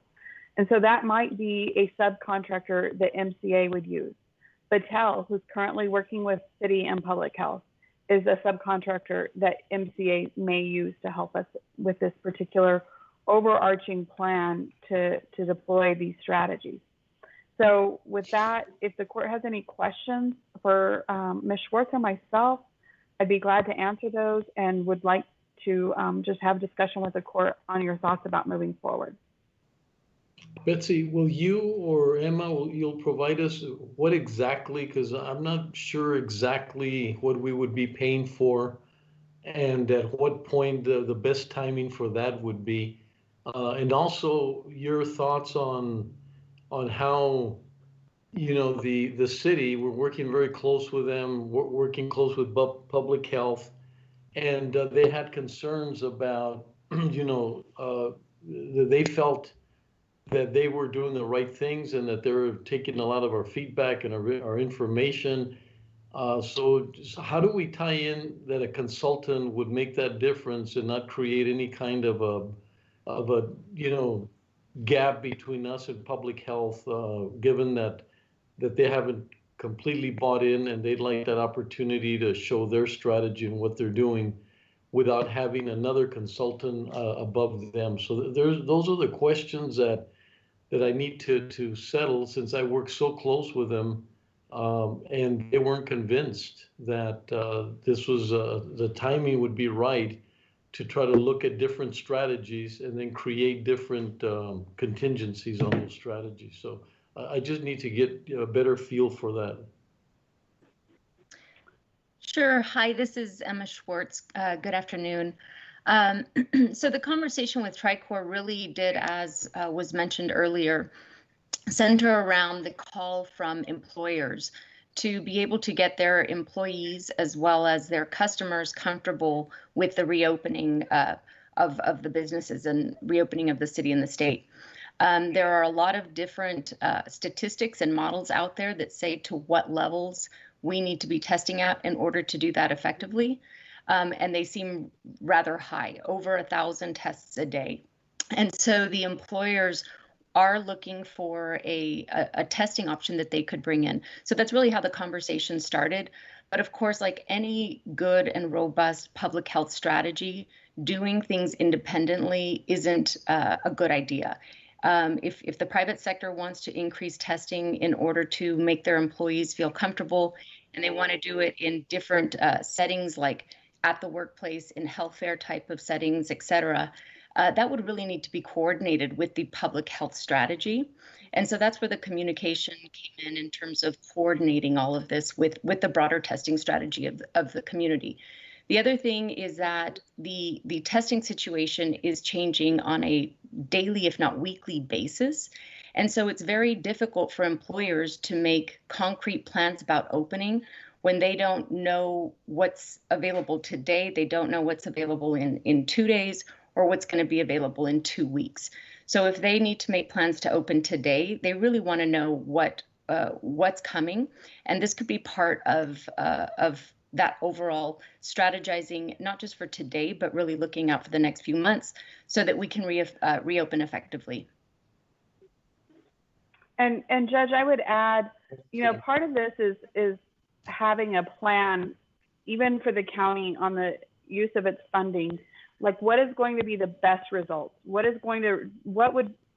the recommendations that would deliver the best outcomes for the community? And I don't have that public health background or expertise. And I think getting somebody on board, in addition to our public health resources, which I do think are doing tremendous work in developing additional resources, looking for new methods. When we bring an idea to the table, they're open to those ideas. And this would give us a tool to bring more ideas to the table. Commissioner Pettis? And Judge, and one thing I want to point out, what one of the safeguards in all this is that it was intended to be very short term. So we're talking 30 days to see to ensure that this whatever subcontractors you can produce, and that there is value to the county. And you figure, when you figure the magnitude of losses to the economy, and the fact that they've had a demonstrated success in the percentage of testing when it comes to relative to their population. Granted, New Mexico is a much smaller state, but one of the safeguards was that this was going to be very short term, because we need a plan, and we can't afford to wait 2 months for one. I think the idea was to have something to look at, to analyze things and come back in 2 weeks. And if after 30 days the county didn't see value from these services that were being provided to us, then the contract would terminate. But it just really gives the county another tool in its toolbox, whether it be to testing, best testing practices, sites, education, outreach, with an entity that's already had experience in this area. I mean, we've learned a lot of things, in these past meetings. So take the Abbott test that's been discussed. You'll hear various stories about it, but one thing that we've read is that the FDA is almost going to pull the emergency authorization that was granted to the Abbott labs, because there's so many false positives associated with it. That's the kind of data that I guess that we wouldn't be receiving if we weren't consulting with experts, who are dealing with this, across the country. But that was the idea, was to give us another layer of expertise in helping us to, devise various strategies, from a variety of lenses, whether that be a public health lens, whether that be helping with education and outreach, with companies that are opening, things like that. Commissioners, anybody else? Just a quick question. Sure, Commissioner Leon. Working with private concerns is great. I think we need that. But would that, Betsy, injure our ability to draw down money from the state? Seeing the state might say, well, since you're working with the private concerns and they're injecting funds into this, we're going to reduce your funding. Not that I'm aware of. There's no stipulations. This would be particularly CARES Act funding, and we are allowed to use it for responding to the public health crises. So I'm not aware of any way that this would reduce our funding for resources to our community. Okay, thank you. Well, Betsy, let me tell you my concern. I feel that everything that you've talked about are things that we should be leveraging from public health, and that we haven't sat down with them and then requested all these things that we're talking about and requested from them. I don't think we've been at the table. Everybody's been busy. Like I said, the wave is sort of hitting us late. And so I'm very concerned that we're already paying as part of our contribution for public health, and we should be getting that assistance. And I feel comfortable that it's more of a matter of sitting down and then as a county and then requesting this services from public health. I do feel that it would not be, in my case, it wouldn't be a smart move for us not to include them in this decision, because we work so closely with them. And so all of a sudden we're saying, okay, well, we're going to decide to do something different than the strategy of the relationship that we have with public health. They're not opposed to, obviously they have a tremendous amount of respect for Medical Center of the Americas and for Emma, but I think it's a conversation that we sit down with them and have that discussion as to what is it do they need, and why would a consultant or a group to pay additional money, and it's a lot more money that we're paying over and above, that we're not sure if we could get all those services and that information from them and their strategy and what they're trying to accomplish. So that, to me, it's sort of a little premature that we're not sitting down with the city together and determining, because they might have the same interests. We need a consultant to take it to the next level or to get insight or to get feedback. But I still feel that we're putting a little bit of a wedge between us and public health. I think, and I'm hoping that this doesn't show any lack of confidence. They have been working extremely hard, lots of things happening. I do feel that we were left a little behind, but I think they've made an agreement to sit down with us and to have these conversations and have these discussions. So I just don't, I'm not completely sure at this point in time how having an additional layer, as we call it, would give us the return on our investment, because that is, you know, it's the money we're spending on that. Obviously, I'd rather find out if we could get it from our relationship to begin with and their resources. So that's unless, I mean, if you could clarify for me how that would work and why we wouldn't sit down with our partner and make a decision on whether we do or do not need some additional information. They barely opened up. I mean, yesterday I had my first real meeting with them. They made a commitment to take, I got texts and things of the questions that the commissioners had asked, and that we're going to work on them. You know, we're going to work on these things that we're asking. I'm not sure that we need a third party to settle a relationship or things that we're not getting from public health at this time. And Judge, I'd be very willing to, if we wanted to postpone this item 1 week, and you and I sit down with public health and talk about that forward strategy and what all the plans are. I do think we received a lot of updates from public health today. And as I explained to Chief Rodriguez, it would be very helpful to know that they were working on these strategies and that they had plans to do, you know, multiple phases of expansion of testing. And then the data, some of the data that you all requested today, that would be very helpful for us to have, because it'd be part of our overall informed decision on how we're deploying our resources.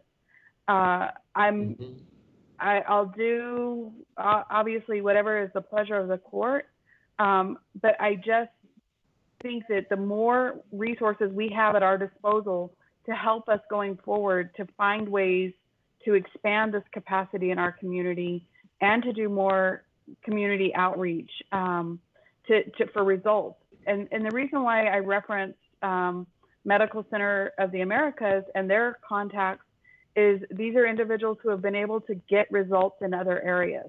And so I would just welcome working with public health or other resources as well to bring that information and that expertise to our community. I just want the professional courtesy to happen, because if I knew they were really excited about having someone else, and I want to find out why they think that's not necessary and what are the things that they could do for us that we don't have an additional expense in trying to understand our situation. So anyway, I don't know how the court feels about that. That's my impression, that I think a lot of what we're talking about is a matter of sitting down and requesting that information and requesting their strategy to be more open and just have a stronger relationship. I see Medical Center of the Americas as a big one of our partners in that discussion. So anyway, that's I don't know what the pleasure of the court is at this time, or what do we want to do. That was just my immediate reaction and my relationship. Judge. Commissioner Snow. Thanks. I don't have a problem with postponing and sitting down and talking with the health department, but I do think that there is something to benefit from having people that are experts in this field, right? I mean, I don't think our health department or any of us here have dealt with a pandemic situation before, right? And so it's kind of uncharted territory for all of us here, and there are so many different facets. I mean, from doing the testing and reducing the spread, but then what do we do after that? How do we open back up? What's the economy looking like? I think that there are lessons to be learned from experts and from folks that have experience in dealing with these types of things, and I see that I feel like this may be an opportunity for that. I definitely would not see it as an organization that would come in and basically replace the health department and the decisions that they're making. I see it as something that would be complementary to the work that they're doing, I think the real value in this is also helping to position ourselves, with long-term planning in the role of the county and how that will play out in public health going into the future. We still don't have. I'm still unclear on exactly what the strategy is, what strategy we have right now. Especially when it comes to solidifying plans to get asymptomatic testing going, and so I think that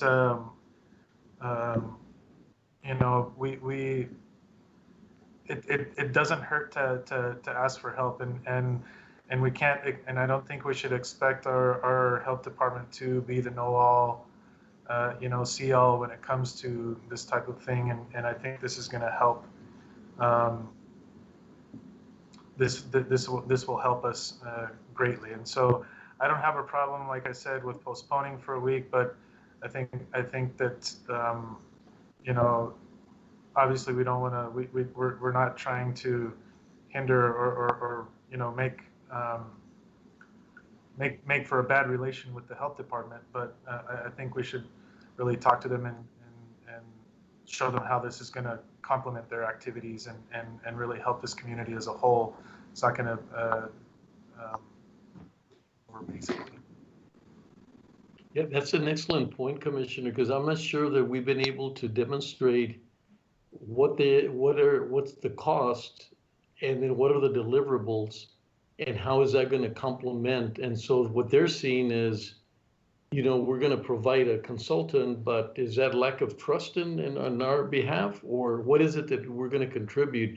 And I haven't heard that, and I haven't had an opportunity and I would love Emma to sit down with public health and be able to express these are the deliverables and these are the ways that we're going to align in making you more successful, because I myself would like to understand that, and I'm sure they would like to understand what do they bring to the table that's going to make them more successful. I don't think we've had that conversation, and so that it would be difficult without that conversation and say, hey, we decided we're going to sort of look at at what you're doing, and then we're going to sort of enhance what you're doing, but we don't know what those deliverables are. So I would like to see, we know the cost, I guess, but we don't know what the deliverables are, and then how do we make sure that the city sees that as an enhancement, or at least allow them to say, I think we could do this or we could do X. So maybe they bring down the cost. Maybe we don't need the entire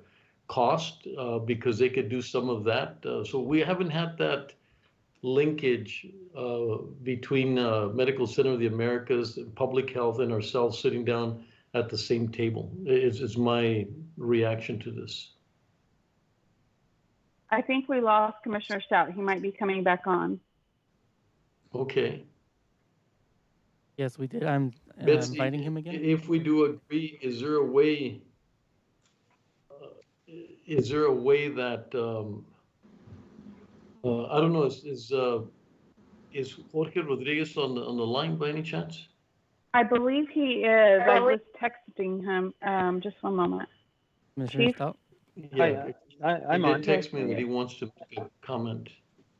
If I could just make one comment, part of Sure, thank this you. strategy that we've been working closely, yes, sir, that we've been working closely with the MCA has been the consultation we've been receiving from Battelle. And these are the issues that we've been in communication with them about. We've worked closely with Nicole Brennan. I mean, for well over a month since she was on the ground.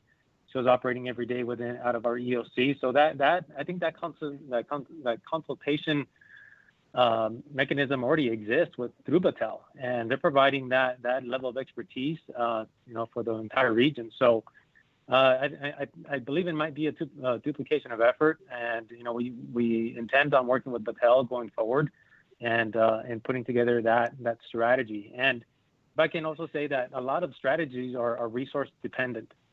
So if we had all the resources available, we know what we have to do. But as resources become available to us, then we're able to create those strategies. And that's exactly where we're at now. A lot of these testing and a lot of these testing resources are becoming available. So now the strategies are being formulated to roll those out into the community. So it's easy to say, to give a strategy, but if they're not backed by resources that are coming across all sectors, private, public, and from the government, then it's kind of a moot point. So again, the services that we've been getting with Battelle have been very fruitful, and we think staying that course would be the most effective way, since they are already very familiar with our entire operation. So can we have Emma Schwartz maybe talk about what the difference between this would be with what we're talking about, what we've been doing with Battelle? Sure, and just so you know, this conversation has evolved over time, and so the initial conversations with TriCorps were really about getting TriCorps to come in and potentially be one of our additional testing capacity resources.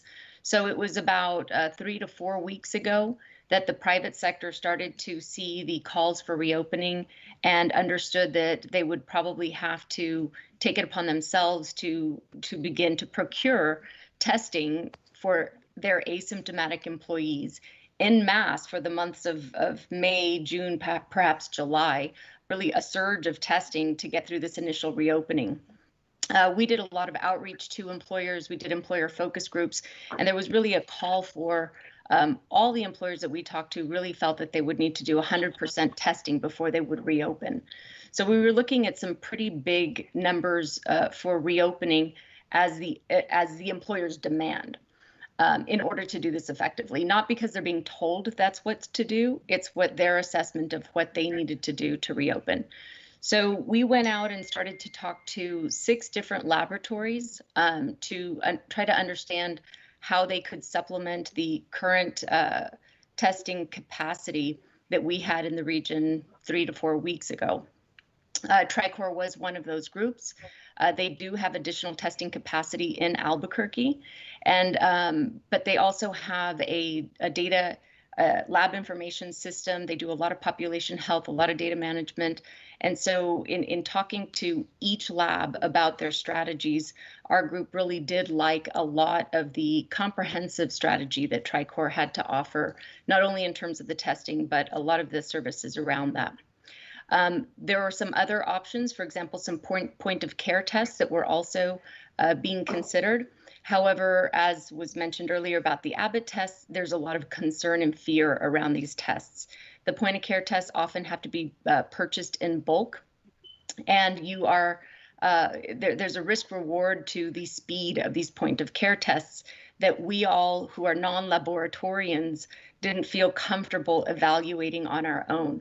So again, representing the employer group, we thought it would be great to have additional PCR lab-based testing capacity in our community. But if we perhaps had to scale up our testing significantly for the next few months in order to do the asymptomatic employee testing for reopening. Perhaps having some point of care testing options would also be really great. But again, the coordination of an additional testing lab, potentially point of care testing sites with the public health situation is a very complex situation. So that's when we started to talk to TriCore a bit about a consulting service in order to manage that, because they are doing that for the state of New Mexico and doing it demonstrably very well. We, again, that wasn't how the conversation began, but it's how it evolved. So TriCore, Battelle is doing a phenomenal job at helping us to coordinate the overall pandemic response as a community, which is fantastic. TriCore, though, is a very specific component of an overall strategy that is very complex, and that is related to the laboratory science and data around that. Emma, a little bit of my confusion is TriCore is a lab, whereas Battelle is more of a public health expert. How do they go from being a lab to now being a consultant? And just could you tell me how that evolvement happened? Because my impression was that they were a lab, not a consulting force. And so could you address that a little bit just for my clarification? Sure, and actually that came up during, we interviewed several labs. We had a subcommittee that I believe included someone from the county interviewing the different labs that we were looking at. And this conversation evolved. I do believe that Jason Leonard from TriCore Labs is on the call today, so he would perhaps be best able to respond to that with more authority than I can. I don't know if that's an option. Absolutely. Whatever can get us to a better understanding. Jason, you're on. Yeah, this is Jason Leonard. I'm with TriCore Laboratories. I've been listening to this conversation, and I think that your concerns are all valid. And I just want to start by saying that, because this is not an easy decision. To answer specifically to consulting versus laboratory, TriCore has always been in some form of consulting over the years, whether it's with Lab 2.0 consulting, which is taking laboratory medicine from a 1.0 standpoint, which is just running tests, to 2.0, which is more population health and disease management. We do consulting on that all of the time. And we also consult on medical directorships for other laboratories. We consult on what instrumentation certain laboratories should use. We consult, variously around the country on different things. We consult on clinical trial work or device trial work for different companies. So consulting is in our DNA. Now, I wouldn't say that I've ever done any consulting work for a county in a global pandemic, but I think the things that we've discussed over the last couple of months would lend itself to us having some basic background and experience so far in coordinating with a Department of Health or a public health agency to tackle this crisis. So we could take what we've learned so far and teach you what we've done, take what you're doing, and maybe organize it in a way that helps you understand what to do going forward. We are not trying to take away from what's going on. We're trying to augment or add to your situation so you guys can do what you need to do moving forward. Okay, thank you, Leonard. I appreciate that.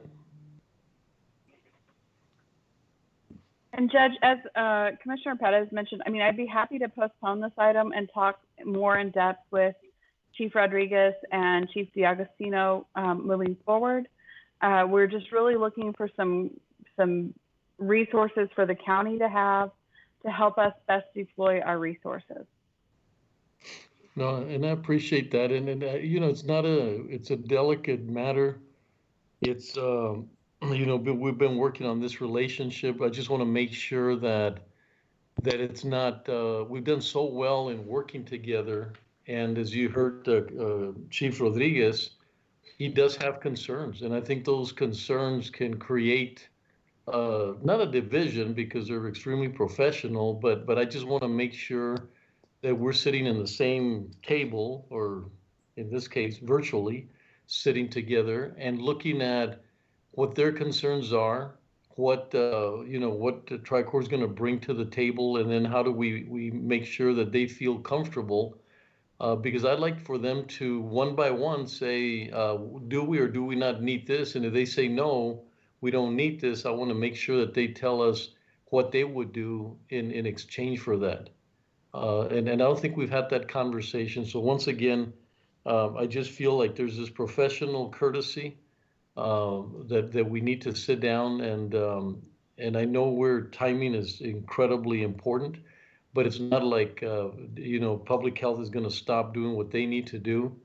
We might need Betsy, someone from the county, maybe to work with us in that relationship as well. That maybe someone from the medical examiner, somebody that does have a little bit of more understanding to become a liaison between us and them. I'm just talking about this week as we sort of get to at least come back next week, that we have some answers and then the feedback from public health. I think it's missing. Otherwise, I don't think we would have had Chief Rodriguez on the call if they were completely understanding what we're trying to do, or what the offer is by having a consultant. Yes, sir. So I would like to propose that you give us a week to really dig in our heels into that, and then bring it up next Monday, if that's the favor of the court. Judge, I had a quick. Sure, question. Go ahead, Commissioner Perez. I guess my question would be for Chief Rodriguez. I mean, by bringing Batel on board, I mean, clearly at some point there was a recognition for the need for some sort of outside of assistance. And if you have indicated that Batel's expertise in this area has been very helpful, what in particular with Batel's contractual relationship that exists has been the most helpful for OEM? Commissioner Rodriguez. So Commissioner Perez, if I understand the question, you're asking what was the value or the greatest value with working with Batel? That's correct. Okay, so from the onset, we had Nicole Brennan. She was embedded in our emergency operations center. We had those discussions, and it was, the challenges when we discussed testing and how to deploy resources and all of that. That was all, a month ago. Things were very different. We were utilizing the federal resource that was provided at our current drive-through, and the limitations that were placed upon us as a government through the federal government on how we could use that resource was really what limited capacity. And PPE concerns, they've done a great work with coordination on trying to get what that assessment is within the community. These discussions about testing, and primarily for the private sector, and coming up with means of being able to test. If, as an example, if an employer wanted to hire a company to come in and test their employees, those were the type of avenues, but it's a smaller slice of the pie when you look at the comprehensive strategy that we're working on to do mass scale testing for the population as a whole. So she's been in all of our planning meetings, and we go through all of our 18 operational objectives and strategies, and seeing and really it's been the insight that Nicole's brought in as far as new technologies, the antibody testing. We had those discussions early on when we were looking at the value of that. So she was very, formative in how we rolled out that strategy, and being one of the first ones in Texas to actually aggressively pursue antibody testing here locally. So it's, and it's a relationship that we continue today, and we have that expertise within Batel, And TriCore, from what I understand, and I think I was able to sit through the presentation that they provided, it's for lab capacity and lab expertise. But within ourselves, with Department of Public Health and the agreement with UTEP, we'll be able to do about 550 there. And then the agreement that we're working on with GenPath, another local lab, which will provide us a quick turnaround on results. We'll be able to do about 2,000 a day. So, we have, so that labbing expertise, I think we have that volume where we can turn around results in a fairly quick time frame, but also working with our private labs that we have good partnerships with LabQuest and some of the others to continue to augment it, because it's a partnership. We look across the board, local jurisdictions and working with private, it's always 2/3 private testing and about 1/3 is always carried by the local government. So, but those are all things that we've worked very closely with Battelle with, and look forward to working with them going forward.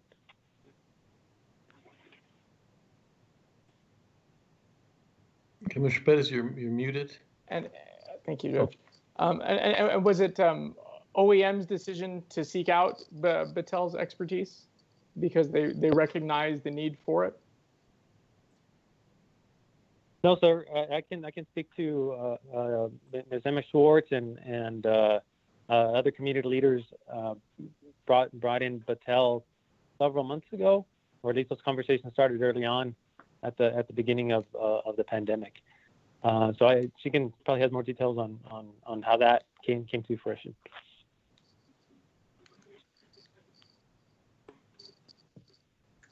Emma, I don't know if yes, you want we began conversations with Battelle in the middle part of March when I reviewed a white paper solution that they had for a pandemic response and found it to be very, very thorough. And knowing Battelle for many years and knowing about them as an organization, I knew that we would, as a community, be very well served by having expertise like theirs, as there are no communities in the world that have dealt with this global pandemic before. So we've been very, very fortunate to have Battelle on board.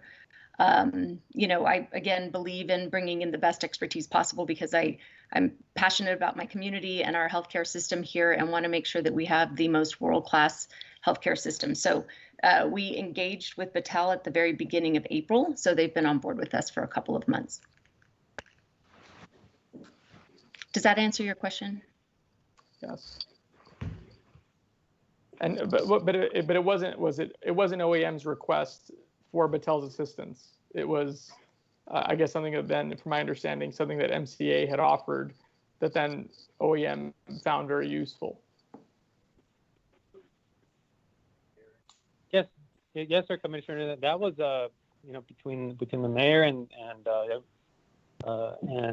county judge and as a community, that communication of how we could work together, like Ms. Schwartz said, started mid-March. Commissioner Leon, can I ask you, I'm going to need to step out on this governor's meeting with county judges and mayors, and I'll just spend at least the first 15 minutes. So if you don't mind conducting the commissioner's court for me as I step out. Not a problem. I'm here. Okay. Thank you very much. Okay. So, commissioners, at this point, if you all would like to refrain from taking action today, what I'd ask you to do is, instead of postponing the item, just take no action, and then I'll place an item on next week, or whatever is the pleasure of the court. No, I'm okay with that. Okay. Commissioner Robinson? No problem. Okay. Okay, so no action today, and then I'll place an appropriate item on for next Monday. Okay, thank you. Thank you. No action for item number 9. Item number 10, discuss and take appropriate action regarding COVID-19 impacts to the current employment leave categories and authorize changes as necessary. Good afternoon, Judge, Commissioners. Melissa Carrillo with Human Resources. So this afternoon, I just have a few updates for you all regarding employee leave during this COVID-19 pandemic. The first involves a brief update to your FFCRA, or the Families First Coronavirus Response Act. So together with the County Attorney's Office, we've been working on interpreting several guidance from the DOL, the EEOC, as quickly as possible. On Monday, March 30th, I had presented on the impacts of the FFCRA. During this discussion, we talked about the two different types of provisions that are found within the FFCRA, to include the emergency paid sick leave and the emergency paid family leave. When discussing the emergency paid family leave, we talked about the first 80 hours and how the employees could use their accruals to pay for that time. Thereafter, the remainder of those 12 weeks could be reimbursed up to 2/3 of the employee's usual pay, up to the $200 max that the law has set. What I failed to mention at the time that the employees actually have the option of using the emergency paid sick leave, which is the other provision to cover those first 80 hours.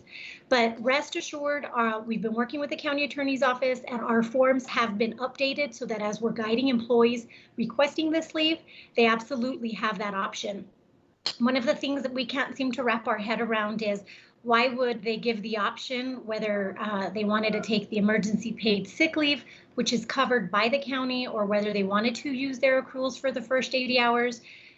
It's just written in two different provisions, and I wanted to make sure that for the court's record, we clarify, yes, they have the option still of using their accrued leave, but they also have the option of using emergency paid sick leave for those first 80 hours. So I wanted to clarify that for the court at this point. Do you all have any questions on that before I continue? Melissa, did we talk about this issue about 2-3 weeks ago, with the exception of this controversy that you're bringing up right now? The last time we talked about this, sir, was on Monday, March 30th. We had brought this up right as the acts were starting to be hit in place on April 1st. And so we talked about it fully. The only part that we did not mention was those first 80 hours. The only thing that I provided the court at the time was that the employees could use their accrued leave. And so I wanted to make sure that the court also knew, if the employee so chooses, they can also choose to use the emergency paid sick leave. So that's the part that I wanted to make clear for the purpose of today's presentation. That was not shared a few weeks ago when this was first brought up. Commissioners? So it seems like your recommendation is that now they have a choice. They always had a choice. I just want to make sure that, for the record, the court understands that there is that choice. We have been working with employees who are applying for that leave, and they definitely know they have that choice. We're actually looking at Chronos codes as well to see whose coding is such and reaching out to them. It's just making sure they know they have that choice. Melissa, I believe Melissa, we're not asking for action. We're not asking for any action, just clarification for this one, Commissioner Leon. Okay, so we're good. Commissioners, no problem. No problem. Thank you. No problem. Thank you, So Melissa. with that, thank you, Commissioner. With that, what I do want to bring up where we may need action from the court is the next two items. And so when this pandemic first hit, the Commissioners Court took a variety of actions on March 16th and again on March 30th, where I'm concerned, regarding employee leave, trainings, board meetings, things of that nature. But included in these actions was the abilities for directors to allow sick leave balances to go into the negative, and for directors to authorize strict administrative leave or administrative leave as necessary. While that administrative leave code is tied to several COVID actions, when it's used in isolation without a task code, it tells us that that is being used because telework is probably not available to these employees. And so at this point, now that we've had quite a bit of weeks for departments to really exercise their COOP plans, modify their protocols, create strategies to ensure employees continue to work in the best way possible, I wanted to bring these two particular actions back to the court's consideration in light of some of the financial crisis we've started embarking upon. And so at this point, I wanted to seek your direction on whether or not at this point you would like to cease the use of unlimited administrative leave for those that don't have a tax code, which began on March 16th, and instead resume the terms of our normal county's administrative leave policy. I'm also wanting to discuss with you and seek direction whether you all are interested in ceasing the use of negative sick leave accumulation, again, which began on March 16th, and then resuming the terms of all other leave policies that were in place at the time, such as sick leave, FMLA, sick leave pay protocols, and things like that. And so the reason I wanted to bring that back is when it comes to strict ADC and in terms of the financial crisis, we've been watching the impacts on our employees, we've been watching how it's being used, and we just want to ensure that whether that's a direction you want to continue going with, or is that something maybe we start working with departments and asking them to make alternative arrangements. For the court's information, as we watch who is using strict ADC, I have reached out to those department directors for the pay period ending April 18th. We've talked about this. I have quite a bit of support from the directors in that they realize at some point this needs to stop. In analyzing the pay period ending April 18th versus the one that just ended May 4th, I've seen a steep decline, and that's good news. So a pay period ago or 2 weeks ago, we had 86 employees who were on strict ADC. What that means is that employees for the entire pay period, 80 hours, were on strict ADC with nothing, no other work being done at that time. Since then, the most recent report reflects only 48 employees on strict ADC. So that's a steep decline of 44%, and we're proud to see those numbers go down. In working with departments, they too have expressed, we're figuring things out, we have work for them to do, we now have the equipment for them to do. So we're seeing departments really work to get these employees back to work. But that is something that I'd like to seek your direction on regarding stopping the unlimited ADC at this time. Well, by eliminating the ADC, will it negatively impact some of the employees? So you have a total of about 48 employees right now who, if their departments cannot find work for them to do, ideally they have the option of putting them on a leave without pay status if they so choose. But something else that I've been working really hard with departments on is finding alternative work for those 48 employees and any others who fall into this category and working in a different capacity. And so I have been working with Joel Bishop on some of the census assignments that we might be able to engage with the phone banking. I also have community service who's in need of 18 drivers at the time. And I also have planning and development who's reached out regarding a need for 5 personnel. So I'm working with departments and we're creating a log of work for these 48 to do. We don't want to negatively impact our personnel. We just want to think of a different strategy in light of the financial situation that we've embarked upon. Commissioners? Yeah, Vince?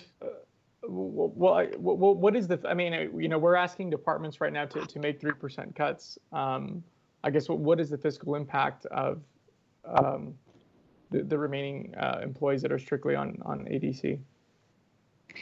So, Commissioner, as of the last report, May 2nd, and I think I said May 4th earlier, forgive me, but May 2nd, we have 48 employees and for a total of 3,840 hours, and the fiscal impact based on those salaries is about $80,611 for that pay period alone, and that is in strict ADC.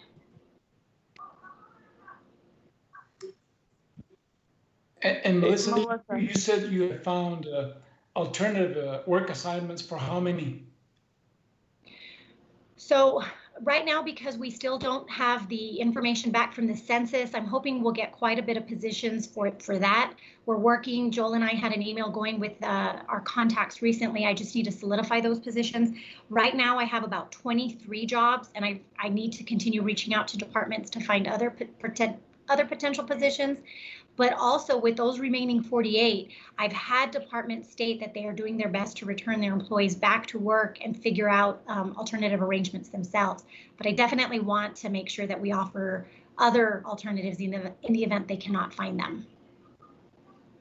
If we were to wait a week and we exhaust all the possibilities for the remaining employees that are still in that category, would that be too much of a negative impact on the county, or would that damage anything and we just wait one more week and exhaust all the possibilities?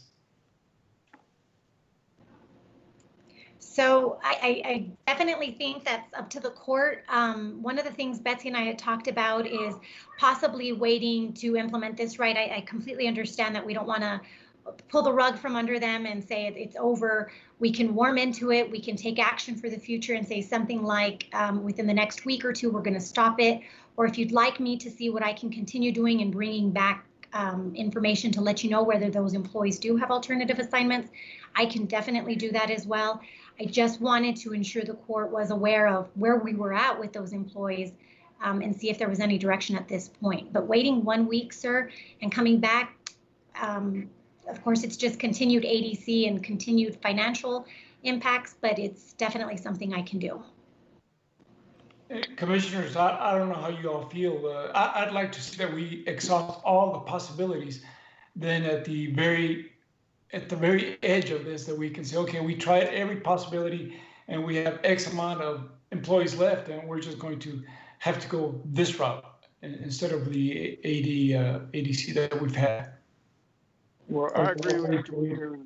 This is the direction I would go. Okay, so only as a last resort. Melissa, if you can come back in 1 week, if you don't mind coming back and giving us a plan that, okay, we've exhausted everything, this is what we recommend that the court does, because it's there's no other alternatives. Okay, I can definitely do that. Yes, Commissioner Pettis?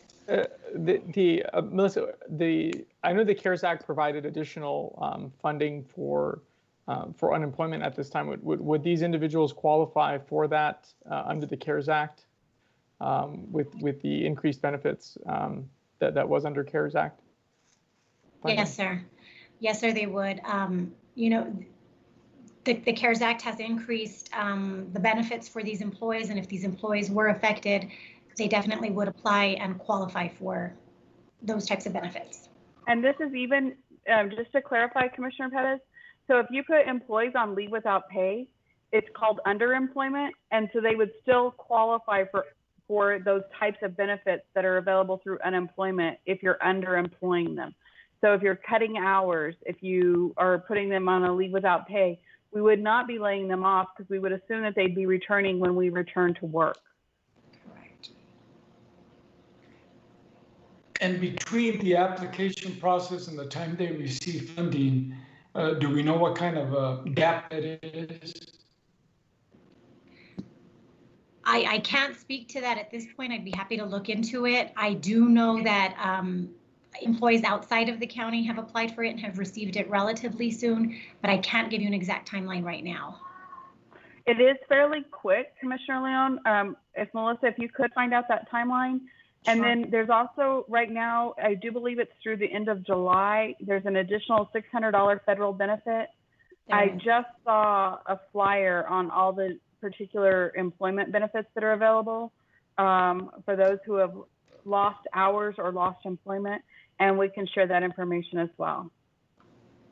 Okay, then that week will give us that time that we need for the remaining information. That's a good point, Commissioner Pettis. There is an alternative. And I would just say that if after we have exhausted all resources, if there is a circumstance where we decide no longer to have the ADC moving forward, I think HR should help to the extent possible with those forms and obtaining those benefits to ensure that they get those as quickly as possible. Yeah, that's a good point, that we assist them with all those, the application process. Okay. Thank you. I appreciate that direction. And I definitely will bring back more information next week. So with the last item that I have on this particular item, commissioners, is with regard to negative sick leave. And so negative sick leave was authorized on March 16th to run into the negative. The point purely behind that was we did not want our employees feeling sick and then feeling obligated to come to work for fear of not receiving pay if they didn't have those accruals within their account. And so similar to what we've been doing with the ADCs, we've been tracking what that leave looks like. And we have about 34 employees that are currently in the negative. The concern I have with that is on average, it takes an employee 1 year to accrue 80 hours back. And so right now with the 34 employees that are out, you have a total of 964 hours that are in the negative. On average, each of those employees has about 28 hours in the negative. So the reason I want to bring that to your attention is, again, when employees are on FMLA, your current policies allow for sick leave to be utilized, and then vacation, comp time, and then of course a leave without pay if necessary. When we look at these employees who are on negative sick leave, we do see that they have vacation accruals, they have comp time, some of them, and some of them they don't have enough. But about 65% of these employees actually have other accruals to cover this leave before running into the negative. And although that sick leave is being recouped with each pay period, my concern is that when we return from this, there will be no sick leave for them to use because it will have been so far into the negative that it'll be hard for them to accrue back. So at this point, I wanted to see if there was any other direction the court wanted to give, or if the court was interested in ceasing, of course, knowing that we have alternative policies to help them with FMLA. We have the sick leave pool policy for those that qualify, but it would remind, and we've reminded departments actually, if they have other accruals before we go into the negative, let's make sure that they're using those accruals first. You know, my thoughts are if they have comp time and vacation time, I think we have no choice but to have them use that time before they go into negative sick leave. Do you know how many of those employees fall into that category? We have, of the 35 employees that you have left, we have 65% that have sufficient vacation balances to cover what's negative. And then the remaining 35%, they have some vacation balances, but not enough to cover what their negative sick leave looks like. But with the direction today, I know auditors and payroll are watching. I know employment relations for my office is watching. With the direction we received today, we will continue to work with departments to either retro code so that that vacation comes into play instead of that negative sick leave, and then make those alterations as we need. Okay, commissioners, any thoughts? No, I guess that's, I'm sorry. No, I would agree. I mean, because one concern is that, I mean, if when the county courthouse does reopen, and if there is a second wave, I mean, then what options are going to be available to us then if there's really such a lot backlog, I guess, of sick leave. Right, and so our current policies already allow, we have definitely FMLA, so it would require them to use vacation first. We have those that may qualify for catastrophic illnesses to use our sick leave pool, which we've talked about in recent months. And then, of course, we have our leave without policy, and our leave without policy allows department heads to let their employees remain on leave without for up to 90 days. That is also something that they have as an option.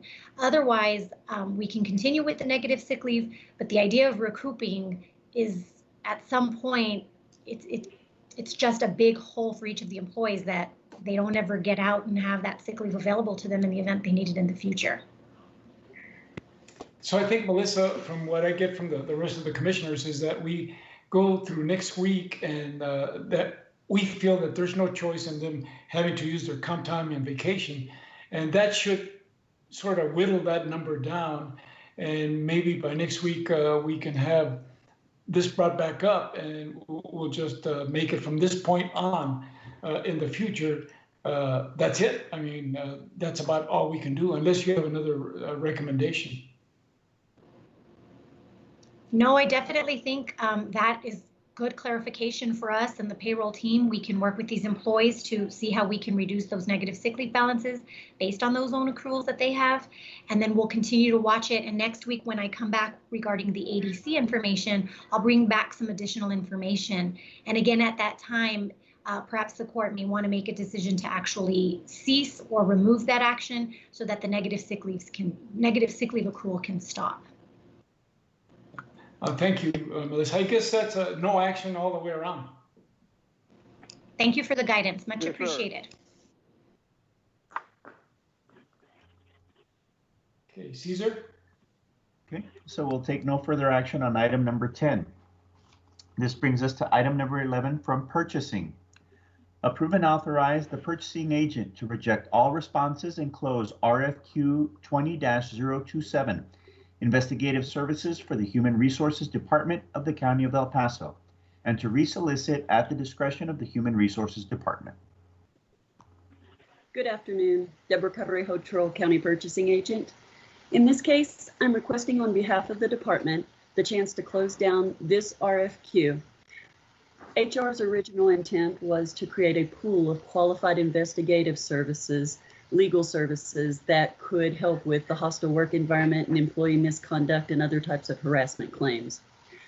Although this was let to the public prior to the COVID-19 situation, we did extend the opening date to April the 30th because we knew that the vendor community might have an issue responding, or they might not have the capacity to respond. Unfortunately, we only received one response, and we've not received good feedback as to why there was only one response. Because HR is hoping to create a pool of vendors, we're requesting the opportunity to close this down, and HR does intend to resolicit with your permission at a later date or when this is over and we feel like the companies can turn their attention towards this need of the county. So we need a motion? Yes.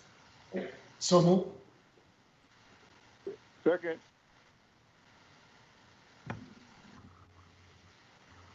Commissioner Perez. Aye. Commissioner Leon. Aye. Commissioner Stout. Aye. Commissioner Robinson. Aye. Judge Samaniego is absent. Motion carries. Item number 12. Approve the purchasing agent to reject all responses for assessment 2 of RFQ 19-030, professional services contract for internal process review audit for the County of El Paso, and to resolicit as a separate scope of work at the discretion of the Auditor's Department. Deborah Cabrejo, County Purchasing Agent. This is an older item, and it came in two assessment portions. Assessment 1 was the county administration portion under the Commissioner's Court. That was awarded in December. Assessment 2 under the County Auditor's Office through the Council of Judges was actually delayed because there was a budget issue. And I think there is a shortage and the budget is not going to be found at this time. The Auditor's Office is requesting to close out Assessment 2 and resolicit at a later date when the budget is available. Thank you, Deborah. I so move. Second. Commissioner Perez. Aye. Commissioner Leon. Aye. Commissioner Stout. Aye. Commissioner Robinson. Aye. Judge Samaniego is absent. Motion carries. Thank you. Thank you.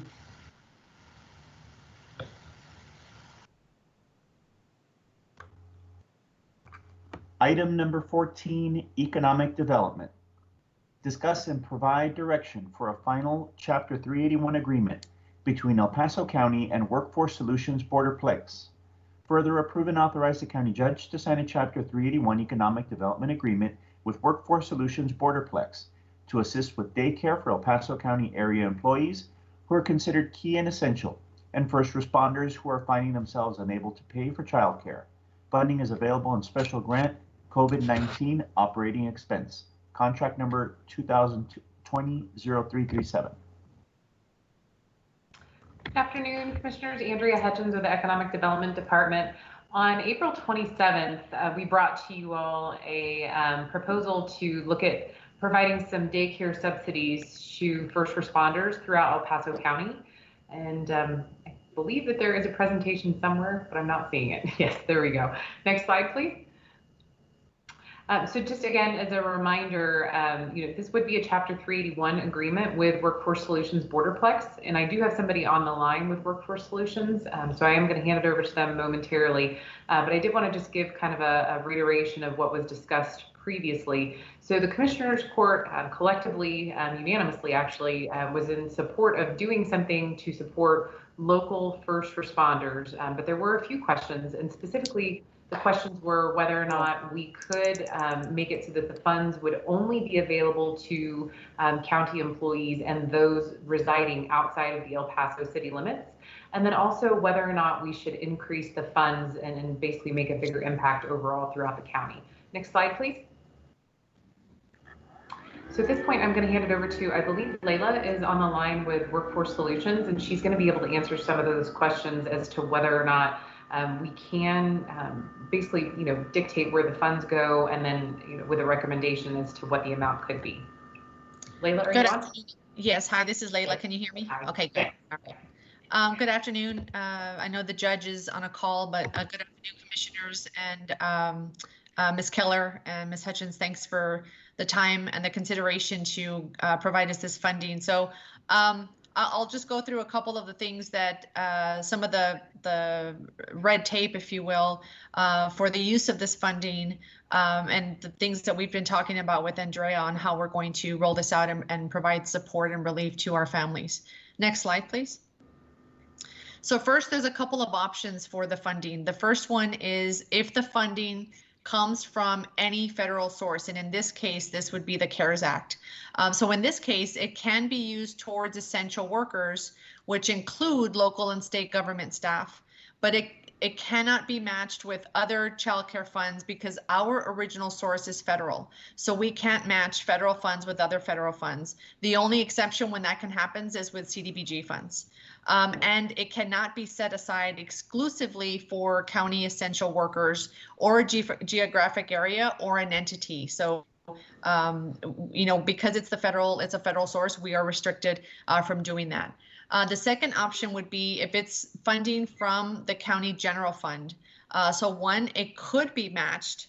In that case, it could be matched against our federal funds, but it cannot be designated per the donor request. For example, you can't say, I want this to come from the general fund, but only exclusively to county employees or the geographic area. There's yet another option for local or for county general fund monies where it's not matched and it can be designated for a geographic area, but cannot benefit your entity. And then again, if it's not matched and managed separately, per a donor discretion policy, but then we'd have to apply admin costs, et cetera. So it's a little bit more complicated than necessary, but that's usually the case when it comes to the federal child care system. But I wanted to just give you an idea that there are different options to consider here. Next slide, please. This slide will show you kind of the current demand. So the first group is the individuals that are essential worker families or children that are already in care that are either city or county residents. And then we also have a wait list of individuals that are city or county residents that we cannot currently place in care, and that's because they are not essential workers. So right now, only the child care services are being provided only to essential workers through our, for any of the child care agencies, whether they are in-home or commercial daycare centers, they are only serving children of essential workers and not their typical clientele. The band in the orange, this is the number that I wanted to just really highlight. These are essential workers that are pending applications that are either city or county residents. And so there's a total demand of about 61 children. But we believe from our current funding, because we have also received funding directly from CARES Act, that we will be able to cover these children for now. Next slide. And we think that that's going to cover us through June. Cover the children of essential workers that are in the system now, and these on that list to be processed through June. So something that I just wanted to describe as far as like the cost of care and how it works. So typically we negotiate rates with childcare providers. We come up with like a discounted price. We pay a portion of the childcare cost, and the parents pay a portion based on their income. There's a formula that we come up with based on their income. We each split it to a certain extent. But as a result of the pandemic, the regulations have changed or have been mandated this way. Subsidized childcare is being provided only for children of essential workers, as I just recently mentioned, and we are paying 100% of the full price of the childcare cost, meaning we're paying the regular price. Not necessarily the discounted price. So we're paying the regular price. Plus, we're also paying a 25% incentive for children, for childcare providers to remain open and care for the children of essential workers. So we're paying the regular price plus a premium. So at the highest point, cost per child per month is approximately $650. We're unclear whether how long these regulations will last past May. Right now, the word is that these regulations will last through May. We don't know if that's going to stand or not. Next slide, please. So when we look at this number of the wait list of what we were thinking, the funding to benefit county residents. So we have 274. These are families of typical custom child care families, not necessarily those that are essential workers. So we would have to wait for them to be used when care opens and the pricing structure resumes for all children. They would have to be the county general fund monies. We would utilize our eligibility criteria and manage through our contractor now, which is the YWCA. We would utilize we have a policy that shows a priority population such as county residents, but it would not be able to be designated exclusively for county essential workers or employees, and it would not be matched with federal funds. So we could, provide these services, and then after the fact, we can report to you how many of them happen to be county employees or essential workers, but that can't be the criteria for why we say yes or no to the childcare. Next. So I think this is the formula that Andrea determined. So the price for the childcare for those county residents, right now there's about 274 times that typical subsidy amount of $650 per month equals $178,000 per month that we would anticipate. Now that's at the highest level. Again, we would apply this when our typical system resumes, and there are some daycare providers that have a lower cost. They vary, but we just use the highest amount. And then, it would, so many things are still a variable as far as if school returns, are there siblings that are in school? Are there younger kids that are going to stay in daycare? So we might be able to, to stretch that money beyond the 274 per month. It's just, there's just a lot of variables that we don't know at this point. But those are certainly the things that we could report on, and we keep our contractor, the Y, keeps a daily tally of how many people are in care every day and for how long. So, so we could certainly report on that for you as often as you'd like. Next slide.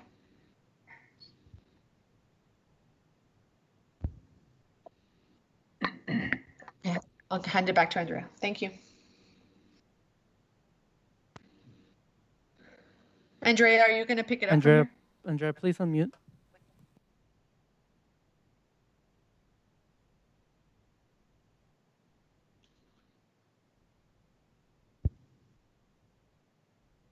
Andrea, you're still muted.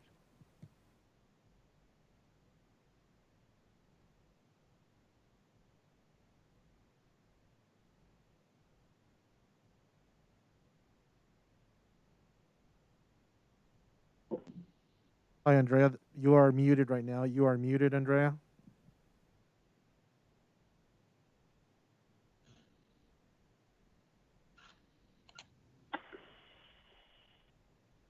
I don't know if maybe possibly Andrea may have is having some connectivity problems. We're gonna drop her from the call and then call her back in. Okay. Well, we get her back on the line. I understand that what you're telling us that we can't make it exclusively for county essential employees. It has to be open to everyone. Is that correct? That's correct.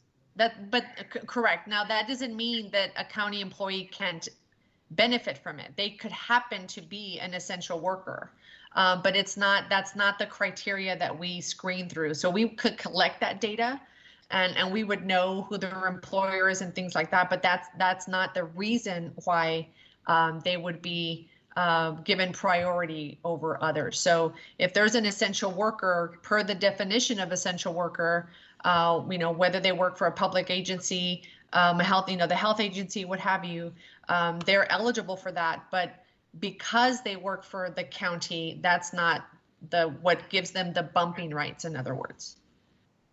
Okay, thank you. I don't know if Andrea's back on the line, but I will remind the court, if we do this eats into our funding that we set aside for the second wave.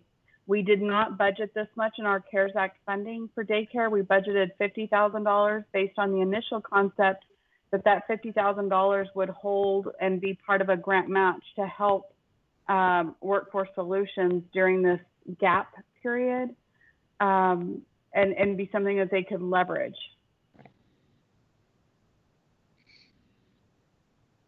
So Betsy, with this amount, with $50,000, that's only going to hold us for, if I remember, would it be a month or two only? Basically, according to this, so first of all, what I'm hearing from Layla, and Layla, please correct me if I'm wrong, the $50,000 cannot be leveraged against the federal grant match because it is federal funding. That's correct. So the initial intent, which was to leverage against the federal funding that they want to draw down from Workforce Solutions, the CARES Act funding cannot be used to do that. And Andrea is telling me she's having trouble getting back in. Miguel, I don't know if you're working on that on the back end. So our initial intent cannot be achieved with our CARES Act funding. And initially, we, again, had budgeted $50,000. If we took $50,000 of CARES Act funding, it would not be leveraged, but they would only be able to provide daycare for we'd probably have to lower the number from 50 children with only $50,000. It'd be a lower number for a less period of time, which I believe part of that, correct me if I'm wrong, there'd be an admin fee to doing that, correct, Layla? Yes, that's correct. And so the question would be, would it be worth it to do it for a very short period of time, like 2 months? So the other side of this would be not to use the $50,000 and go into the CARES money, which had not been budgeted for this purpose? We did budget $50,000. That's the money I'm talking about in the CARES Act. If we go above $50,000, we're going to be using the money we set aside for second wave or unforeseen expenses. Oh, okay.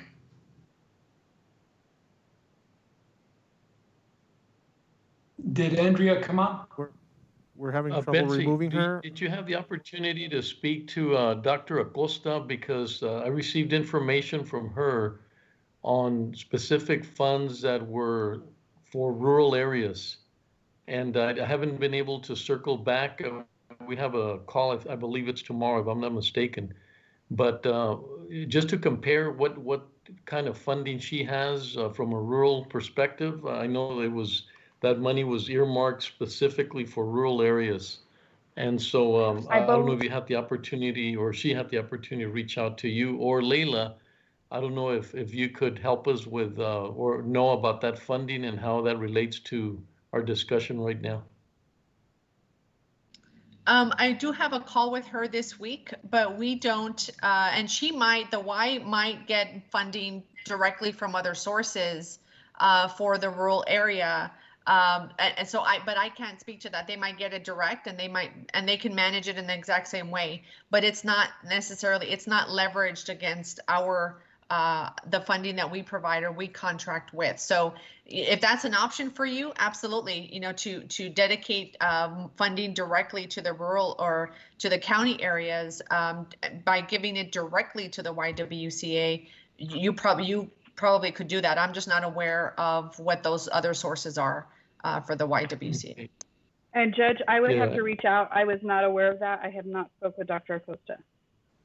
Yes, please, because this was recent, and then I was trying to get a meeting with her, but given the order and some of the other activities, I wasn't able to be ready for this particular meeting today. But I know she specifically said it's time. If you leave your name, number, and a brief message, I will get back with you as soon as possible. I will. I'll make a note. The mailbox is full and cannot accept any messages at this time. Right. Goodbye. I'll reach out to Dr. Acosta. Thank you so much, Betsy. Appreciate it. Okay. If the court would like, we could. Sorry, Betsy. This is Miguel. We're still having difficulty trying to get her. Okay. I could follow up on that, and we can bring back an item addressing that next week if the court would prefer to wait to take action. Yeah, I'm okay with it.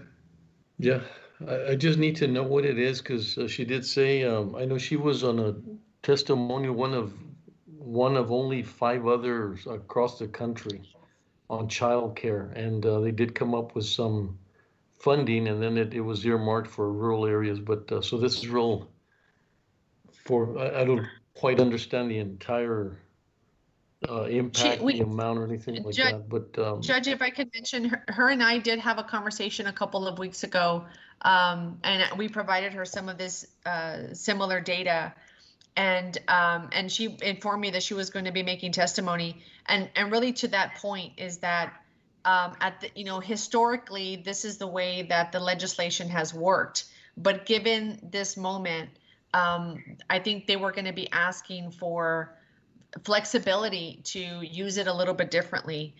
Whether that actually happens or not through a future CARES Act legislation or through some policy changes that come through the pipe from the Department of Labor or the Texas Workforce Commission, for us, for workforce boards or other child care organizations around the country to be able to, set it aside and use it to for those areas. That's likely what she was advocating for, and so I don't know how soon that would happen, but we did have the similar conversation. So nonetheless, whether it's Ms. Keller or Andrea or myself, I'll be speaking with Dr. Acosta this week, and we'll follow up on that conversation and can have that as part of the what comes back next week. And then, as I mentioned, there are individuals right now that are essential workers in the county area, county residents, that there is funding available for them at the moment. So, I certainly appreciate the willingness and the support,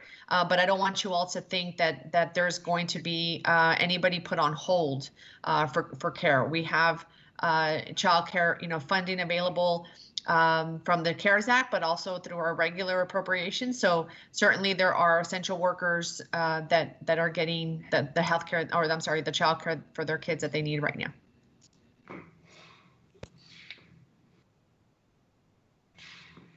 Thank you, Betsy. Thank you, sir. And Layla, I'll circle back with you as well. Okay, that'll be fine. Thank you.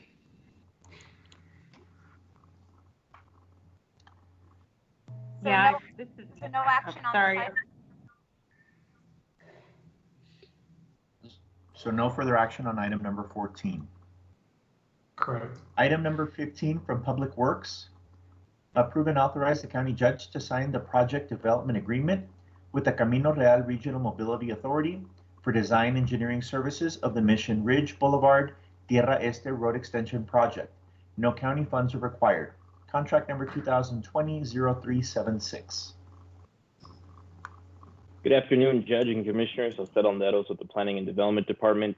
The item before you is a contract with the Camino Real Regional Mobility Authority to execute a project development agreement for the design of Tierra del Este, which is a project that has been identified by the Commissioners Court and by the El Paso Metropolitan Planning Organization, or MPO, as a strategic investment for our community. This is a north and southbound road that is located in Precinct 3 on the east side of El Paso. It actually borders Precinct 3 and Precinct 1 and provides connectivity from Pelicano Boulevard north to Mountwood Drive.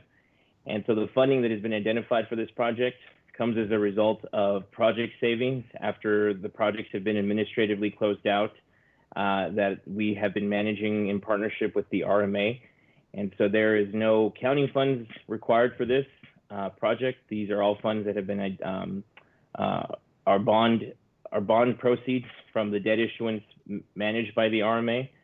And so this project would allow, once we get this design going, this project would provide the county with a shovel-ready project in the event that there are stimulus dollars made available from the federal government in the future. At last week's Project Advisory Committee at the MPO, it was information was provided to all the staff that we should be expecting to see some stimulus bill in the future that has infrastructure components tied to it, and shovel-ready projects are a requirement for that to be eligible for that funding. And so this positions the county to have a project that's ready to go, that's going to follow the federal process and be eligible for federal dollars once that becomes available. As for the court's favorable consideration on this item, I'd be happy to answer any questions that the court may have.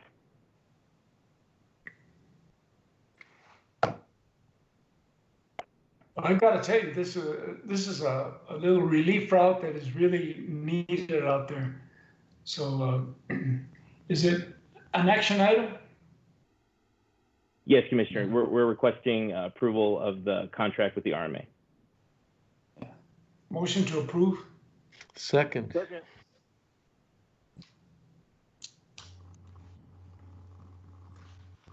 Commissioner Perez. Aye. Commissioner Leon. Aye. Commissioner Stout. Aye. Commissioner Robinson. Aye. Judge Samaniego. Aye. Motion carries.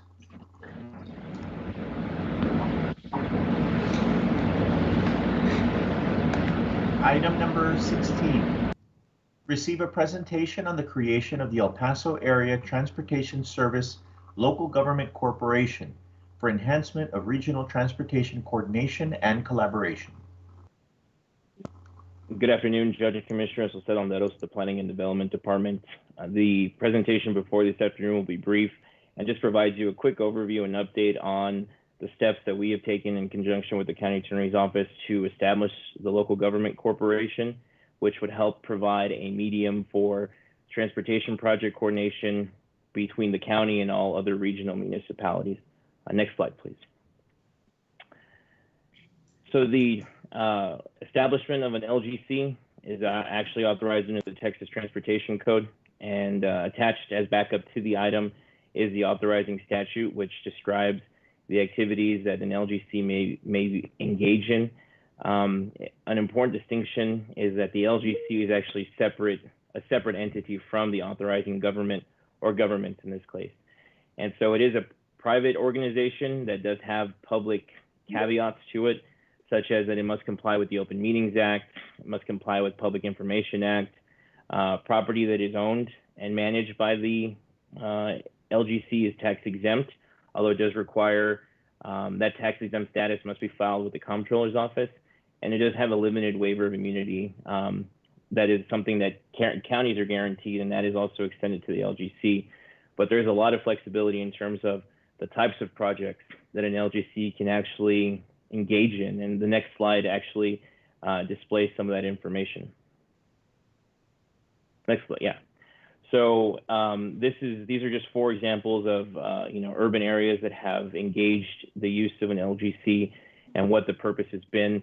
You can see that the use is very broad, from constructing an owning convention center hotel, as the city of Dallas did, to something much more specific for basic infrastructure needs, as was done in the city of Bryan and College Station, where they partnered together to construct and operate a landfill for the BCS area.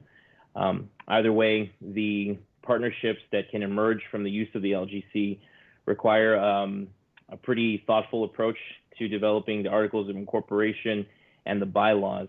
And so the purpose of the presentation today is to both give you an update on where we are, provide you a little bit of an overview of the LGC, but then also attached to the backup on this item are the draft articles of incorporation and bylaws, which would be routed through all the different agencies that are going to be partnering with the county to establish the LGC. And again, the primary project, and we can actually go to the next slide. The primary project that we have identified for the LGC would be to expand regional transit. In conversations with the partner agencies that have agreed to work with the county, which are Horizon, Socorro, Sonelli, and Vinton to date, there is a conversation about whether we want to broaden the focus and instead of just focusing on regional transit, use the LGC as a medium that would allow these partner agencies to engage in a variety of developmental or transportation issues.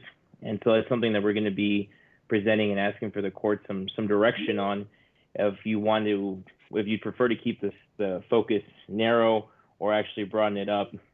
But to provide a little bit more context on the initial project, we initially thought we would partner with all of the local governments, use the local government corporation as an agency to collect all the funding and manage the contract with the vendor for transit service. Eventually, what this does is it gives us the opportunity to have the local government corporation partner with Sun Metro to actually have one seamless regional transportation entity when it comes to public transit. We're the only metro area in the state of Texas that does not have a regional approach to transit. And so this is something that is a goal that the Commissioner's Court has identified that we're working toward. But this entity also has the potential to have that same level of regional coordination be experienced in other planning efforts as it relates to transportation or other developmental needs. Next slide, please. So to date, we've drafted the articles of incorporation and bylaws.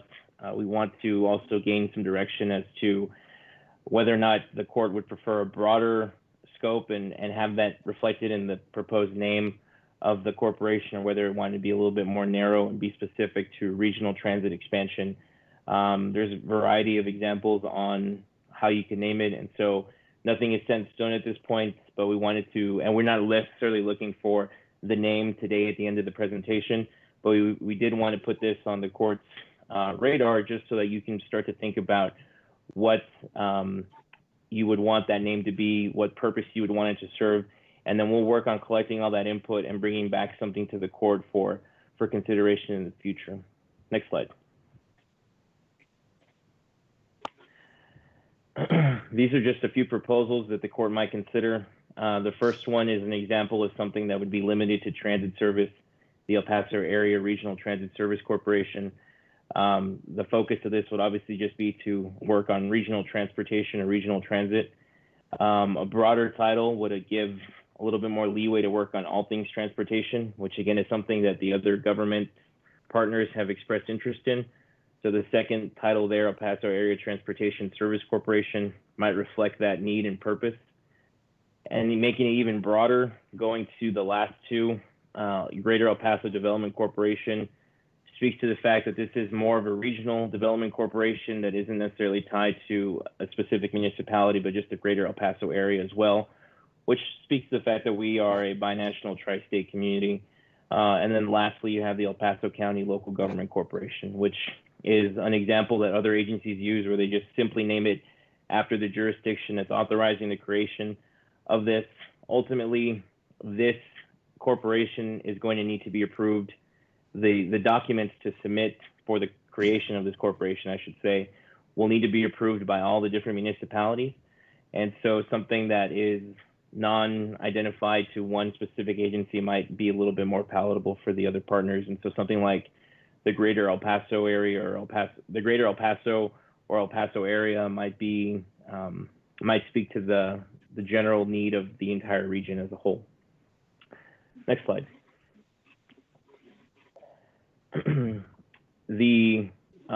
Under the proposed bylaws, which again are attached to this item, the board of directors for the LGC is as presented here.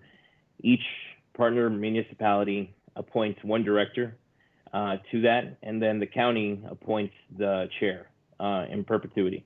And this is a structure similar to what the RMA actually utilizes. The mayor gets to appoint all of the directors, but the governor from Texas actually appoints the chair, and it's always that way. And so that ensures that the leadership of the agency is always tied back to the county because the county initiated this process, but we're being good partners and working with everyone.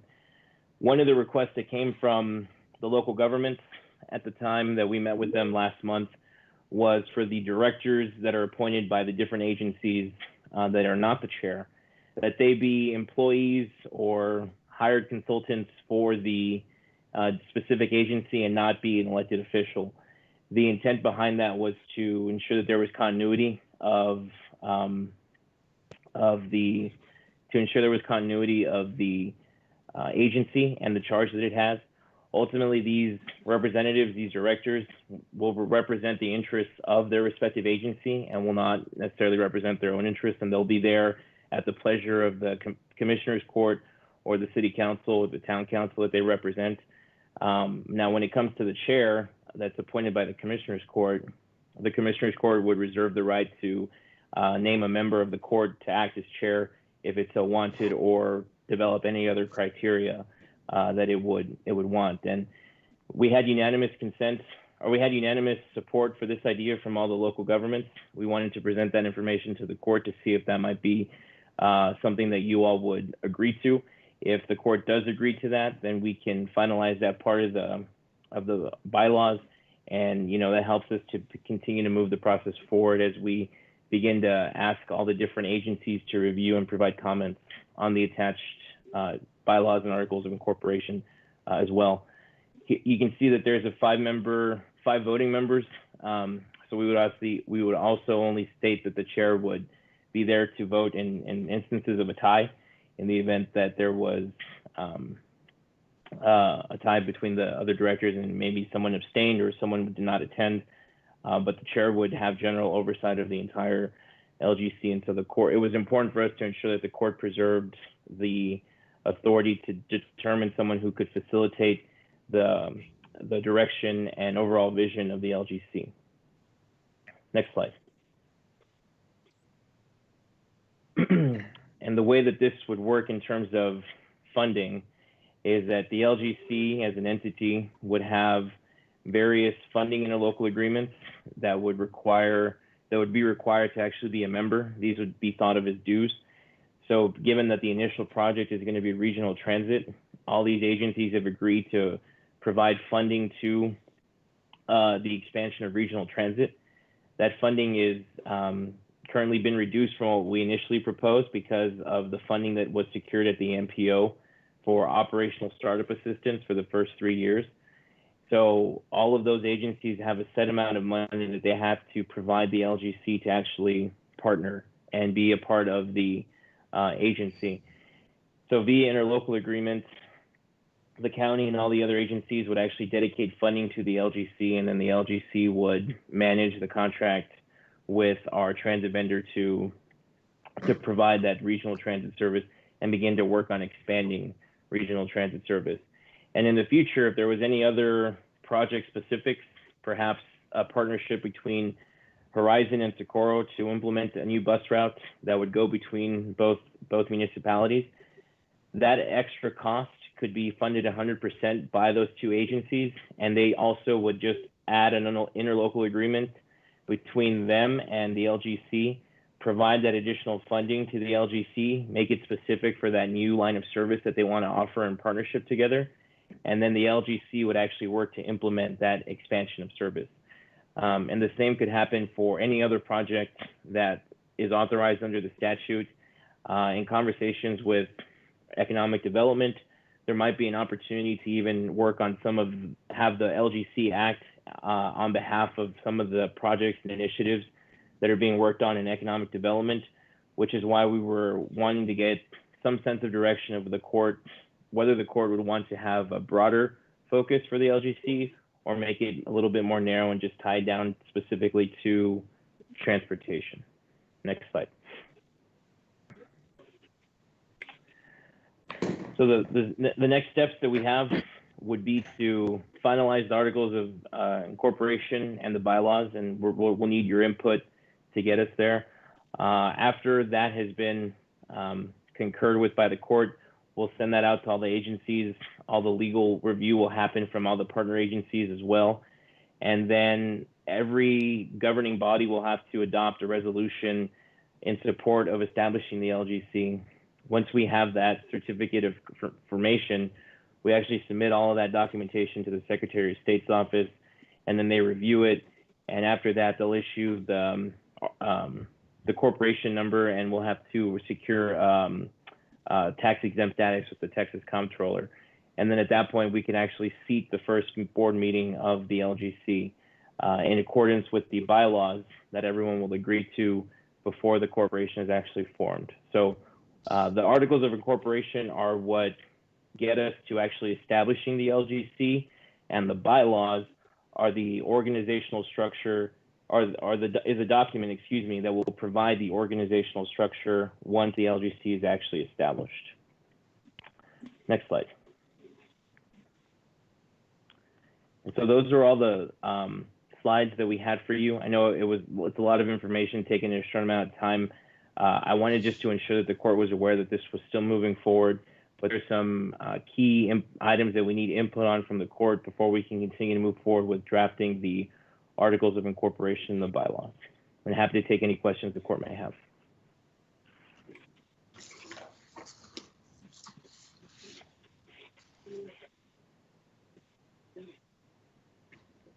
Judge, you're muted.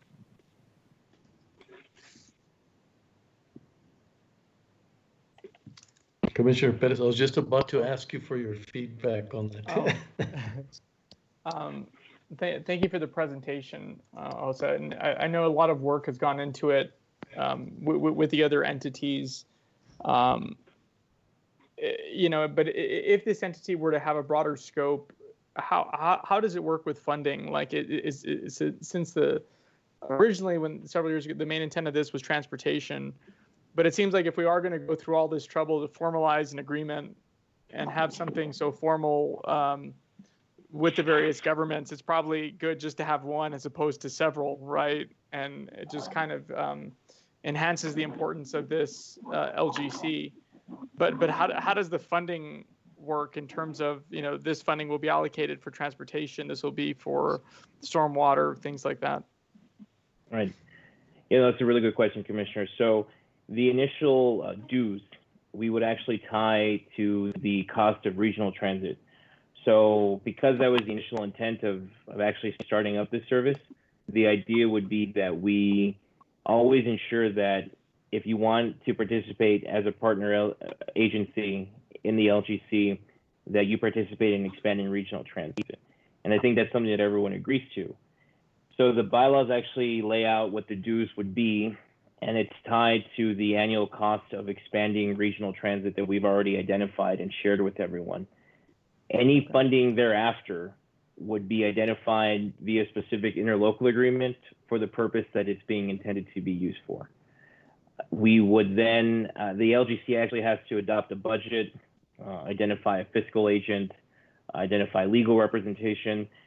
And so as we continue to move this forward, we will have to engage the county attorney's office and determine the costs that they may have for having a county attorney assigned to provide that legal representation to the LGC, and if that's something that they would be willing to do.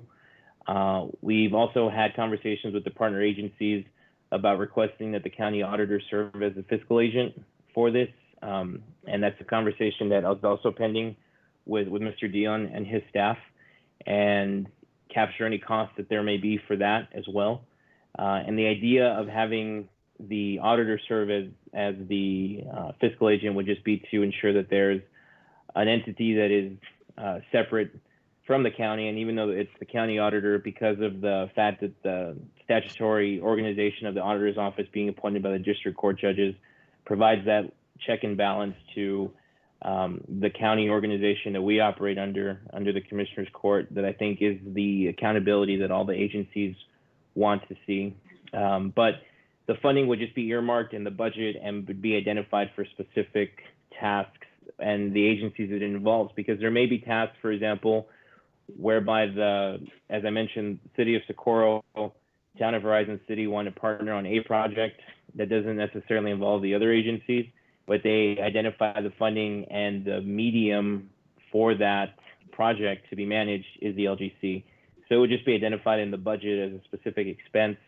And then as the funding is received, make sure that it's coded correctly per the interlocal agreement they would execute with the LGC. Okay.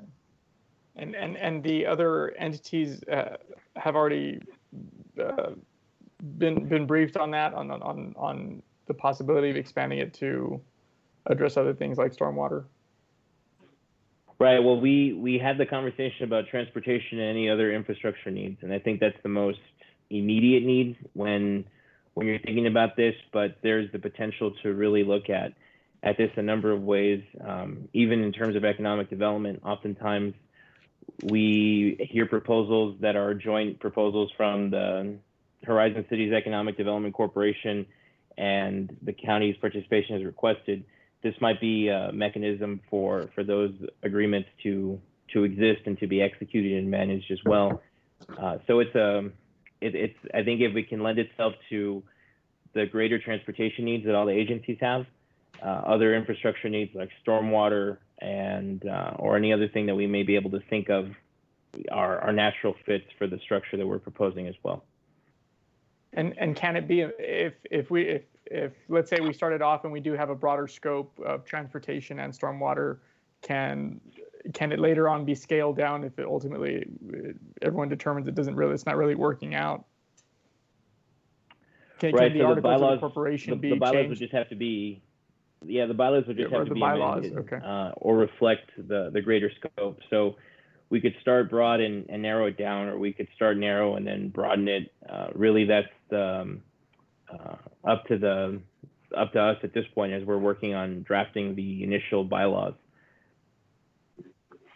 I mean, personally, I think since a lot of trouble has gone into this, to formalize the structure, and if the other municipalities are okay with a broader structure, then I would say, having a broader structure would be most advantageous, because it only enhances the importance of the committee and the fact that they would take this seriously and appoint people that recognizing the scope of authority that this the local government corporation could have. So that's what I would suggest. Judge. Go ahead, Commissioner Stout. Thank you, Jose, for the presentation. I have a couple of questions. One is, I guess the biggest one is that I guess wasn't clear to me is there anything that creating this organization would do that could not also be accomplished with interlocal agreements? Yes. So the LGC is a private corporation, and so in terms of flexibility and expediency for procurement or partnership with other private agencies, this LGC has a lot more flexibility to accomplish that need. In terms of design for major construction projects, the corporation must still ensure that it meets all requirements under state law for procurement. But for other agencies or for other purposes, it can contract directly just like a private company could. That's organized as a corporation under the Texas law. So that would mean flexibility in terms of partnering with private companies that may be binational, that may cross state lines, and not necessarily public governments, but even private companies. And And that flexibility can really be beneficial in an area like ours, even when it comes to transit service. The county currently has to go after a vendor through a formal procurement process. But for a service like that, the LGC would actually be able to pick a vendor and negotiate a fair wage and a fair cost, and then execute a contract with that individual company to move forward. So there is an added benefit of having more responsive because of the lack of, bureaucracy that the agency must go through. Okay, thank you for that clarification. This is kind of getting into the weeds a little bit, but in the bylaws, there's a section that talks about the board of directors being authorized to coordinate and assist in planning and development for countywide public transit.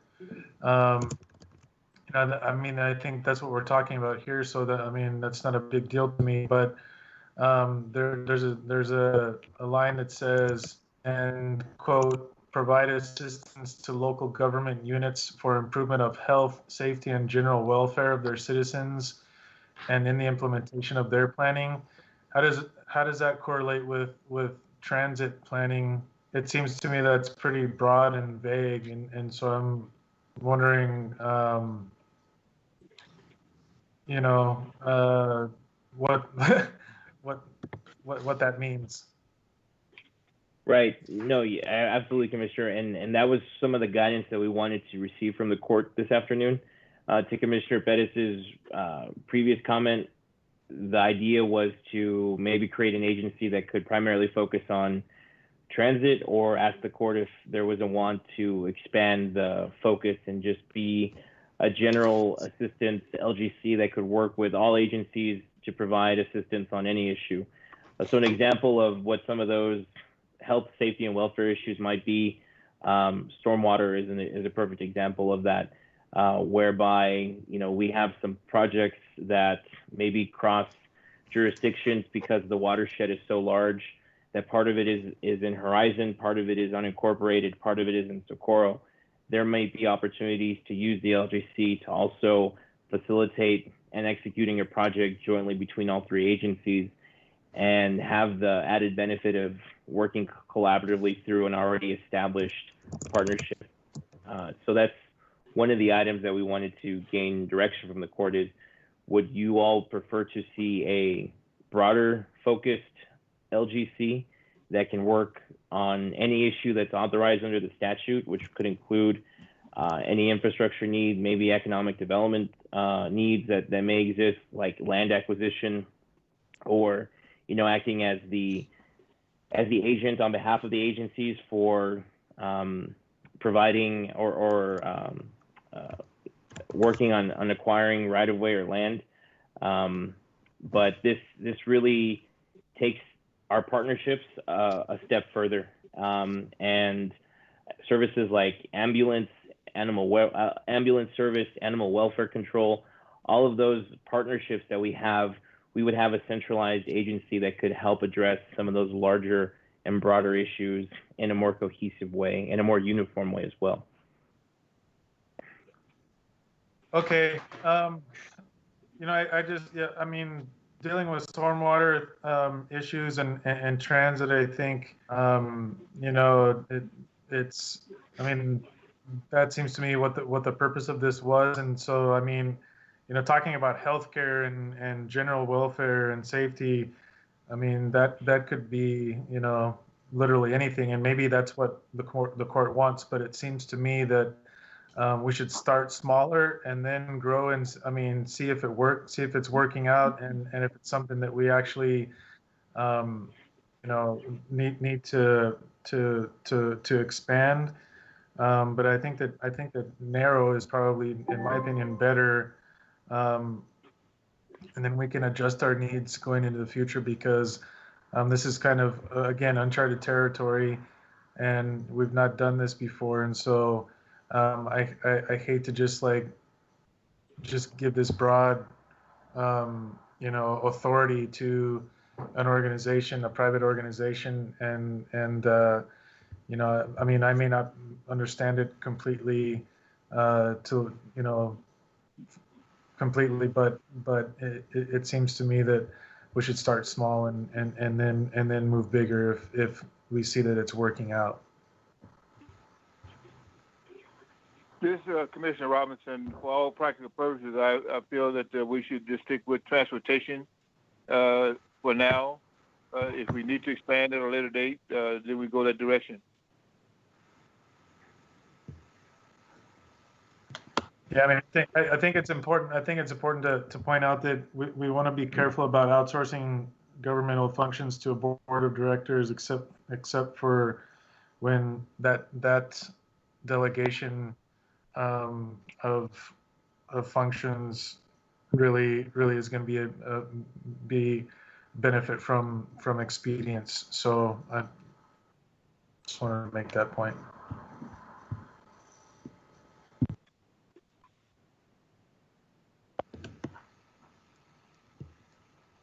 Commissioner Perez? I'll say, Commissioner brings up what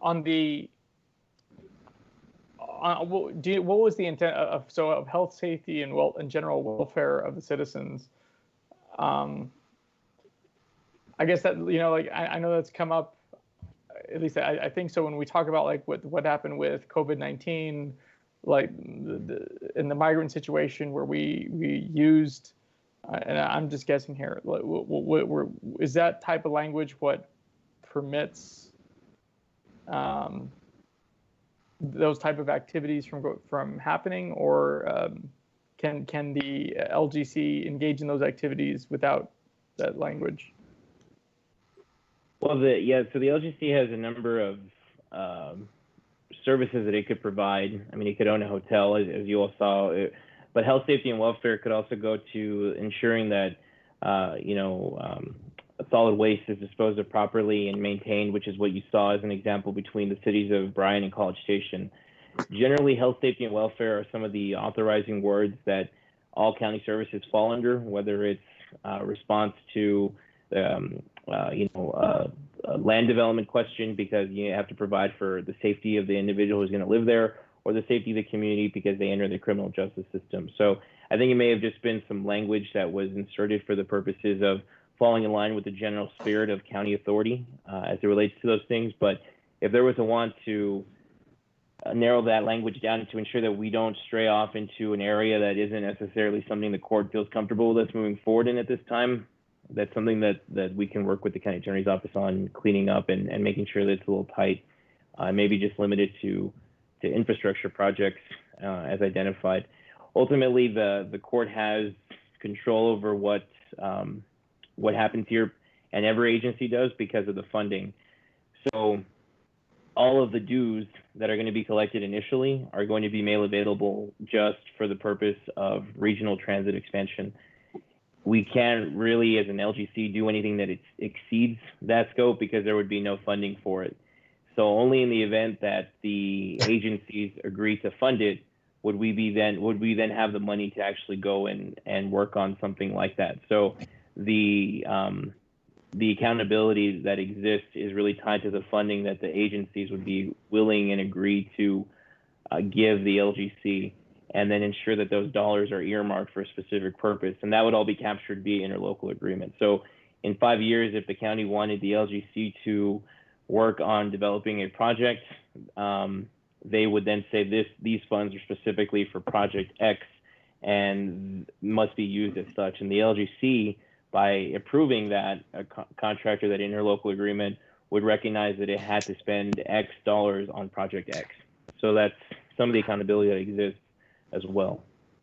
Jose, on Yes. that same note, so if the county wanted to use the LGC to partner with, say, Socorro on a stormwater project, it would take all the members of the LGC to partner with us? No, so what the structure would be. Approve it? Right. So the contract would have to come in, and then the board would have to approve that, similar to the way that the Commissioner's Court has to approve a contract with any other interlocal agreement. That's right.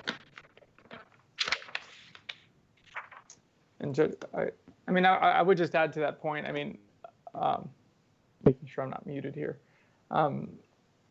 You know, for years we've kind of struggled on how to coordinate. You know, with transportation's been the one thing, but also with stormwater.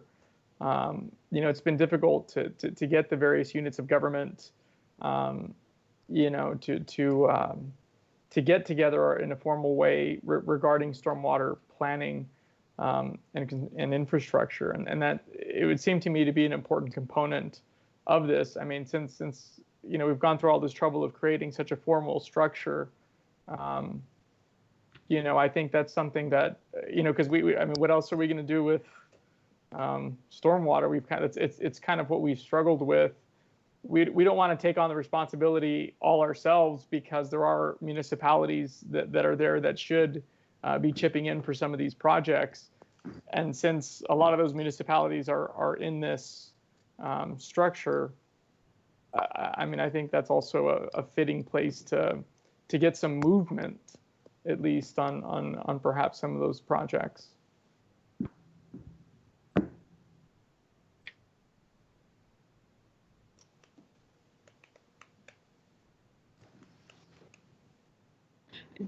Judge, Commissioners, the reason I was asking is my concern is I just wouldn't want the county to have to go create a separate LGC if for some reason, say for example, if it was a partnership with Socorro for a particular project in that area, I would prefer that we be able to use the existing LGC, I would imagine, and I just wouldn't want that to be able to be blocked by, say, for example, if Horizon and Vinton did not agree with us doing a project with Socorro.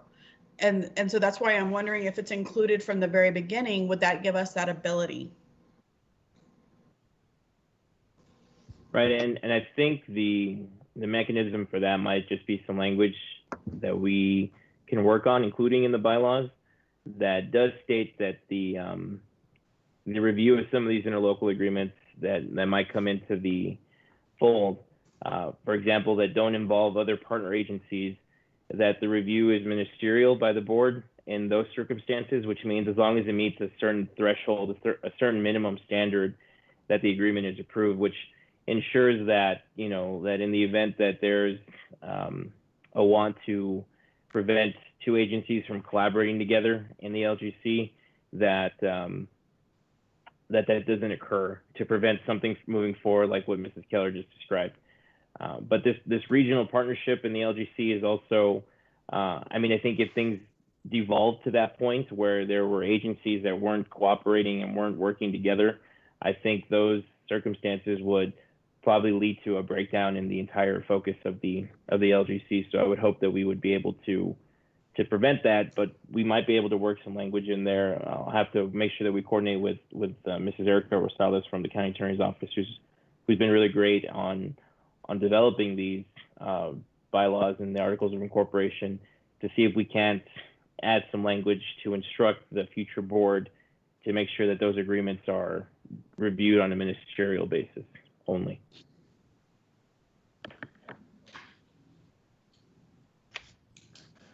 Yeah, again, I feel like we don't want to get too broad. I don't have an issue with you know, having it tightened to like transit and I mean stormwater. I mean that's not a big issue. I just want to make sure that it's not so broad.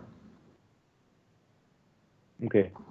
Yeah. I think based on the feedback, we can limit it to infrastructure, and maybe give some examples of what those infrastructure projects may look like.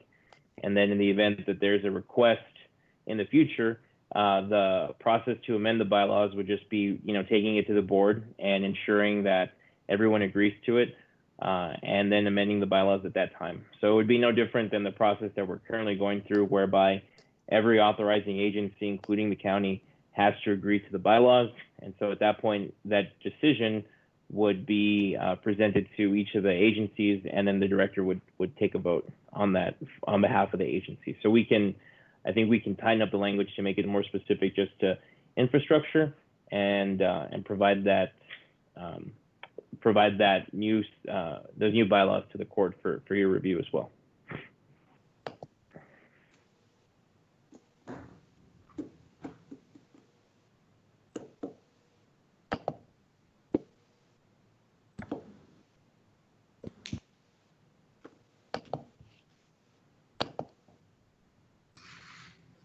So where do we stand? Is that generally the concurrence from the court then Just a to just tie the presentation, right? We language don't up have- to you just have to give infrastructure it only that and direction. clean up that language?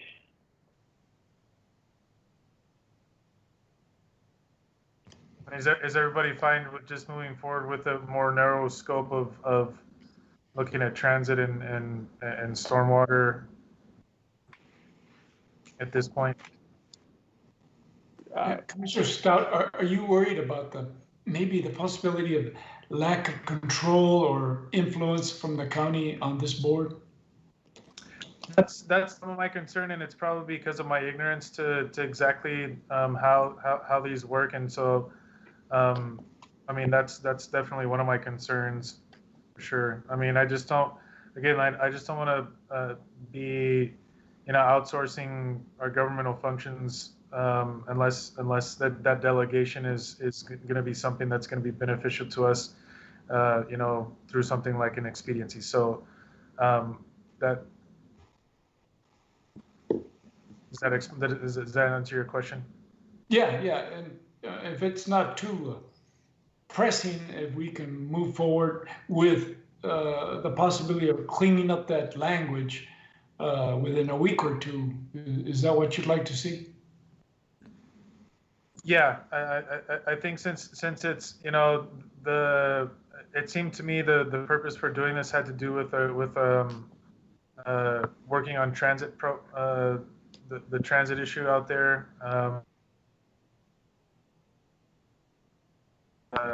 With that, and then if we see that it's something that works out, and an economic development project comes up that we may want to look at including, then we can expand. I would rather go kind of take baby steps.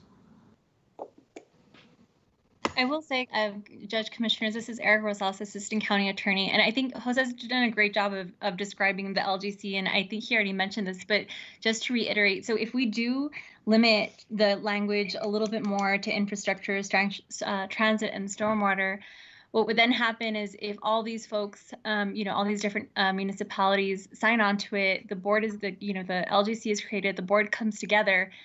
At that point, to amend it, it would be up to the board. And so the county has the chair, of course, the county has its other director, and then each of those entities have their individual directors. And so they would be the ones making the decision to expand it or not to expand it. So I just want to make that clear.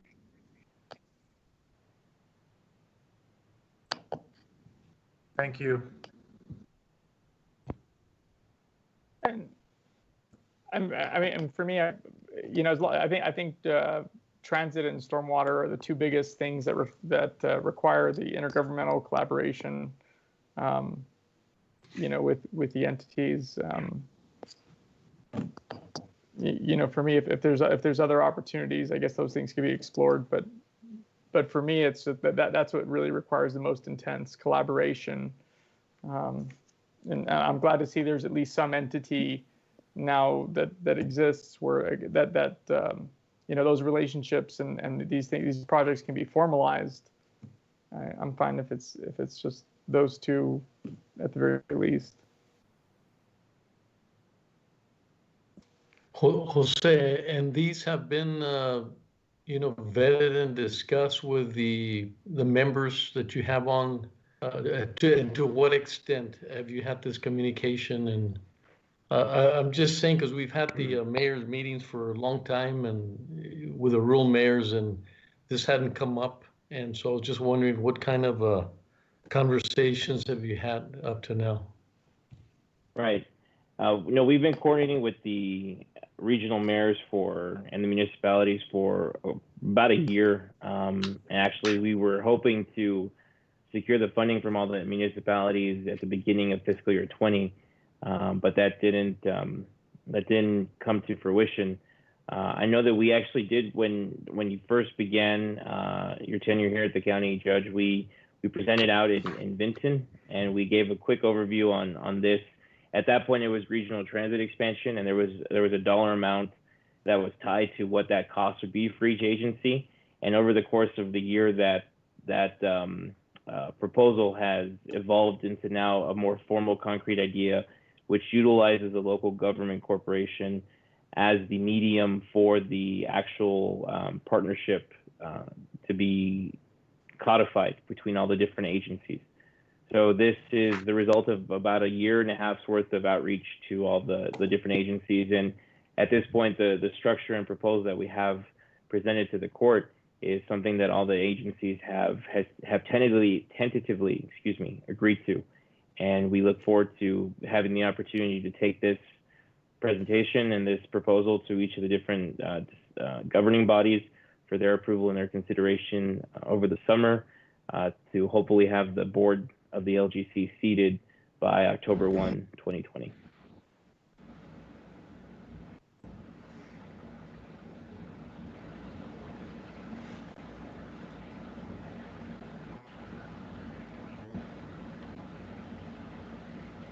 Sorry, Jose, I got cut off and then I'm back in. No worries. I just mentioned that we had presented this over the course of approximately a year and a half, and the idea has evolved in that time from initially just requesting funding from the different agencies to now actually being a formal local government corporation that will be a codified example of the partnership that exists between all the partner agencies, including the county. And so we hope to present this proposal to the different agencies over the course of the summer with the goal of having the board seated and have its first meeting by October 1st of 2020. And so far, everyone is in alignment. They feel good about, they've seen bylaws, they've seen everything. Some of the questions that were asked right now are very important about having, if we want to deal with one particular entity, how does that work with the others? And so some of the questions I think might need to be discussed with them as well, and how they would perceive. I think that was a great question. If we want to have something directly with Socorro, in some kind of an agreement, how does that impact this board? And so, I would need just a little bit more to understand some of the dynamics, but. Yes, sir. No, everyone's familiar with the concept, especially on the board of directors and how that board interfaces with their agencies and with the other agencies. The finer points of the bylaws do wanted to bring this to the court's attention first before we shared for public input. Given that the county's taken the lead in establishing this, we wanted to ensure that we solicited your input as our governing body before we sent this out for all the other agencies' input, both on the technical side as well as the legal side. And so over the next few months, we'll be working with different agencies on that. Jose, and Betsy? today we're not asking the court to approve like a final version. We're asking the court for input so we can go seek that additional input, correct? That's correct. Yes, ma'am. And Judge, we've been, just for some background, and Jose, you may have mentioned this and I apologize if I missed it. I'm not as good of a multitasker as I thought I was, but we have been working on this for at least 2 years from what I can recall.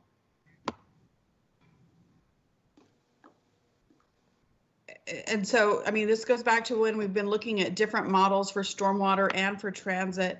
And so those communications have been ongoing. And now we're just at the point where we're asking the court for input on these drafts, which I want to thank you so much for bringing forward. I really appreciate that we're at this point, so that we can go continue to work out those details with all these communities. Mm-hmm.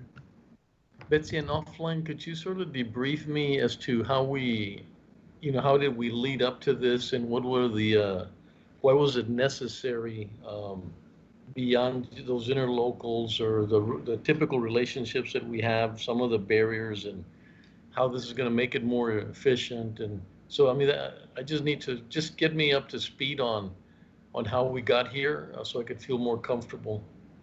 Absolutely, yes, sir. Just one more thing that I wanted to point out that, is that, looking at the board composition that's proposed, it would be made up of staff members that mostly have expertise in infrastructure. I don't know if we want them to be making decisions on economic development or health or other things, right? So that's another That's a great concern of mine when it comes to broadening the scope. So, but it seems like we're all on the same page. I think Commissioner Pettis that he's okay with keeping the scope narrow to transit and stormwater, since those are the two biggest issues, and I'm on board with that as well. Yeah. And Judge, So if I may, just to proceed on getting more, just working through the steps that are necessary to get to where Jose would like to be at. And Betsy, I just also wanted to add, correct me if I'm wrong, but I think through the various meetings the planning and development had, the municipalities also contributed gave input as to the structure of the LGC, and so that's what was also time consuming, is that they had to go before every city council and get approval, an affirmative vote from every city council to do this. Mm-hmm. Yes, and it was also in conjunction, we were also discussing the transit plans and the options. And so it has been very involved and very much about building the relationships over time with all of our municipalities to do this. Mm-hmm. But I'll be happy to discuss that separately with you, Judge, as well. Thank you. Yes, sir.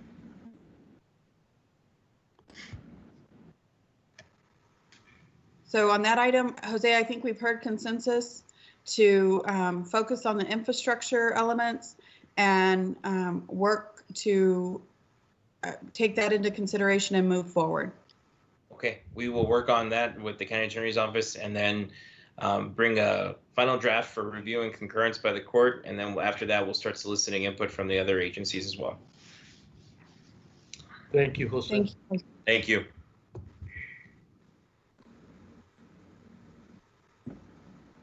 Item number 17, grant applications. Approve the submission of county grant applications as listed and described. If awarded, all grant award agreements will be brought back to the Commissioner's Court for final acceptance and approval. Item 17, approve and authorize the county judge to sign a grant match waiver letter for the U.S. Department of Justice, Bureau of Justice Assistance, Fiscal Year 20 Innovations in Reentry Initiative, Building System Capacity and Testing Strategies to Reduce Recidivism Program. If approved by the grantor agency, the grant match waiver would be in the amount of $500,000. If the waiver is not granted, further allow Commissioner's Court to take action to decide if the county will provide required match in the case of a grant award. Contract number 2020-0384. Hi, good afternoon, County Judge, Commissioners, Irene Valenzuela, Community Services Department. Can everyone hear me okay? Yes. Yes, ma'am. Yes, we can. Thank you. On April 27, we brought to you a request for approval for a grant to the U.S. Department of Justice, Bureau of Justice Assistance Program for a reentry grant in approximately about $1 million worth for to expand our in-jail reentry project, as well as care coordination for releasing inmates. And so at that time, the grant didn't require any match requirements. Since then, they've released a grant date deadline extension, as well as adding a match request, as the item implied. It's a 50% match requirement at this point. And so we are asking your consideration to continue to submit the grant application with a waiver request for the match. If the agency rejects the waiver, essentially what they would submit is a suggestion for us to cut our program in half to $500,000. At that point, we would come back to the court and also ask you to consider that option. Or if they don't approve the waiver but approve the grant, we would then bring it back to you as well to consider whether you want to provide funds for that match. So, Irene, the court does not have to decide today whether to fund the match. We can wait until we hear back whether the waiver is granted, and then at that time the court can decide whether it's a program that it would like to fund, which under the current situation would need some really in-depth analysis before we would recommend you add on a new program. But right now what we're asking is for authorization to apply for the waiver. Is that correct, Irene? Yes, ma'am, that's correct. Yeah. Make a motion to approve. Second. Second.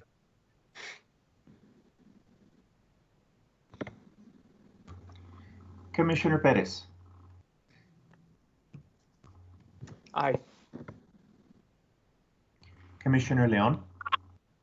Aye. Commissioner Stout. Aye. Commissioner Robinson. Commissioner Robinson had to leave the meeting, Caesar. He had a personal emergency. Okay, thank you. Commissioner Robinson is absent. Judge Samaniego. Aye. Motion carries. Thank you, Commissioners. Thank you, Irene. Item number 18, approve and authorize the Economic Development Department to apply for the National Endowment for the Humanities NEH Cares Cultural Organizations Grant in the amount of $30,000 from June 15th, 2020 through December 31st, 2020. No county match is required. Contract number 2020-0383. Good afternoon, Judge and Commissioners. Valerie Venecia with the Economic Development Department, Heritage Tourism Coordinator. Can everyone hear me okay? We can. Awesome. If we can go ahead and begin the presentation. So recently, the National Endowment for the Humanities released their portion of the CARES Act Emergency Relief Grant funding for cultural organizations. And so we put together a two-part proposal for this grant funding on behalf of Los Portales Museum and the Old County Jail. If we can go ahead and move to the next slide, please. Thank you.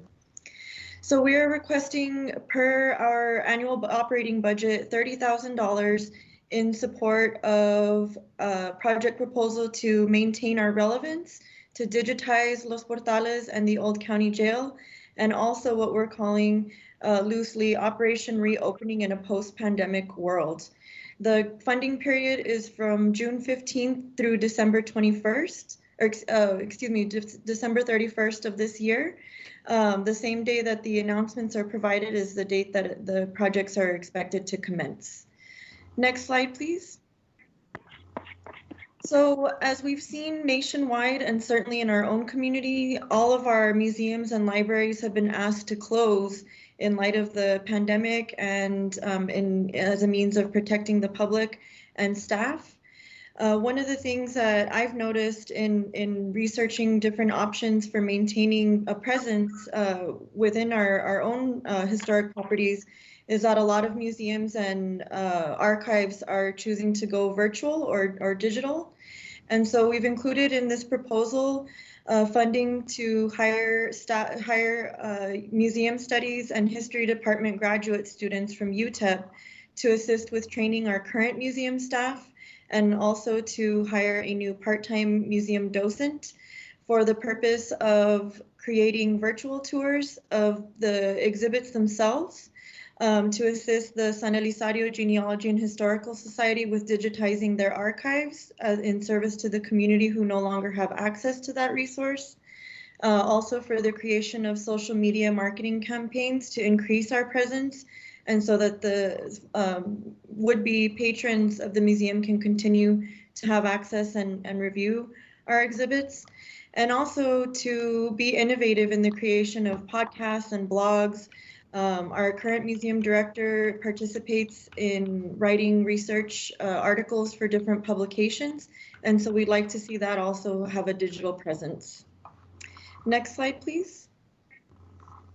And then the second part of the grant proposal would be to assist our current museum staff and new staff in making sure that when we are ready to reopen, that it's done through a phased approach, and that training is provided to assist them with properly engaging in social distancing with visitors, how to make sure that the museum and the associated facilities and grounds are sanitized properly between visitors.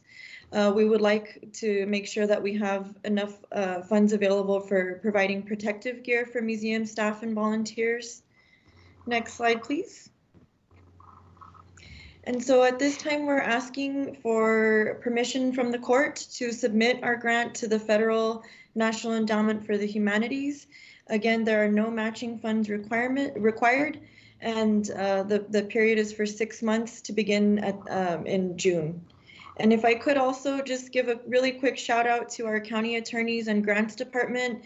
This was an extreme time crunch, given that the deadline is actually this afternoon.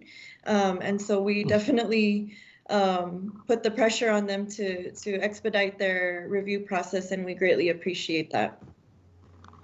Any questions or feedback? Yes, ma'am. Just a couple things. I mean, it's not, the grant was just recently released, and also I may have missed this, but we have worked with the San Elizario Genealogical Society, who operates the museum, regarding this grant, correct? Yes, ma'am. I spoke at length with the president and also with our current museum director, who is staffed by the Genealogy and Historical Society, and they're very much in support of and excited about this opportunity. Thank you, ma'am. Great work, Valerie. Judge, I've got a quick question. Yeah, Commissioner Leon. Valerie, I know it's not a grant match that's necessary, but did you mention the hiring of another employee? Yes, sir. So currently we do not have an assistant director or a part-time staff person. The original assistant director resigned before the pandemic started, and since we've closed the museum at this time, we've opted not to pursue hiring any new staff. But the initial grant would provide for the part-time docent extra hours during that 6-month period to assist the museum director and the contract labor with production of the virtual tours. And then our contract that we have annually with the San Elizario Genealogy and Historical Society would carry out the staffing once we're ready to reopen. So for the time being, this would only be a part-time employee, not a permanent employee. Is that correct? Our contract that we have annually with the Genealogy and Historical Society provides for a part-time director, a part-time assistant director, and a 10-hour-a-week docent to assist with the Old County Jail. And so with this grant, we would be providing 6 months of staffing for 2 part-time graduate students to assist with production of the digital mediums and training of our current and new staff, and then also for a part-time docent, anticipating that more hours would be needed during this 6-month period to carry out everything that we're requesting funding for. And then in January, pending once we're ready to reopen in that phased approach, which is something that we're also asking the consulting entity that's hired to assist our staff with developing a reopening plan, our contract with the San Elizario Genealogy and Historical Society would carry out the rest of the staffing per usual. So after 6 months, employees, somebody else, or what happens in 6 months? So in 6 months, the grant would expire, and we would hopefully be able to showcase all of the work that everybody worked to put together within that 6-month period. And then pending what the phased approach recommends, we would either have a virtual presentation of these items or we would have a sort of soft opening there at the museum. What I hear you asking, Commissioner Leon, is it going to cost us more for a position that was partially paid for by the grant to begin with? What I hear Valerie saying is no, we would use the grant fundings initially, and then we would use the normal county funding for the last portion of the fiscal year. Is that correct, Valerie? That is correct. And also we should note the salary savings that we currently have since the museum has been closed. And we're without an assistant director or a docent. And additionally, those funds are, the current funds are coming from hot funds. Correct. Okay, thank you. Yes, sir. Any other questions that I can help provide clarifications?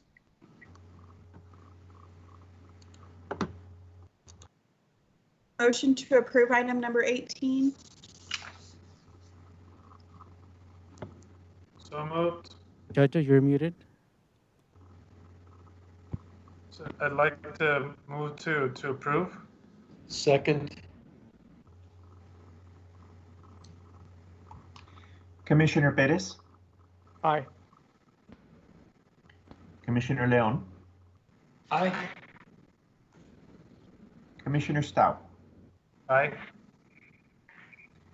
Commissioner Robinson is absent. Judge Samaniego. Aye. Motion carries. Thank Judge, you. Judge, Commissioners Valerie, Wally thank Hargrove from you. the Office of Budget. Great work, Valerie. Thank you. Judge, Commissioners Wally Hargrove from the Office of Budget and Fiscal Policy. This won't affect the vote you've just taken, but I did want to inform the court and administration that the federal website grants.gov right now is being inundated with applications, and they are experiencing some technical difficulty. We're going to stay online this evening until 10 p.m. when it closes. They've extended the deadline by 24 hours, and we will file the extension appeal in the event that technical issue is not resolved. But they have sent us email responses. We're going to make every effort to make sure we can get this in within the required timeline.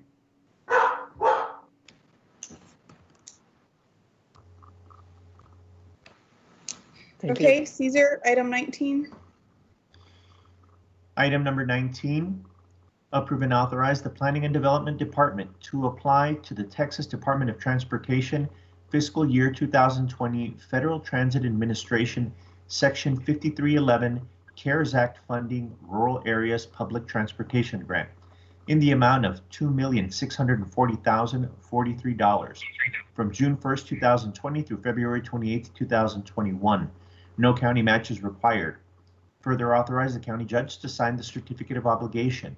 Contract number 2020-0379. Good afternoon, Judge and Commissioners. José Landeros, the Planning and Development Department. I apologize for the lack of being on screen. Teams is having an issue, so I'll be working with IT on trying to get that resolved. The grant application before you is a continuation of the CARES Act that was specifically set aside for rural transit districts through the Federal Transit Administration.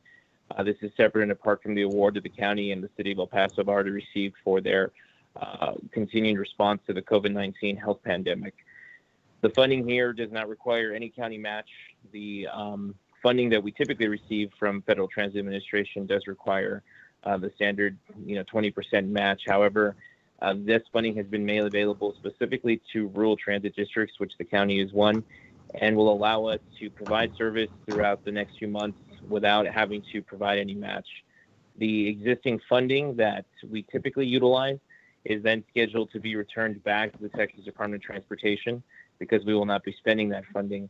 Our staff is proactively working with representatives from the Public Transportation Division of TxDOT, or PTN, to ensure that we can identify a purpose for those funds and see if there's a possibility of those funds returning back to the El Paso community.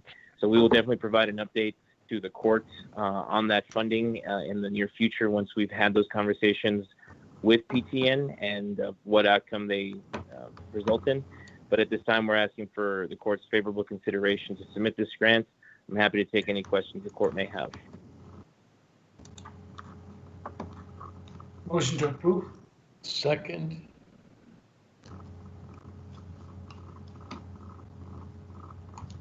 Commissioner Perez. Aye. Commissioner Leon. And Jose, that's my favorite phrase. No county match is required. Aye. Well, mine too, Commissioner. Commissioner Stout. Aye. Judge Samaniego. Aye. Motion carries. Thank you, Judge Commissioners. Have a lovely afternoon. Yeah, likewise, Jose. Item number 20, and we would like to announce a correction for the Public Defender's Office.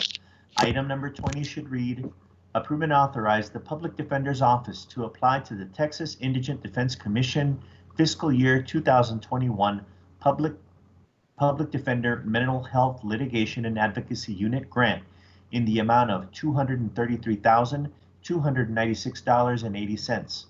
Further authorize the county judge to sign the resolution and a letter requesting grant budget amendments for fiscal year 20 and fiscal year 21. A grant match is required in the amount of $933,187.20 for this fourth year of grant funding. The Budget and Fiscal Policy Department will account for the match in the fiscal year 2021 budget. Contract number 2020-0347. Good afternoon, Judge, Commissioners. Bill Cox, your Interim Chief Public Defender.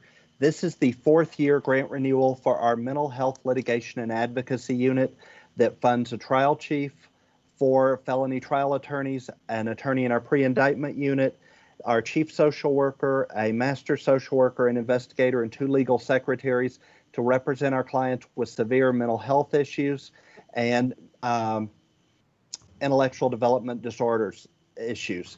They were recently reviewed on their work by Dr. Fabello in his indigent defense study, which I believe will be coming before the court in the next few weeks, and noted that, among other things, clients that our mental health unit represented who had only misdemeanor charges had dismissals of all charges for 37% of the clients, and in the case of clients with felony charges, all of their charges were dismissed in 24% of their cases.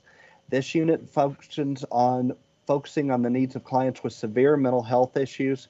It involves our social workers to be sure that we help them not only access mental health support once they get in the community, receive their mental health treatment, but also access help with living expenses through applying for Social Security, applying for housing, applying for other services to help them succeed in the community, both while they're out on bond, and then to be ready to fully transition back into the community once their cases are required. And this grant, like the 48-hour bond grant coming up in item 21, is part of the Texas Indigent Defense Commission's program to help counties develop and implement new programs without having to take the full brunt of the cost of those programs initially when they're launched. TIDC uses a stair-step funding mechanism where we start out at 20%. The funding increases by 20% a year. So this year for the fourth year will be an 80% match, with the programs becoming a permanent county program in year 5 and beyond. Move to approve. Second. Commissioner Perez. Aye. Commissioner Leon. Aye. Commissioner Stout. Aye. Judge Samaniego. Aye. Motion carries. Item number 21. Approve and authorize the Public Defender's Office to submit a renewal grant application for the Texas Indigent Defense Commission fiscal year 2021 48-hour bond hearing project in the amount of $258,856.05. Further authorize the county judge to sign the resolution and a letter requesting grant budget amendments for fiscal year 20 and fiscal year 21. The grant match is required in the amount of $163,450.70 for this second year of grant funding. The Budget and Fiscal Policy Department will account for the match in the fiscal year 2021 budget. Contract number 2020-0371. Good afternoon again, Judge and Commissioners. Bill Cox, your Interim Chief Public Defender. This grant is funding both Public Defender's Office portion, and a indigent defense coordinator for the Council of Judges for the 48-hour grant 48-hour bond hearing project. Under this grant, instead of the county having the full brunt of the cost again, that's phased in over a four-year period. And in this case, we had modified the program from its original structure, which would have had 2 attorneys and 2 legal secretaries in the Public Defender's Office, to follow the process that evolved through the spring, where we have a weekday attorney and a weekday legal secretary doing the preparation for the hearings. And then we're using a model similar to DIMS with an overtime component where attorneys come in and work shifts on weekend and holidays, as do our legal secretarial staff. As a result of shifting to that model, the cost for the program went down, and we anticipate there may be further savings than what's reflected in the grant budget. However, we have been seeing significant numbers of clients coming to the 48-hour bond review hearing projects, some of which have resulted in an overload of number of clients to be interviewed. In some cases, we've had 20 or more clients to be interviewed for a single day, which is rather challenging in a 4-hour period for one attorney. So we are asking on part of the grant amendments to have the ability to bring in a second attorney for a half shift and a half stipend where we need them, to be sure that we effectively represent the clients at the 48-hour bond hearings and that we continue to get the best results we can for them when the courts review their cases. During the period this program has been operating, which started on April 4th, we've been seeing about half of the individuals appearing before the jail magistrates released on either a reduced bond or a PR bond or a split bond. As a result of that, individuals previously would have waited for 72 hours or 3 days before appearing for a bond hearing. So we're seeing individuals get back to the community more quickly, get back to their jobs, get back to their families, and reducing time on pre-trial incarceration, which of course has direct benefits both to the counties and to the clients, their families, and the larger community. Motion to approve. Second. Commissioner Perez. Aye. Commissioner Leon. Aye. Commissioner Stout. Aye. Judge Samaniego. Aye. Motion carries. Thank you.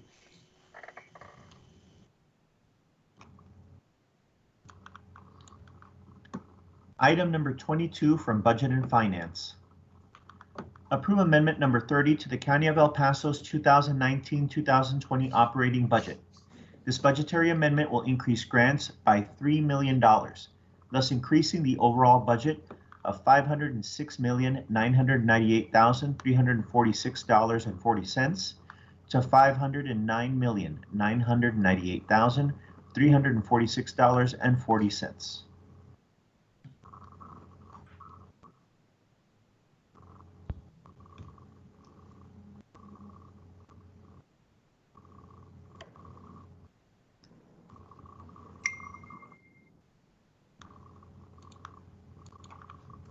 Judge, commissioners, can you hear us?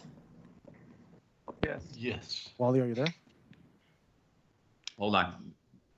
You may not have heard. Did you hear me, commissioners? No. No. No. Okay, my apologies. I was muted. That was just a test. The backup for this week's budget amendment was sent to you on the weekly highlight from County Administration. If there are no questions, I would ask for your favorable consideration. On a good note also, on item 18 we spoke about earlier, grants.gov got their technical issue resolved and the grant was submitted successfully.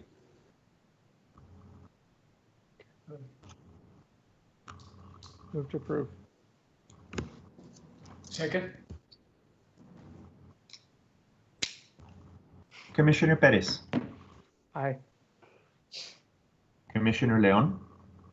Aye. Commissioner Stout. Aye. Judge Samaniego. Aye. Motion carries. Thank you very much. Have a great evening. Likewise, Wally. Thank you, Wally. And that covers all our items on today's agenda, Judge.